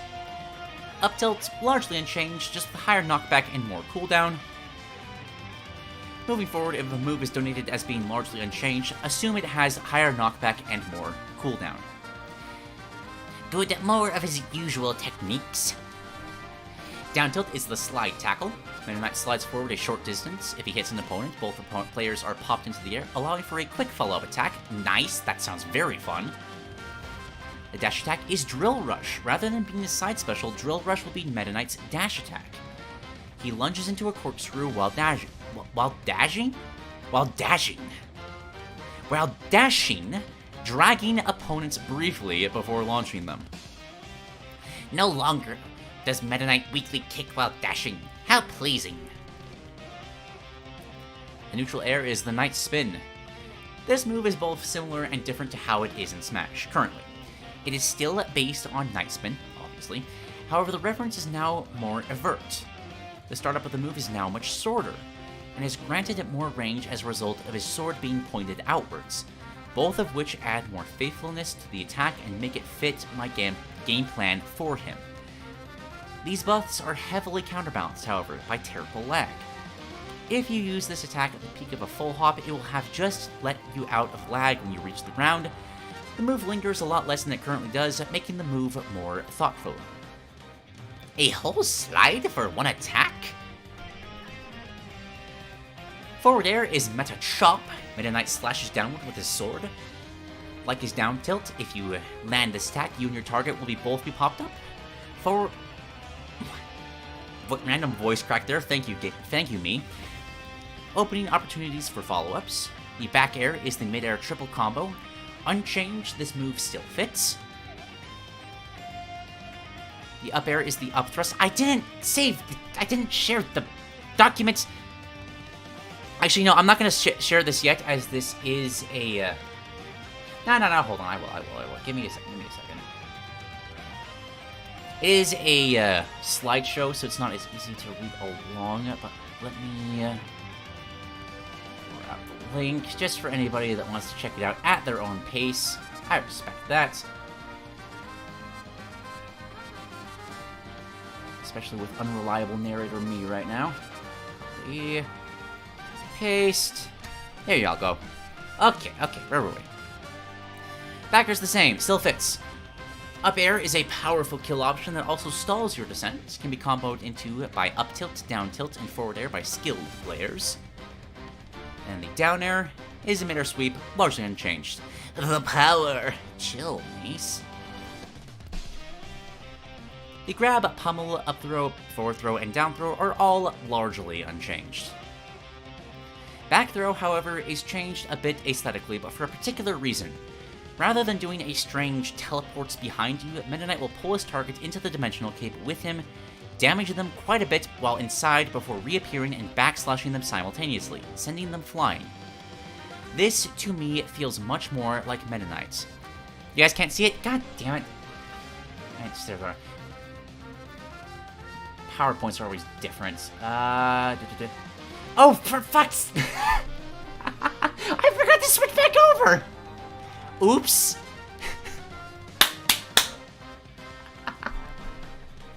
Well, it's a good thing I'm reading them out loud, at least. There we go. Uh-oh, he's too far in! Sorry. I've been talking non-stop for over 4 hours. Give me a break. Okay.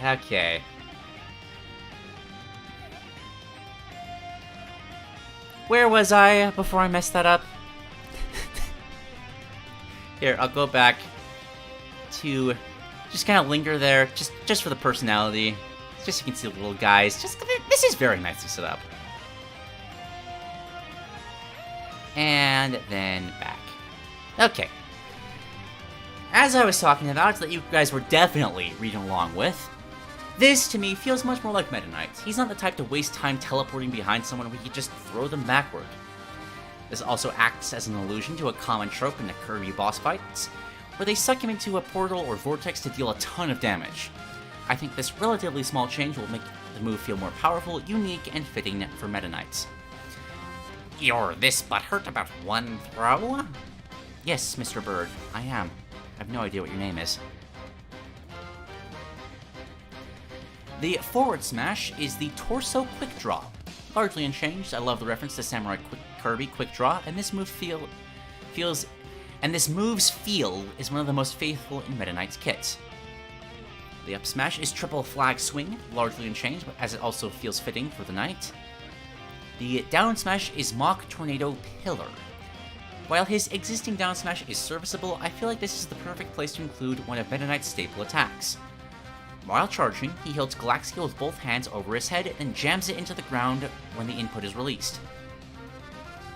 Once the sword is lodged into the ground, a red and orange tornado, a bit shorter but wider than Palutena's light pillar, erupts from the ground. Captain Vool? Alright. Dealing a few multi-hits before launching targets upward. This move is very powerful but has insanely bad end lag. These are pretty sweet. Meta Knight's specials are the next sticking point in his moveset for me. We can listen to sort of around here. Let's switch over to the Robobot theme. Robobot? I can't speak. Just for some...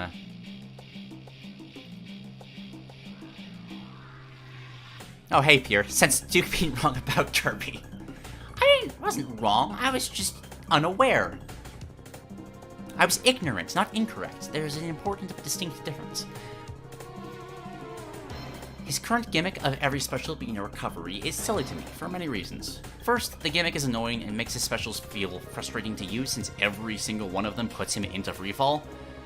It also makes them all very redundant to use, with side special also being redundant in theming. For his up special, Meta Knight summons a miniature halberd, and cut it out, wise guy. I am also not a fan of some other references. Mock Tornado and Shuttle Loop are great, the former being an extremely iconic move of Meta Knights, and the latter being a great inclusion from a different yet fitting ability with Wing. Not to mention, Shuttle Loop has the power and flash that I expect from Meta Knights. Not in this internet is there nuance. I'm glad you didn't show up earlier for when I said Superstar was just okay. If there's no nuance to that, I'm in trouble. The other two, Drill Rush and Dimensional Cape, I am not nearly as fond of. The former is a reference to the Master ability from Kirby and the Amazing Mirror. Admittedly, this is a fun, semi-obscure reference which would normally be right up my alley. However, its redundancy with Mock Tornado and the extreme lack of usability makes me really dislike its inclusion in Meta Knight's kits. The latter is just an extremely weird pull for me. Referencing the way Meta Knight leaves battles after being defeated, Meta Knight warps hiding in the shadow before reappearing and striking down his target. Not only do I dislike the game feel of this move as well, it seems very counter to Meta Knight's personality. Because of this, Drill Rush and Dimensional Cape will be completely scrapped in favor of new specials. Completely agree with this argument right here. Dimensional Cape is a bit of an odd one. His neutral and up specials, Mock Tornado and Shuttle Loop, are largely unchanged. As previously disstated? Where the hell did that come from? As previously discussed, I love these moves. Now, there is all new attacks. Side special is Night Beam. Meta Knight jumps and swings his sword, creating an arc of light in front of him. The beam stalls in place briefly before shooting forward quickly. The initial sword swing has a weak hitbox which combos into the beam, and the beam itself is a semi-strong hitbox. Not meant to kill in most scenarios, but to keep opponents on their toes. While the attack is telegraphed and somewhat predictable, its pattern is still tricky to maneuver around, perfect for representing Meta Knight's boss fights, and giving him a fun projectile, adding diversity to his kit.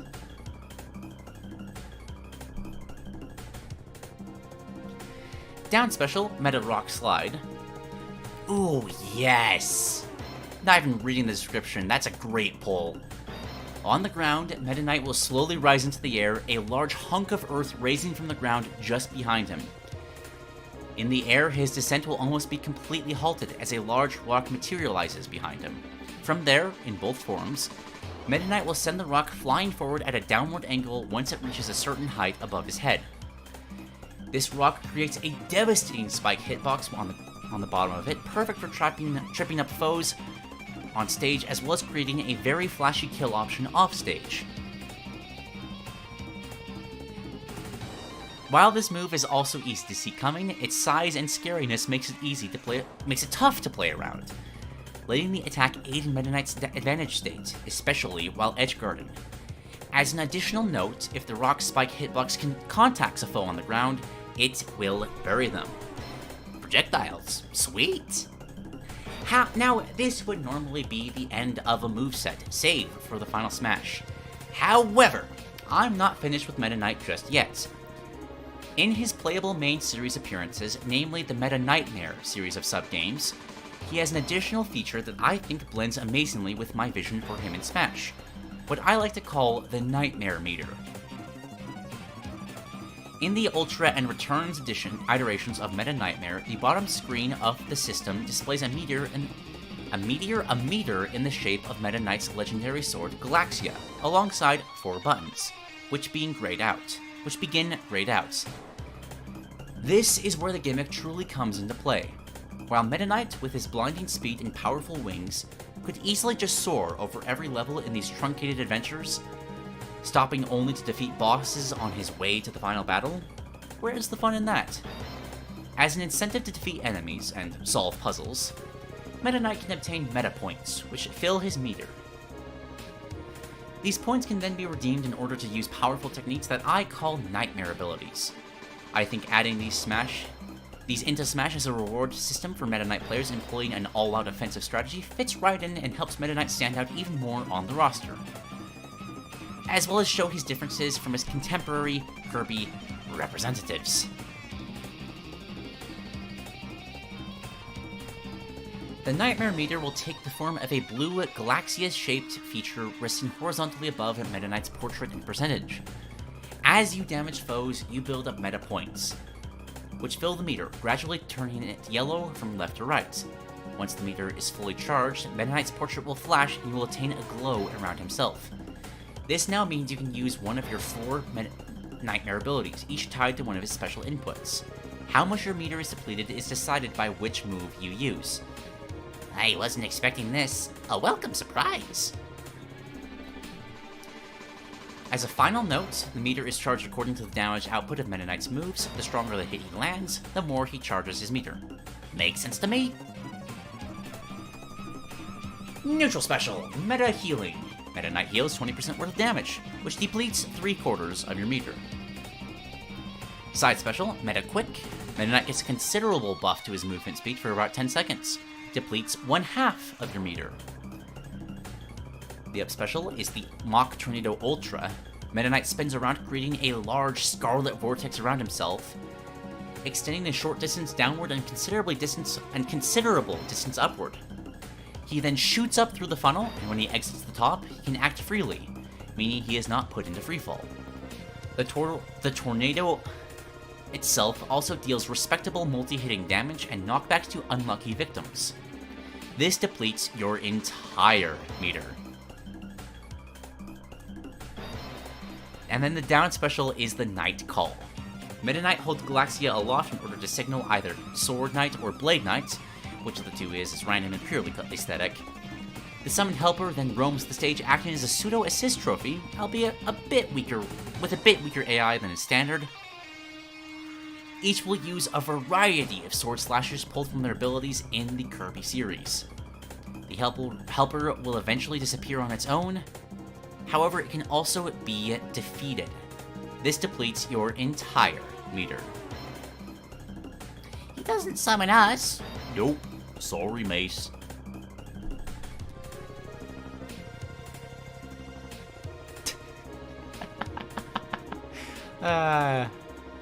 Debates in the chat are funny.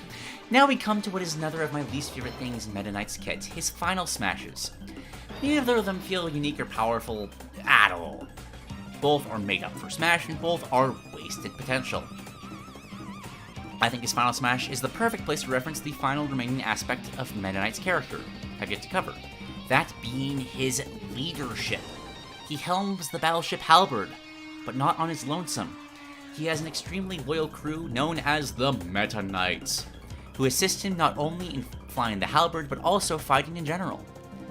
With this in mind, the perfect candidate for his final smash should be obvious: his most powerful attack, and one that involves his fantastic crew, Meta Nightmares hailing from Kirby Planet Robobot. With some tweaking, it could easily be one of my all-time favorite final smashes. It's our time to shine! Why does Sword Knight sound like Goofy? Because that was the Wheel of Fortune wheel that my brain is constantly grabbing for voices, that was simply what it landed on. After grabbing and using the Smash Ball, Meta Knight soars into the background quickly. As he does this, the main four Meta Knights, Axe, Javelin, Mace, and Trident, appear on four corners of the stage and begin to attack. The AI's goal in this relatively short phase of the move is to corral targets toward the center of the stage. After a short duration, Meta Knight and his Meta Knights, joined also by Sailor Waddle Dee, Captain Vool, Blade Knight, and Sword Knight, new to this version of the attack, fly into the foreground, land, and pose, a huge explosion inexplicably going off behind them and sending those who fell victim to the first part of the attack flying. As a final touch, similar to Joker, if Meta Knight finishes the battle with his final smash, he will get a special victory animation, one in which his crew happily celebrates the victory with him. With some handy victory animations. Look at all those fun friends. In the aesthetic department, I actually think Meta Knight is pretty well represented. His edgy yet honorable persona is portrayed well. I will go over a lot of his aesthetics that more briefly than his attacks. Idle animation, he just briefly lifts and admires Galaxia. He will hold his cape obscuring himself before tossing it aside. His walking is more cautiously walking. Running will spread his wings. Isn't this just what he does now? I'm pretty sure it is. He may not fly, actually, now that I'm thinking about it. Which is weird now that I'm thinking about it. Huh. Trying to hold his mask to his face while he's dizzy, that's really good. And in perfect shielding, his eyes go red as he's ready to strike. That's really cool. Stage entrance, he swoops in to grab his sword, holding it aloft, preparing for battle. Very fun. Taunt and side taunt are unchanged. Down taunt, Meta Knight points Galaxia to the sky. His standard victory animations and music are unchanged.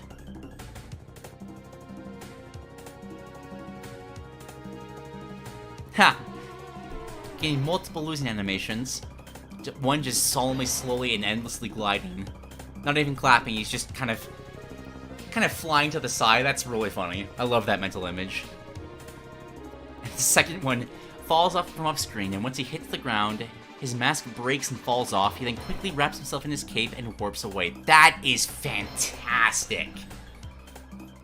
I love that one. Ha! He has losing animations. Alternate costumes. We got his standard, we got a white, we got a pink, we got a green, we got a gold and black, we got a black and red, we got a party attire, and we've got Dark MetaKnight. These are all pretty much what you'd expect. Oh, well, just that. Perfect.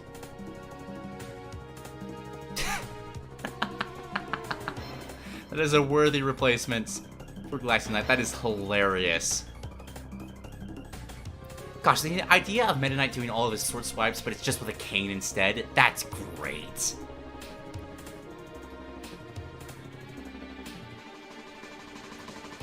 DLC? Nice, okay. We got a Samurai Meta Knights, Mecha Knights, a music festival. Why doesn't Smash Brothers do DLC? Like, I'm just looking at these and thinking, you know what, yeah, I'd pay for all of these.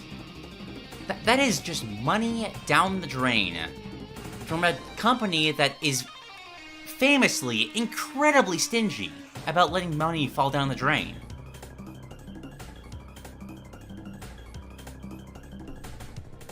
So fascinating how they don't do that. Thank you for checking out my idea for updating Meta Knight in Smash. I know that most wouldn't pick him as the first to get a rework, but hopefully this convinced you that he deserves one. Here's the thing, though. Operation Summon Aeon.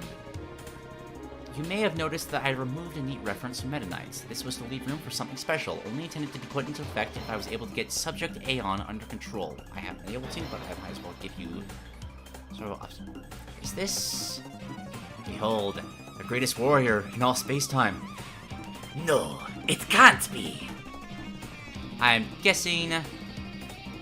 Yeah... The strongest warrior in the galaxy is here. Behold his power! Galactic Knight is an Echo Fighter of Meta Knight. However, it won't be your father's Echo Fighter. I personally believe that the term should be looser, keeping many moves the same but allowing a bit more variety, especially with specials. Ken is a great example of what I think an Echo should be. I also think Dr. Mario is a good example, but that's a discussion for an entire time. That being said, I'll get into Galactic Knight's differences right away. What? He's copying Meta Knight style? The Aeon hero existed long before even I, Mace. Right off the bat, Galactic Knight will not have Meta Knight's Nightmare Mater, naturally. However, he'll have his own gimmick to his name.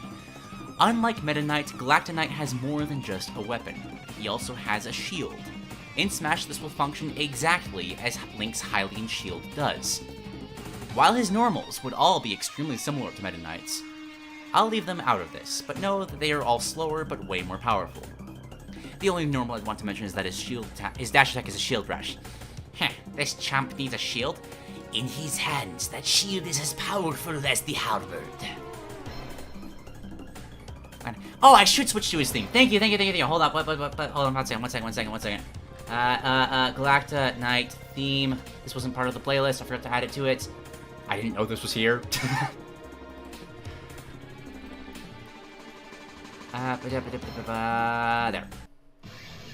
There we go. Galactic Knight's neutral special is Galacta Tornado, which naturally is heavily based on Mach Tornado. However, some functionality is changed. At the expense of horizontal movement, Galacta Tornado travels much higher than its Mach counterparts. It also drags opponents into a multi-hit rather than just sending them away, dealing better damage if you hit foes and potentially positioning them above you. It's also white instead of orange. Galactic Knight's side special is fairly unique, being his Dagger Rain. Pulled straight from his boss fights, Galactic Knight slashes his lance, which summons 3 light daggers. The initial slash has very little damage, but sends victims into the daggers. When on the ground, the daggers fly and spread out up and forward, covering a wide range with flinching damage. When in the air, the daggers can be angled upward and downward. They travel a modest distance, but not as far as Meta Knight's Night Beam, but still a respectable amount. This seems rather powerful for edge guarding. What does edge guarding mean? Duke, can you do a consistent voice? No, I can't. Unless it's Meta Knight's. Galactic Knight's up special is Shuttle Loop, identical to Meta Knight's. Down special is Galacta Lightning. When the input is pressed, he thrusts his lance into the sky, cueing 4 bolts of lightning that surround him. This is a pretty good protective yet powerful option, the bolts being pretty similar to Sora's, but all powerful and all at once. They reach a moderate distance above and below him, but not very far horizontally. If the input is held for a moment, he will instead use a more offensive version, summoning 3 bolts on either side of him. This leaves him very open if you manage to get in, but if not, the bolts will be devastating. Their vertical range is the same as the press input. This seems a little overpowered. Rightfully so. Galactic Knight becomes intangible for his final smash. Dual Great Space-Time Killing Flash I'm sorry, what? Flying up and backward a bit before using his lance to tear through space-time, letting loose a massive laser downward directly. He will then fly to the other side of the screen as the laser dissipates, unleashing a second identical beam. While its range isn't the best for a final smash, it is incredibly powerful. Occasionally, some cameos can be seen in the beam, like the Lore Starcutter. This entire attack is pulled from the Planet Robobot Super Kirby Clash. My gosh, so powerful. Watch out, Meta Knight. Should have been Morpho Knight. Entrance animation. Through a crackling star-shaped portal, Galactic Knight appears on stage. The Taunt has him spreading his wings and basking in power, crackling with white lightning. Side Taunt points his lance forward, beckoning his opponents to approach. And down Taunt, an orange butterfly lands on Galactus Knight's lance before quickly flying away. Wait, Morpho Knight is here? That would be great if that was repurposed for like a boss fight against Morpho Knight somewhere else in the game. Like just take that exact animation, but just have Morpho Knight do what Morpho Knight does best. In the first victory animation, Galactic Knight from far away quickly flies towards the camera, slashing it and knocking it askew. Why don't more victory animations mess with the actual camera? How is that not more of a thing? Like, I've never thought about that before. But that's so fun, and nobody does it. Second is he taunts his beaten down opponents before soaring away. And the third summons a massive tornado around himself before letting it dissipate, landing on the ground righteously. And for the losing animation, it shines bright white and flies away, leaving behind only feathers. For the second, it shines bright white, crackling with energy, jarringly slamming from side to side before crashing to the ground. Has the same victory theme as Meta Knight, and has a losing... I love the idea of a losing theme. Like specific ones, if you're like going through classic mode or adventure or whatnot, that'd be great. Hopefully, I'll be seeing that losing animation. And then we got the alts. Got the standard, the light, the dark, the Meta Knight, a teal alt, a gold art, deep red and black, and a scarlet version of his Aeons, based on Morpho.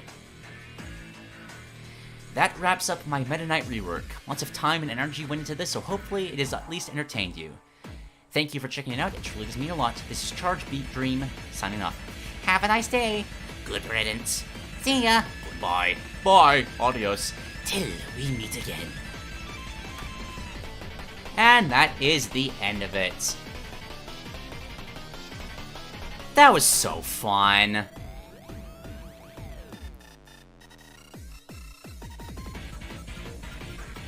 I've also been speaking for almost 5 hours now.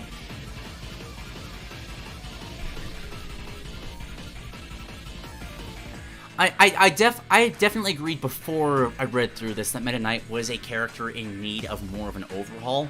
But it was pretty low on my list of priorities, maybe like in the 30s or so. But just reading the single points about... Oh, what was it? Hold on, I'm gonna go through the slides real quick. About how his playstyle would be more of a... Well, talking about how his attacks hit so hard in his games, and how little things like the back throw being kind of underhanded, the down special as well. I've never really thought very heavily about that, but that's so good.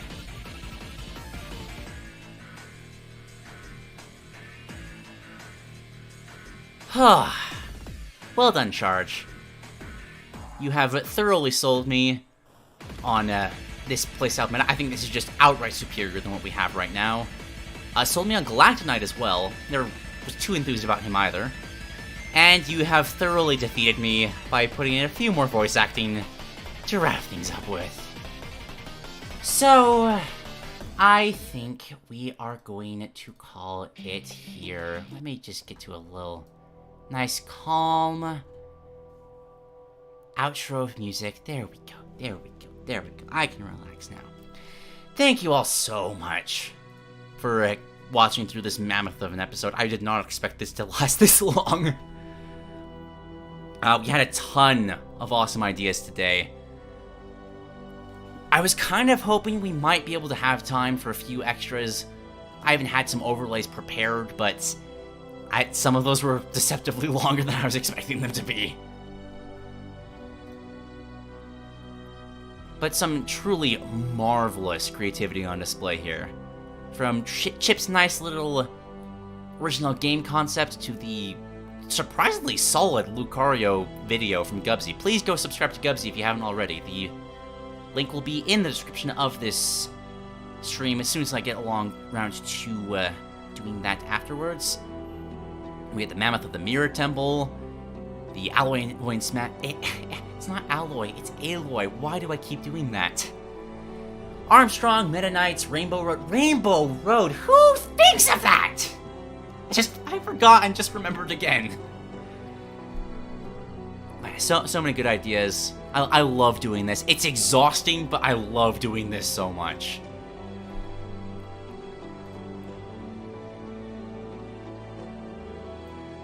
Surprisingly, Gubsy, as in, if I see a moveset, I usually expect, like, okay, the audio's gonna be better, or the editing's going to be just kind of middling. But no, that was... surprisingly, as in, I'm surprised you don't have more subscribers. Sorry, that was poorly worded. I should have worded that better. Give me a break. I've been talking for almost 5 hours. But thank you all for watching. I will see you all next month. If you didn't get in next time, don't worry. There's May, June, July. So many chances to get in moving forward. Farewell, everybody. I will see you at some point in May.